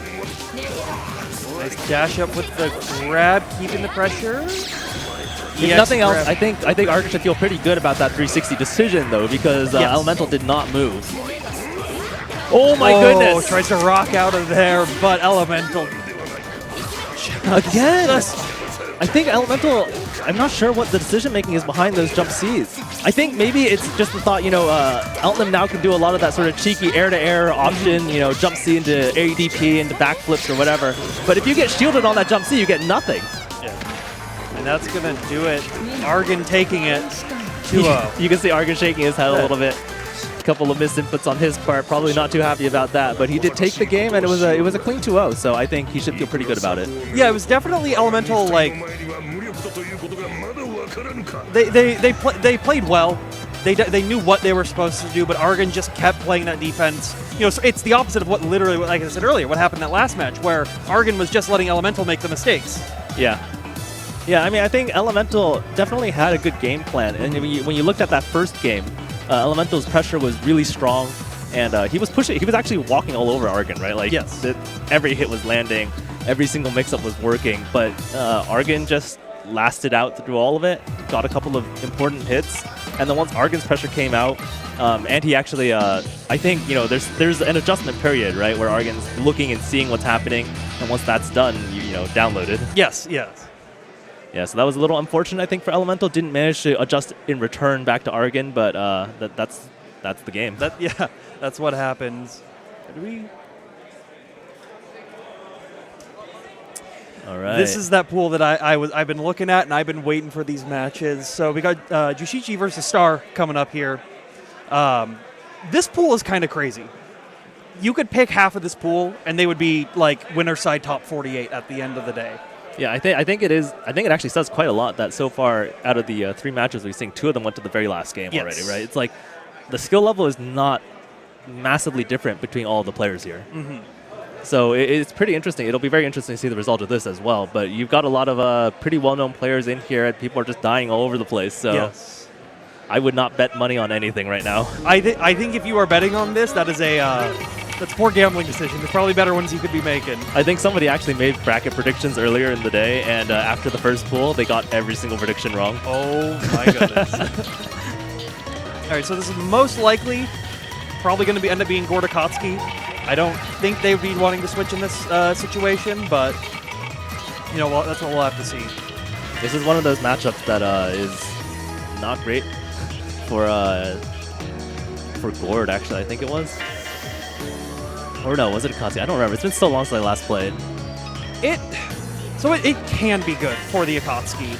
I think when Akatsuki actually gets to point blank, it's pretty good for Akatsuki. Yes. Like, Gord doesn't have a lot of good options to beat that sort of stagger pressure. The problem, obviously, is that Gord is quite good at zoning. Yeah, so I mean, that's sort of Akatsuki as a whole.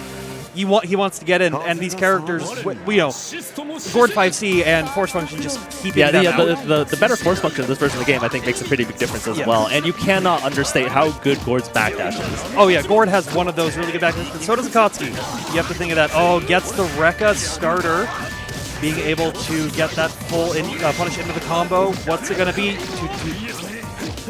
All right, Jushichi in the corner now, trying to dash forward, needs to get through the stagger pressure.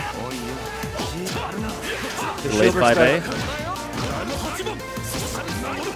Yep, I remember the matchup I was thinking of was actually the walled matchup. Yes, Yeah, that's the bad one.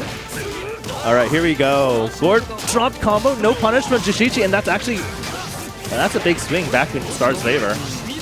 You know, really just comes to if Star wants to spend meter there. They chose not to, but they could have gotten a lot of damage on there, but ends up being able to wrap it out, staying with 200 meter. So I don't know if Star did that on purpose, but recognizing the green shield and realizing that there's this point there where Jushichi can't push a button. Yes. Right, so you delay your button even longer to catch Jushichi trying to mash out of it. But Jushichi with the early hit here. Oh my god, that 2C hit. Oh, that turn hit. Oh, but gets the parry in the corner. We're going to see some good damage coming from this as well. No, just keeping it with 1900, not trying to spend any meter. Gets the throw, though, into the corner. And combo out of situation suddenly not good for Jushichi. A veil off. That's actually going to work out really well. Tries to get the overhead, but CS is it. 2C trying to challenge to come up, but parries it. IW. This is not going to do a lot of damage, unfortunately. It's a parry starter. It's not bad, but, you know, 2700 for 200 meter basically is definitely less than you would like. Yes, green shield the overhead, so Cost got to continue it, but Gord was back dashing out. Just this is the game right here. You just got a Force Function. They're going to throw Rekkas out. I think one thing that's sort of interesting to me right now is Jushichi has, very nice dashing, catches the backdash for Gord, and Jushichi will close this round out. But one of the things I would like to see actually is, I'm very curious, Jushichi has been running up and doing these delayed buttons repeatedly, and we haven't seen any sign of an OS yet, right, from Star. So I'm wondering, would just the throw actually work? It might. We haven't seen Jushichi try yet, which is, I think, something I would like to see. Nice assault. Actually, there you go. There's a crouch shield. Jushichi suddenly looking good. Up, back, jump, B, counter hit. Gets the grid break on the dash and throw. There's the throw. Oh, veils off the J2C. And now we're going to keep it going. Oh, that's going to be it. You know, Star probably missed an input there because you saw the red flash signifying that Jushichi was in the middle of an input. That's unfortunate. All right, Jushichi turning it around, winning that first set. You know, Jushichi is, I mean, both these players are sort of ridiculously strong at the end of the day, so it could go either way as long as they're both playing well. I want to see Gord getting that 5C starter. Oh my goodness. If it was any other hit, Gord would have been able to recover to get that combo, but that heavy stagger denying it. Slides into Tueda, and the pressure. Oh, icy 5C. Star actually had enough time to run up and get the confirm off of that as well. Very nice recognition. Gets the command throw. Just keeping the stagger pressure. Backdashes out of it. Doesn't want to let. No follow up on Grim Reaper. Did you see how fast Jushichi was with that parry? Oh man. He's ready for it. Lucky for Star, just a little bit out of range on it. Yep, sees the overhead coming. CS to get out of there. Ooh, jump B and another throw. Jushichi. Oh, that's huge. Gets the CS full combo. No, he doesn't. But it drops. Jushichi not staggering here, not letting anything happen, but Star doesn't have enough meter to kill. No. Needs one more hit for either player. Star does have the Vorpal cycle. That should be it. No! Gets Star backdashed. Again, that same trade as round start, and this time followed up by run-up, command throw, and wake up. Star taking the first game of the second set. First round, rather. Yes.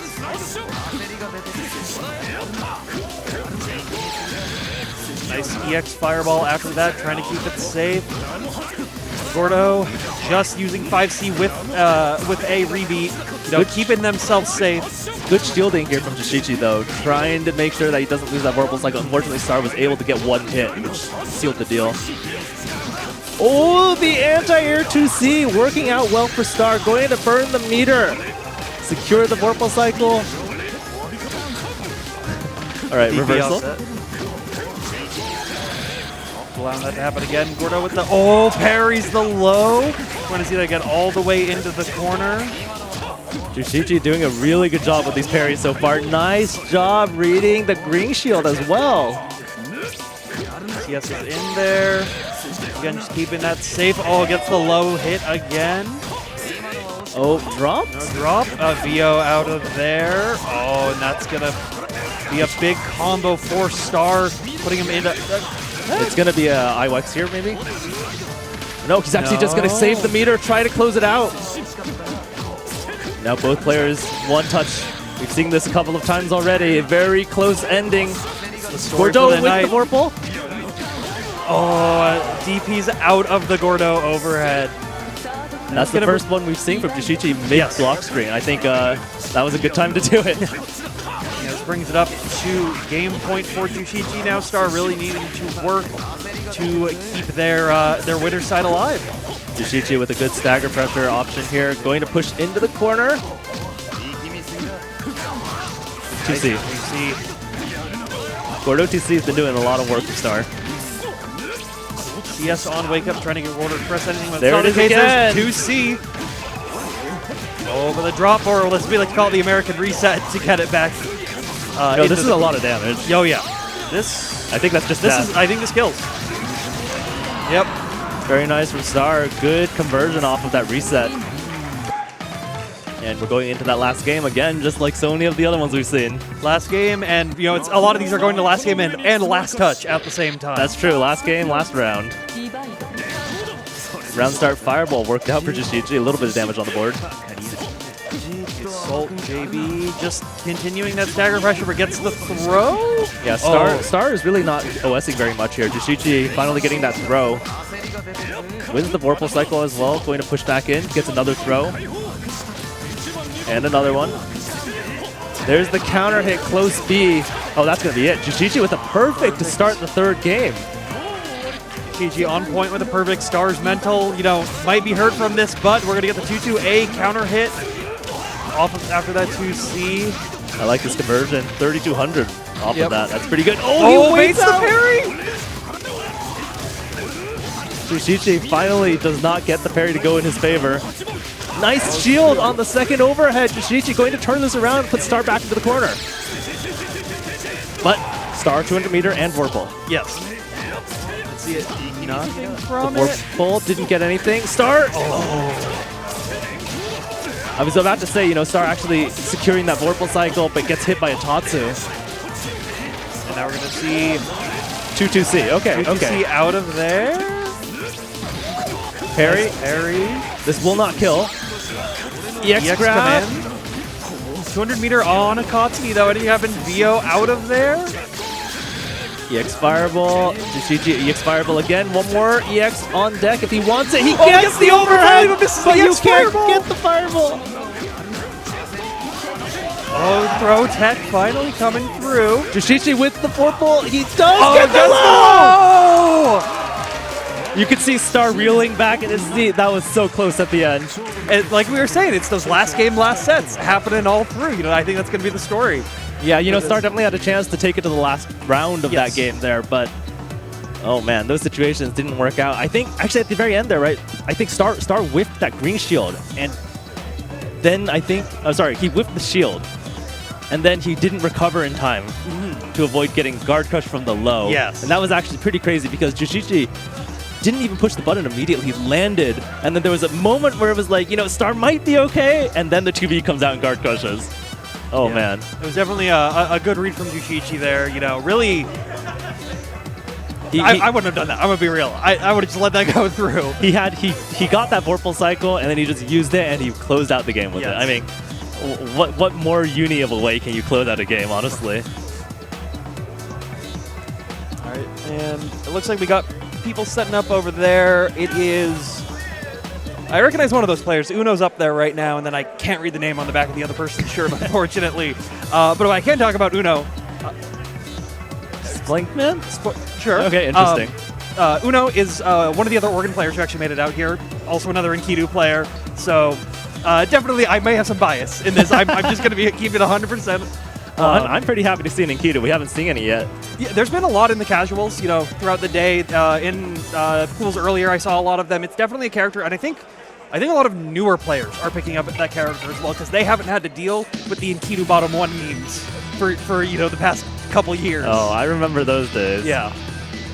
As if it was just yesterday, because that was the last time we were out at a public tournament. Yeah.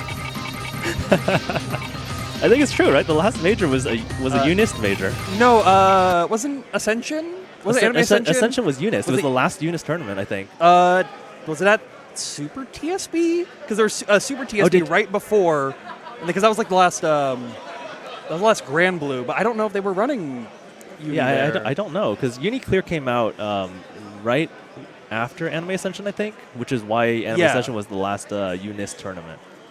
And they canceled Michigan Masters. Yeah, I mean everything started getting canceled after that because of the pandemic. So again, I think in basically almost every respect, this is the first big major we have for UNICLR. All of the players have been grinding in secret for the last 2 years, and who knows what's coming out. Uno versus Spoinkman. There we go. I definitely said that wrong earlier. Enkidu versus Orie. Oh, that's a fun match. It's one of those that if the Enkidu plays right, they'll basically be able to run free reign, but, Orie can be hard if he just sort of stands there pressuring out with Persona and 5B. Oh, gets the 2B. I'll just tell you a secret. Uno loves that 2B. You're going to see that coming out a lot. I think one of the things that you have to remember is Orie. Oh, very nice defense. Unfortunately, gets caught by the stagger. Yes, the charge 2C there. Oh my goodness. Round star parry for the Enkidu. Oh, gets the 2C. Uno seems to be feeling himself before the game even started. Oh my goodness. Uno's definitely catching with a lot of these late cancels. But as I was saying, I think one of the things you have to respect about Ori is she has a lot of really good fast buttons that reach pretty far, right? Yeah. So she can challenge a lot of range with a lot of characters who can't. Unfortunately, we're not able to see that right now. Uno's really just been running a train. And that's going to be a perfect. Yeah, Uno is feeling himself right now. Uno's hyped up before the match started, hyped up throughout the entire match. Yeah, that was what I was saying. That was fast. If you let the Enkidu just run their game plan, they're just gonna mess you up. To be 100% honest. Yeah, and I mean, I think if you don't play against Enkidu a lot, especially good Enkidus, it's hard to make the adjustment to deal with the character because it is pretty weird trying to figure out what is his parry timing, how far do his buttons go. Wait, he has 2 charge options. It's like Enkidu is definitely a character that has a lot of knowledge checks on it.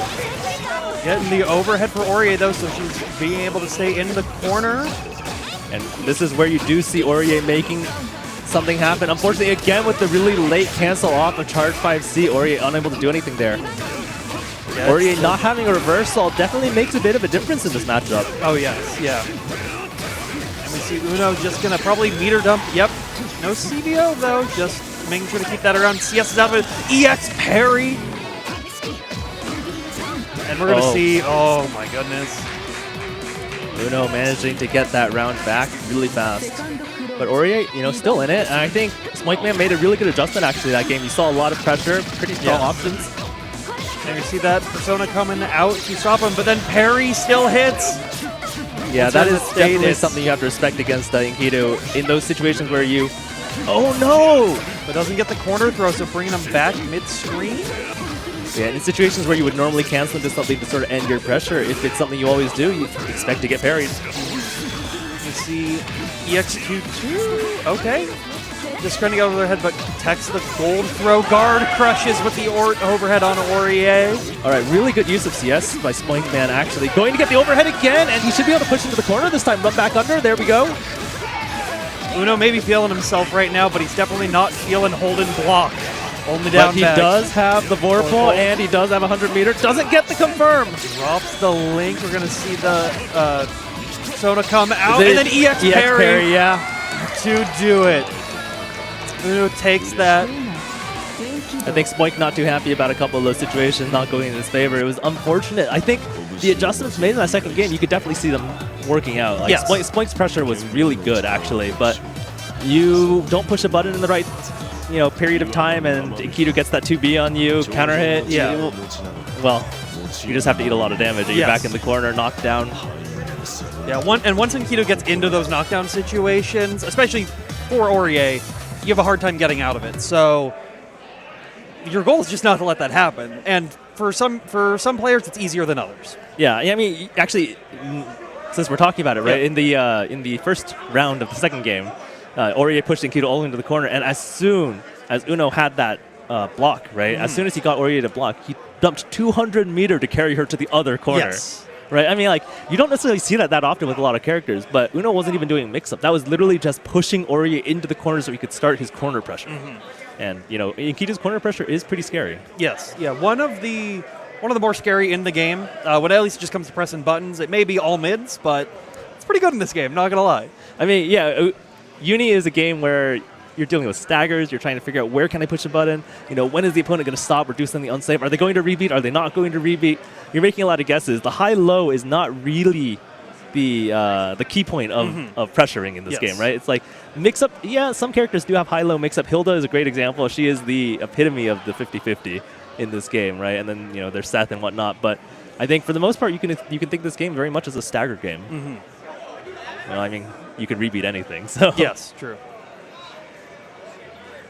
All right, Untold Melody versus Magnets. Again, we got a couple of old names showing up. I wonder, does Magnets still play the same characters? I think Magnets still plays Elton. I think they still play Elton. All right, so this will be Hilda versus Elton. Yep. What does RPV stand for? I wonder. I don't know any sponsor tags. I used to know. This matchup is traditionally not very good for Hilda just because of her sort of weak defensive options against rushdown characters like Altman. But, you know, she is still a strong character when she gets those hits, and Melody with a very, very good start. You know, definitely. Oh, Elton gets the counter hit, but I think the important thing there is actually Magnet took the purple cycle. Yes, true. Stagger into 2C counter hit. Magnet going to take Melody into the corner. Knockdown. You know, Melody's going to take the purple cycle off this. No, the reload comes out in time. I apologize. I was wrong, but Magnet puts himself in the corner. You know, Maggie's now going to have to once again work hard to get back in there, but just keeping out gun. Both players charging up, trying to win the Vorpal cycle. Hilda ends up getting its early CS. The late charge jump C connects. The overhead from Hilda. Again. That pressure. Yep. And this time, no combo drop. Melody going to close it out in the corner. Gets the big orb. EX Blue. I think there was a bit of a misinput there. Otherwise, I think that should have led back into another 50-50. Yes, yeah. Oh, but here we go. Up. Got it again. Ends up being low. Good block. I swear the game lagged. There were so many projectiles on the screen. Oh, Magnet has 200 meter and like 9 blocks of grid. Oh my goodness. That's actually enough grid where if Magnet CS's, you get a ground bounce back, but it doesn't even matter. He wins on timeout. Oh, I wasn't even looking at the clock. Hilda just starting off that pressure, keeping the zoning, but we're going to see Eltnum. Jump C off that assault. Hilda was airborne, so no conversion. There's the empty assault jump C into 2A from Hilda. Hilda definitely one of the characters that is the hardest to try to fuzzy mash like empty assaults against because of the fact that she can stall herself out with jump C. Oh, just plain old stagger pressure like we were talking about earlier. But Magnus is going to end up taking that Vorpal cycle once again with all the grid. But no meter. No meter. Oh. Yeah, no meter again. Having said that, on them does have roll and DP on hand. So if there is a opportune time, you will see those come out. Finally see that CS coming through on the pressure, but force function A from Hilda, one of her only semi-reversal options. I see Magnet just keeping him in the corner now. And taking the Vorpal cycle again. Oh, great crush throw, that's huge. Back-to-back throws gonna take that one. Up 1-0 for Magnets. Yeah, Magnet playing a pretty controlled, well-paced game there. Just maintaining Vorpal control throughout the entire last part of that game. Yes. You see, you know, Untold Melody really wants to be playing that the far range game, but Magnets not gonna let him do it. Gets the low hit, putting him back into the corner once again. And this is the problem with the Hilda Elton matchup. Once Elton's on top of you, Hilda has a hard time dealing with it. You gotta start guessing right, and The unfortunately, B grab. Oh, TK B grab a little bit too low to the ground there, unfortunately. It does work. I do remember there's a way to make that work. I just don't remember what the requirement is anymore. Okay. Nice hit here from Untold, going to get the corner pressure. Didn't quite work out. Tries to go for the backwards charge jump save. Does not get it. Magnet with the drop, though, giving Melody one more chance. And we're gonna see Orb. just normal orb coming through. The load does not come through. Gets The counter hit and has the Vorpal cycle. it. We're gonna see. Yep, that should kill as long as nothing happens. Rain still does a lot of damage when you get them right up against it, so every sword connects. Yes. Gonna see the counter hit right at round start. Gonna take them all the way to the corner. No, just keeping them right there. Oh, grid break on the low. Oh, there's 2C, a very long range option for that. Oh, the force function A actually works against the assault of all things. I was not expecting that. I see orb come out. There is a grid crush overhead. Melody looking really good to take the second round of the second game. One more mix up. There it is. And gets it. And No, the drop. Melody needs one hit, but will they get it? We'll have to find out and see. They have the Vorpal, they have the meter, but They have CS with the. that's a really interesting option. I Yes. like that quite a lot, actually. You wake up with that reversal, you CS it, and then you jump. Yeah. And you saw Magnets went for the throw too. Yes. Yeah. Yeah, that was really smart. Imagine if Magnets had done air throw. I don't want to think about that. Well, here we go. You know, last game of the set again. And grid break once again. Magnets really controlling the pace once they are able to get him into the corner. 2-2-A, non-counter hit, didn't get the confirm. Nice 5-8 from Melody, though. Challenging where you need to, trying to get the overhead mix-up. Didn't quite get the right timing. See us out of there. Melody does take the Vorpal cycle. See Melody 5-8 to challenge. back on the pressure there. EX Gloom out, but fortunately it's not in the right direction. It was a very self-defensive EX Gloom. Oh, nice! Lands a very important hit. Yes. I'm just looking at the health bars here. Magnet still has a life lead, but it's not going to last very long. Oh, that shield, I think actually the hit stop might have screwed up Melody's timing for the mix-up, but unfortunately this time the overhead lands. Yes. Magnet does have the Vorpal cycle. Yes, Magnets have been very good at controlling the Vorpal cycle, not letting Melody get those situations, but at this point it's not going to matter. Until Melody on match point right now. Is that the first charge 5C we've seen? I think that's the first one. And it lands too. And I see Magnus just allowing Until Melody to let them play their game, keep that pressure going. And we're going to see, just keeps throwing stuff out, but gets the gun into the CS. It was counter hit starter as well. We're going to see Magnets once again bring it back to the corner as that's their goal. And this matchup, as well as all others, and then gets the low Dash into 2A, it. 2A, 2A. Not the best starter, not going to get like the strongest route here, but still Oki in the corner. A Magnus lot also of bullets. making sure to keep the Vorpal cycle. And That gets should be the it. hit. Yep, this is. If Magnets chooses to dump the meter, that will close out. Yep. The CBO. All right, Magnus choosing to take 0 meter into the third game, or the third round. I don't know, I keep saying game. Charge 5C round start. That's a ballsy option. That was very ballsy, especially with how much Magnets, except for that last game, has been just running up and trying to start their pressure. But if they expected that block, then that's good. EX Gloom out. What's the mix? They I think that was supposed to be a low, but Melody didn't quite get the input. We're going to see Melody just keeping their pressure out. Ooh, Melody manages to bait out the CS. I think Magnets might get it back. Oh, Melody finally gets the force function. They've been looking for that the entire time. Gets the counter hit into the corner. That teleport actually works out and delivers for Melody.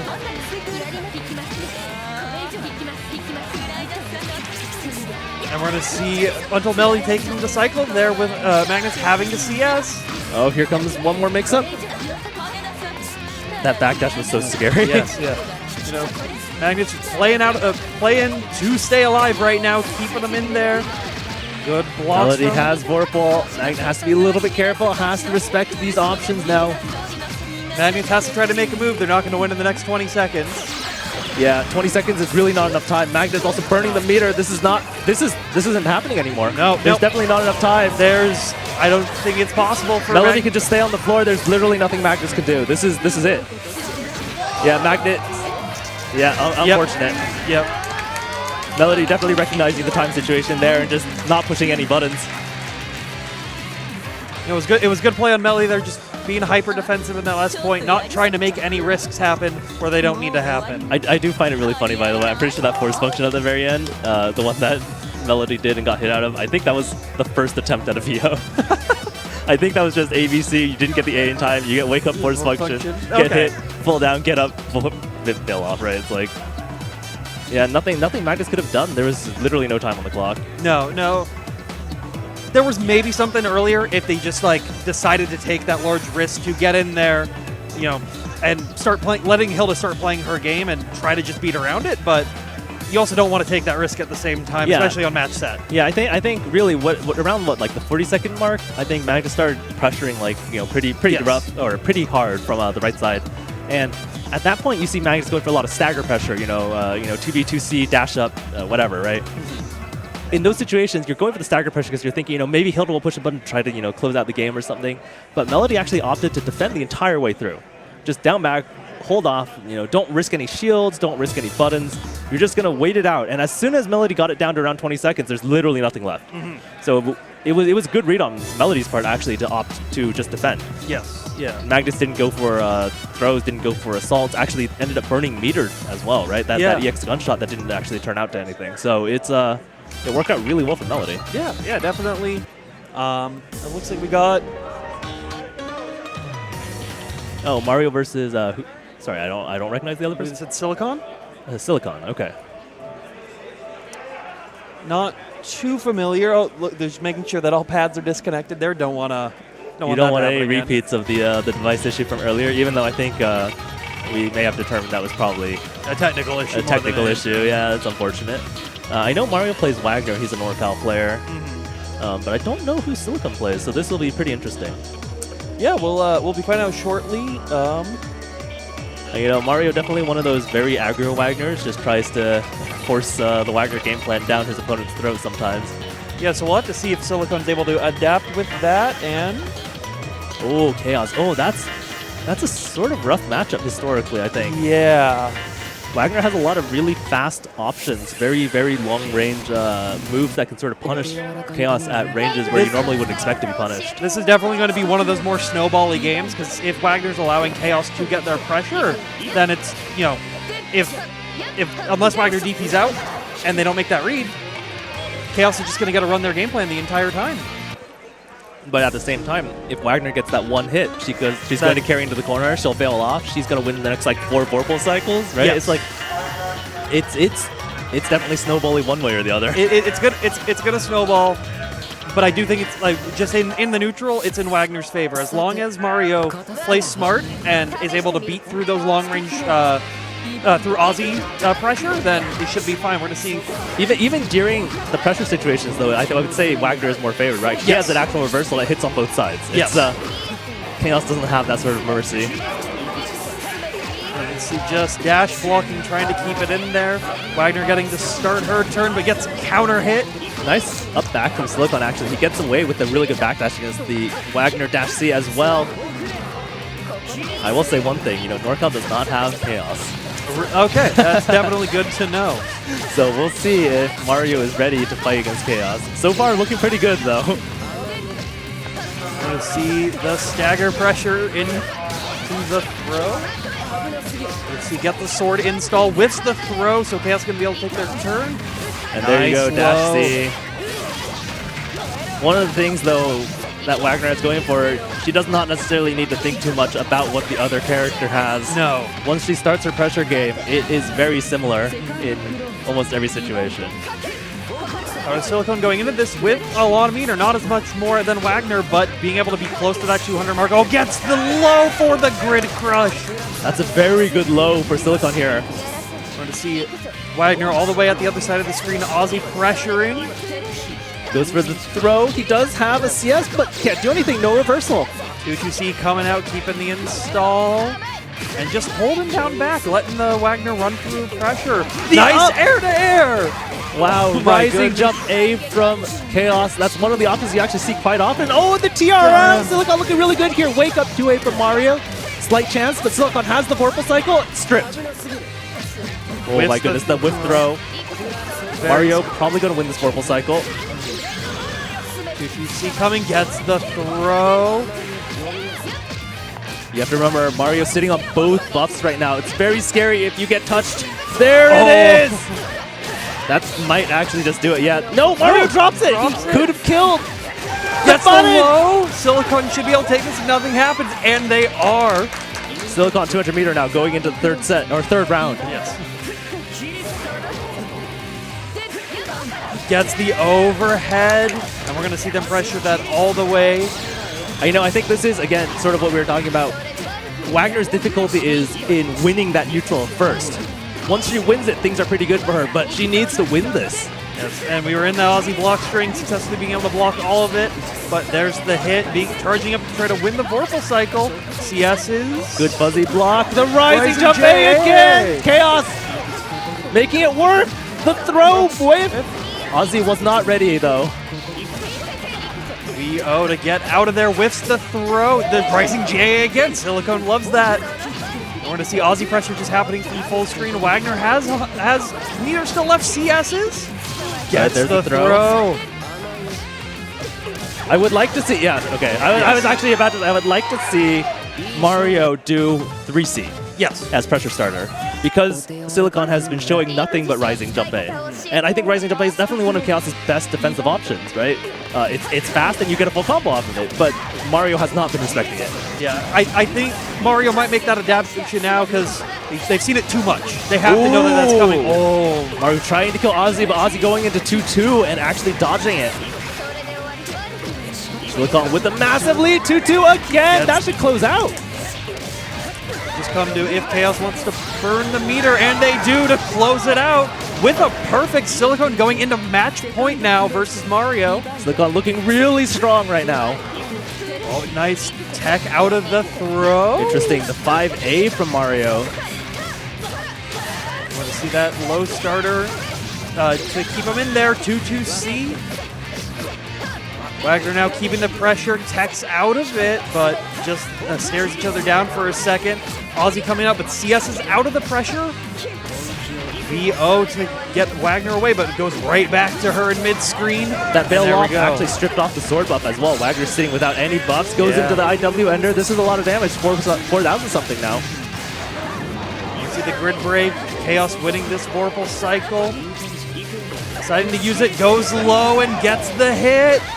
He should be able to secure himself the Vorpal cycle here as well if he can play this right. You know, Mario defending, so he does win that cycle. Through the Aussie block But string. Mario is one touch. Goes for the overhead again. You know, Silicon showed last time that he had that fuzzy timing down. I wonder if Mario should have gone for the low instead. Gets another throw. JA coming out here? No, but I think Mario was thinking that would happen. He tried to do something there. I don't know what he went for.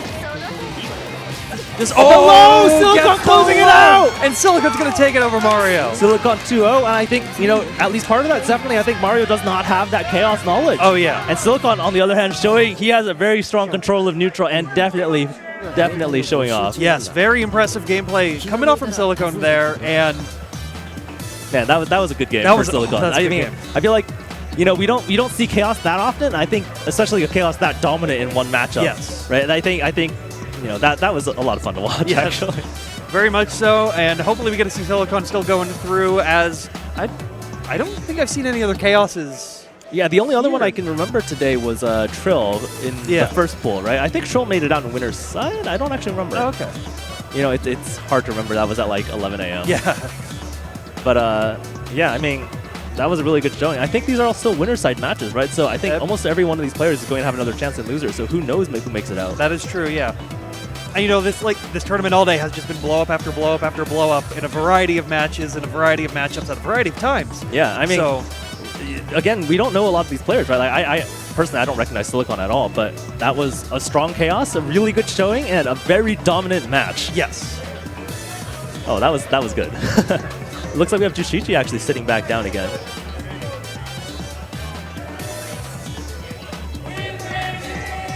And the crowd is... Alright, Jushichi versus Knots, and the crowd was getting hyped for a moment there. It'll be interesting. I don't know who Knots plays. I'm not familiar either. Rise, Rally, and Conquer versus Sugoi Factory. So yeah, it looks like I think it's going to be Akatsuki versus Wagner.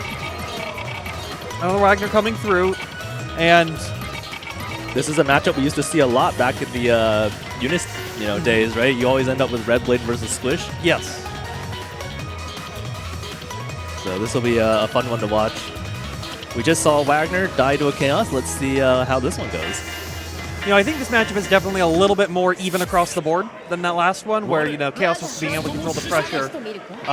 Both players needing to play a little bit more close range. Yeah, and the parry also makes a pretty big difference against Wagner. Most characters don't have really great options against some Wagner staggers, but having a frame 1 parry really helps out there. Having said that, if your parry gets baited, you die. So Yes. there's always a trade-off.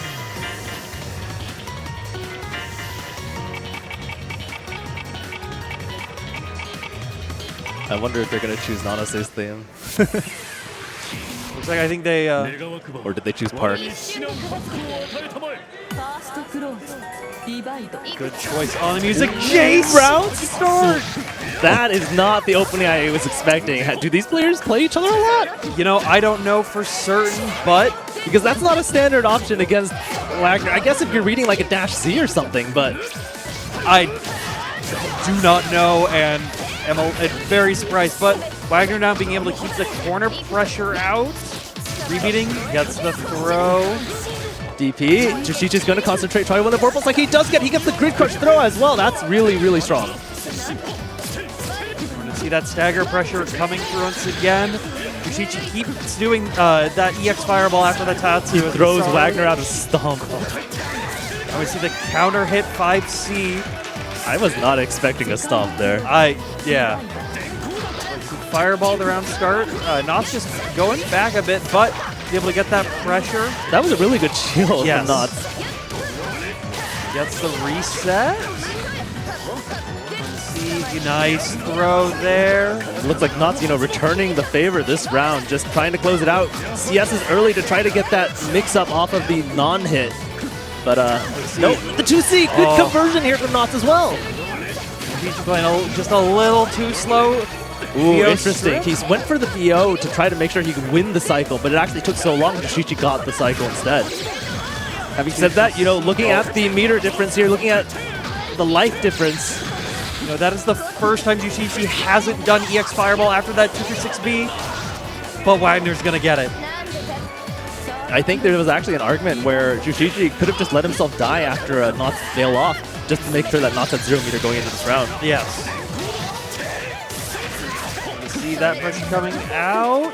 Nice trying to stagger. Gets the 5B. All right. Wagner 6B starter going into the corner. This is a nice veil off here actually early in the cycle this time, so that's going to help out a lot to win the next cycle. The parry! Nice parry. Oh, backdashing! Backdashing the stump of all things. All right, Akatsuki does win the cycle. Jushichi stuck in the corner right now, gets caught by the Dash C low. There wasn't even a sword buff. Wagner being able to continue her pressure. Now as a sword buff, CS is the DP. ADP. Jushichi wins the cycle again, though. See, nice force function attempt, but nothing. And there's the Tatsu in the corner. Keeping it going. B-Tatsu is a really great way to police people trying to jump out. Yes. One touch for either character, actually, I think. EX Fireball there. Wagner with a bunch of meter. Oh no, okay, the CS is gone. The CS is gone. Wagner was probably unable to kill. Gold throws for the kill there. TRM from Jushichi to close out that first game. As soon as Knots used the CS, I think the threat of dying was gone. So Jushichi felt a little bit more comfortable getting back in close. And we're just starting with that safe early pressure. Both players keep it coming. What but an is able to assault from Knots. Straight over that fireball. going for the charge. JC not getting anything from it except continuing pressure. CS is to try and fireball and What a trade.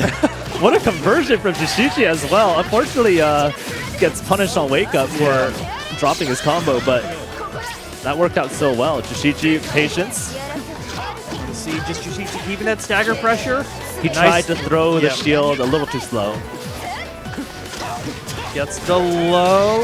You know, you could say it was either a little too slow or Knots' reactions on the stand shield were just incredibly fast. Yes. All right, Jishichi, safe jumping.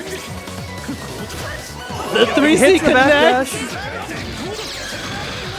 EX Fireball to continue pressure. The Gets low. the low grid crush, and that should kill to bring it to match point for Jushichi here. Jishichi went with the empty assault a second time, and it paid off again. The EX dive kick. It's hard for a lot of characters to do too much against it, but Jushichi's so prepared. Catches the back dash. I think that was an accidental reset, but it worked out really well for Knots. Looking pretty good this round. We take those when we get a 2-2C to end it. Coming in with the buffs. Gets the throw. Good read on the parry. Gets the fake overhead into low. And Knots able to close out here if he uses the meter. Invalid combo, so that should do it. It's valid if the opponent doesn't tech. True. All right, match point right now still for Round start dash C. The Wagner YOLO Classic 5B catches Nitatsu. This is so good for Knots. VO strip, but Jushichi still has 200 meter. 200 meter, but is it going to matter? That was so close to Grid Crush Assault. Oh, that's a punish! 6C gets the No IW, but that's fine. There's still a lot of damage. You're going to get the buffs out. You get sword buff back. Keeping the pressure. Grid Crush Break throw! the throw, and it kills. Knots staying around, bringing it 1-1. Into that last game of the set again. I think that's the name of this tournament so far, really. Absolutely. Knots just letting play. Gets the... I don't even know what to call that. It's just drill, right? Just drill, yeah, He yeah. gets drill. He puts sword on at full screen, just immediately drills, catches Jushichi halfway across the world. Jushichi DP'd out of it, letting the pressure happen. That hit gives Knots the Vorpal cycle. Oh my goodness. Knots continuing that pressure in. VO strip for the sword. The DP. blocks the DP. That's it. Knots looking so strong. He does nail off, gets the IW. 33 meter going into the second round. Knots looking so good right now. Knots on match set right now against Jushichi. All right, good. Hitatsu. Oh, interesting. DP whiffs. I think that's actually the first DP we've seen on Knots. That's The the first first- he did from really far away. Yeah. And this one looking pretty good for Jushichi now.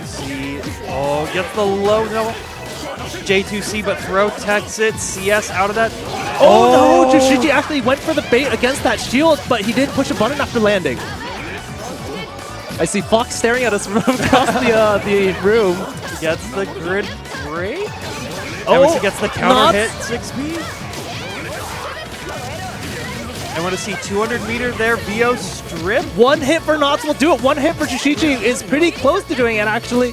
Oh, the Gets throw! the throw. That's it! And IW. And Knots is going to take it over Jushichi. Oh, what a showing. What a showing. Again, a close game. The last game of the set. Knots pressure Oh, on man. Wagner in those situations. Very good. Always respecting, but not respecting DP coming out of Jushichi at the same time. The one DP that Knots showed was unfortunately didn't work Yes. out at all. But it didn't even matter, right? Yeah. Like, you know, Jushichi with a really sizable life lead there, but Knots was just looking for those points where he could push a button, get that hit, and as soon as he got that hit, he starts running his offense again. Yes. And I mean, I think really what we saw was just Knots' offense was working. Yes. It was working so well.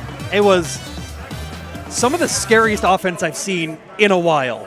Yeah, he was choosing the right button to press all the time. The 5B beating Bitatsu, the dash C's coming out in the right places, catching Jushichi standing. You know, there were so many things that just worked out, and all of those hits were converted. Those and the successful like the max range 6B counter hits that he was getting in the corner, like. And then the round start backdash, equips sword into, you know, hey, you're on that side of the world. It doesn't matter. I'm drilling you. Immediate drill. Oh, man. And that carries back into the corner as well, Yeah. of course. Yeah, Knots, I think, just doing a really good job. All right, so it looks like we've got Lotus I didn't hear who the other player was. Silver Hydra. All right, Silver Hydra versus Lotus. This will. Hey, I see a Climax shirt. Hey, there you go. You know, folks, if you came out here, you could buy these shirts. I They're still need to pretty get cool. one. I gotta go to the ATM. Let's see, Hilda Eltnum. Hilda Eltnum again. Lotus versus Hydra. It looks like they are going to go into it. That's a immediate hit from Hilda to start this game off. And into the 50-50s we go. Yep. Gets the overhead. Hydra going to be put into the corner with this one. Keeps that pressure going. Nice. Gloom as an ender. Uses the meter to get some additional damage before going into the 50-50. One for the low, but Hydra actually was blocking low. Unfortunately gets caught by Dash B, and that will be it. Lotus does CS in time. To get that meter going into the next round. I was wondering if Lotus was going to have a chance to CS, but it worked out pretty well. Just keeping that pressure out. You know, this is the hard part for Eltnum. Once Eltnum gets in, she's going to be able to stay in. But Hilda does a good job of keeping her out. And yeah, See that hit? Eltnum does win the Vorpal off of that, but Gloom coming out, teleport. Ooh, Nice. okay. I like that guard thrust. You know, it is a very risky guard thrust because Hilda can't bait it and punish you fully for doing that. But it worked out pretty well there, actually, for Hydra. Hilda was forced to block it instead, and she did not get anything off of it. Oh, rising jump A works out really well for Hydra. Just getting into the pressure now. Hydra's going to be able to start their Eltnum pressure in the corner. Getting those goods in. Has meter to work with. Trying to bait a big whiff button, but gets the JC guard crush into That's so the good. corner. We haven't seen anyone do that yet. Just the walk forward for half a second and then assault. I want to see throws into the corner now. EX Gloom coming out. Good block on the low. I think Hydra dashing forward a little there may have messed up Lotus's spacing. Yes. 20 seconds left on the clock. Oh, Lotus the needs to hit make comes something happen, through. and it looks like they were just able to. That's so unfortunate because Hydra was actually winning until that point. Does use the fail off, or does use the Vorpal, but nothing's going to come of it. CVO just to make sure that nothing else could happen there. Lotus does take the first game. I feel like Hydra made some adjustments and was doing pretty well that second round, but we'll see. Lotus still looking pretty stable. Let's see, gets the counter hit right at the round start. Dash B, beating out the whip. Interesting. I mean, Hilda Dash B is a very fast option. Goes for the overhead again. Silver Hydra keeps blocking low in these situations. And I think Lotus has finally caught on. Yeah, I mean, it is a 50-50, right? So you got to choose one or the other. Oh my goodness. Dive my kick. Goodness. Multiple. 6. How? More? No. Oh Still my goodness. blocking low. Charge 5C. Oh my goodness. All right, you know, Lotus definitely, I think, has the read on read Hydra now, right now. I want to see another overhead coming through. Let's see dive kick once again. It was shielded and punished that time, which is sort of hilarious. You don't see that too often, actually. Dive kick once again. You know, I think there's a lot of disrespect being shown from Lotus right now, but Absolutely. Hydra has not yet punished it, so Lotus can just keep on going. But this isn't casuals. This isn't your local monthly. This is a major. You got to show the disrespect when you need to. We see charge 5C letting Hilda continue to pressure. Good block on the pin from Hydra. Unfortunately, Gets the hit. Skewer into EX spike And we're going to conversion. see, unless something happens, Eltnum is going to win the Vorpal cycle, but it doesn't matter with the guard crush. Gloom out there defensively to get the hit. Oh, but drops it. Eltnum on a pixel here. And that might be it. Done, but you got 40 seconds versus the Hilda. She's going to take all the time in the world, just sit there. This is that situation we saw between Magnets and run up throw. Yeah, it's a very rough situation. Eltnum with no health, with low time on the timer. Yes. Hilda almost perfectly healthy, you know. You have to take some risks, and unfortunately it didn't work out there. Man, That was a rough situation. that game was rough. Yes, yes. Hilda definitely was doing whatever she wanted at that point. You see the EX into the CS, Grid Crush throw. Oh, man. You know, and there's, Hilda's another one of those characters like Chaos where there's not that many, realistically. If your region doesn't have one, you're not going to be experienced in those situations. And especially with a character like Eltnum who has such a hard time getting in. If you don't have that experience, it's going to be rough. Yeah, I mean, you definitely need matchup experience, or at least knowledge, right? One or the other, to sort of carry you through that neutral state. Once you get in on the Hilda, it's not too bad, but getting in on the Hilda is always rough. Like, you have to understand, Hilda can teleport, she can stall out in the sky, she has this high-low mix-up, she has dash B, she has dash C, she has pins. It's like She's got everything. she has so many things where if you haven't played against a Hilda before, it's so confusing. Yes. All right, our next match is on deck, Avard versus Funkyard. They're disconnecting some pads that were left on there from previous rounds. You always got to disconnect those pads. Oh man, that match though was rough. That was definitely a showing from Hilda. Yes.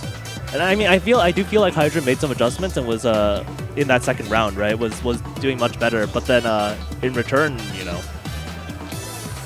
Lotus just pulled out all the stops. They really showed their dominance there in just being able to keep them out, keep them from zoning.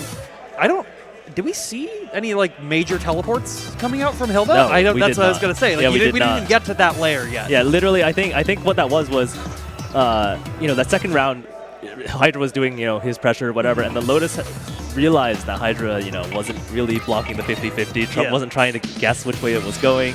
So then Lotus starts going for the overhead, lands a bunch of overheads, and then just starts going ham. Right? It's like once you have the momentum in your favor, you definitely feel like you keep on pushing it, and that's definitely what Lotus did. Yeah. All right, so it looks like it's Akatsuki versus Mika. Oh, that's a fun one. That's a matchup. They got to go by their color. Apparently, we don't have everything probably on the Mika to be real. Yeah, it looks like. Oh no, right in the Akatsuki color. The stream setup doesn't have every color. And they're buying the Mika color. I think they might not have some colors unlocked. It's a good thing that this is the last block of the day, so they have all of the IP from the previous blocks to buy stuff with.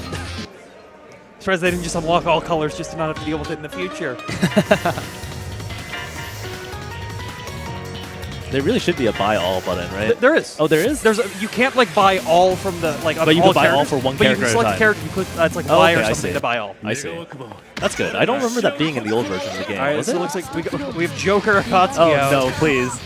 Okay, run up 5B from Akatsuki. Doesn't get the conversion. I don't think he was actually expecting to get that hit at all. No. And the whiff, when they're letting Akatsuki punish the low whiff, but no major confirm off of it from... I like this movement from Funkyard, just using Mika Missile to sort of fly around the world to get away from these fireballs. Yes. But Akatsuki gets the hit in the corner, not a good place to be. 4,000 damage, yeah. And the grid break to finish it out. The Joker. I can't get over this color. I want to see, Akatsuki just playing that long-range game. Mika's got to come in and allowing her to whiff those long recovery buttons. It is definitely funny watching Mika move so fast that Akatsuki can't actually punish some of these, though. Yes.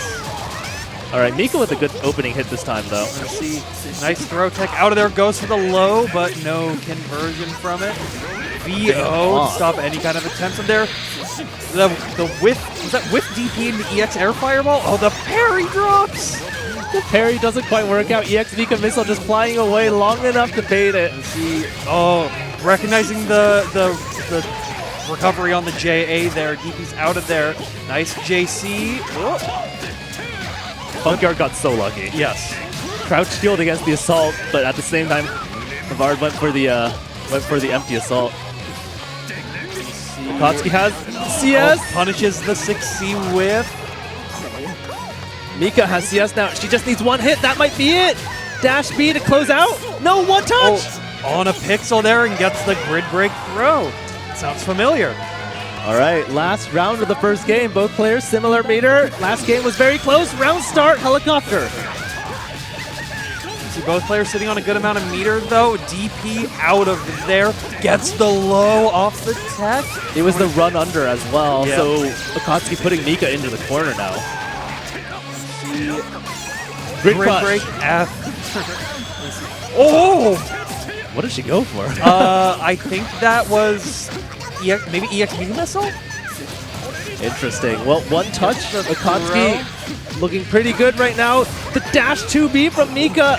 A chance. Gets the grid crush. Both hits it overhead. spins around. Mika missile out of there. Suddenly it's one touch for both players. Mika fortunately being able to deal with these projectiles very well, she but misses messes the timing. Switching over to the B fireball. He's been doing A fireball again and again and again and again. Switching over to B fireball, messing up the timing Yeah, there. the faster fireball just baiting out that Mika attempt to delete it. Yeah. Round start charge JC. Maybe there's something happening in the Akatsuki channel that we don't know about, but Just one day in Akatsuki, one of the players in the challenge was like, hey, have you guys tried just doing up jump C? ready to see pressure going. Nice Tatsu hit. Gonna get the conversion into the corner. Keep some there. Combo going on way longer than I thought. EX Chesto. 4,600 damage off of that. CS after the DP, but Strip to get him out of there. Oh my Parry goodness! for EX grab. It's unfortunate that he CS first. Oh my god, the Tatsu stomping on dash B. Tornado trading with another Tatsu. Tatsu on the attempt for Mika to pressure. Match point now for Havard. A charge jump JC. Maybe they just let Chi-Chi do it and go, hey, let's try that next time. It does hit quite deep, which is a pretty useful in that sense. But okay, you know, I do like the fact that Bunker has not yet given up on. Oh my goodness! And the drop. We're gonna see Chesto with no punish. The low second hit, dash B from Mika working out. See VO out of there. Gets the overhead. Oh, it's a little bit too far, but beat Tatsu. He can IW here. Oh, he dropped his combo. Drops it. 6C on block. This gives Mika a chance to come back here. Gonna be able to go. Just keeping the damage small. Oh, that is not what Mika wanted. Uses the CS to guarantee it. I think that was a misinput. I'm assuming that was a dash B, not a 3D, right? So a little bit unfortunate. I think Akatsuki was standing at the time, actually. Yes. So Yeah. there was a chance. It's a small chance, but it could have happened. Yeah, it could have happened. You know, Mika was landing a lot of hits when it mattered. Actually, just didn't have good pressure. Yes. Right. I think Mika's pressure was lacking. Mika's actually ability to push out of Akatsuki's pressure was decent, but in that neutral, it was just not working out. Akatsuki felt really dominant that entire time. Yeah, for sure. Just being able to always playing at that perfect spacing to keep it so that if Mika tries to do anything, it's quick backdash, quick whiff punish, gets the counter hit, and generally a full conversion. Yeah, I think that was a 2-0, right? But it was a very close 2-0. That first game for sure. If Mika had hit Akatsuki instead of trying to delete all the fireballs, that actually could have just been it. I think it was a one-touch game for Mika. Yes. So, I mean, oh man, these games are all really close. Yeah. It's after not seeing this for a while, not beating in the UniCLR, it's good to be back. That's all. I'm really happy to see the level that all these players have gotten to. We have so many players out here, and every game is great. Yes. All right, so I think our next players have sat down. I said the right word this time.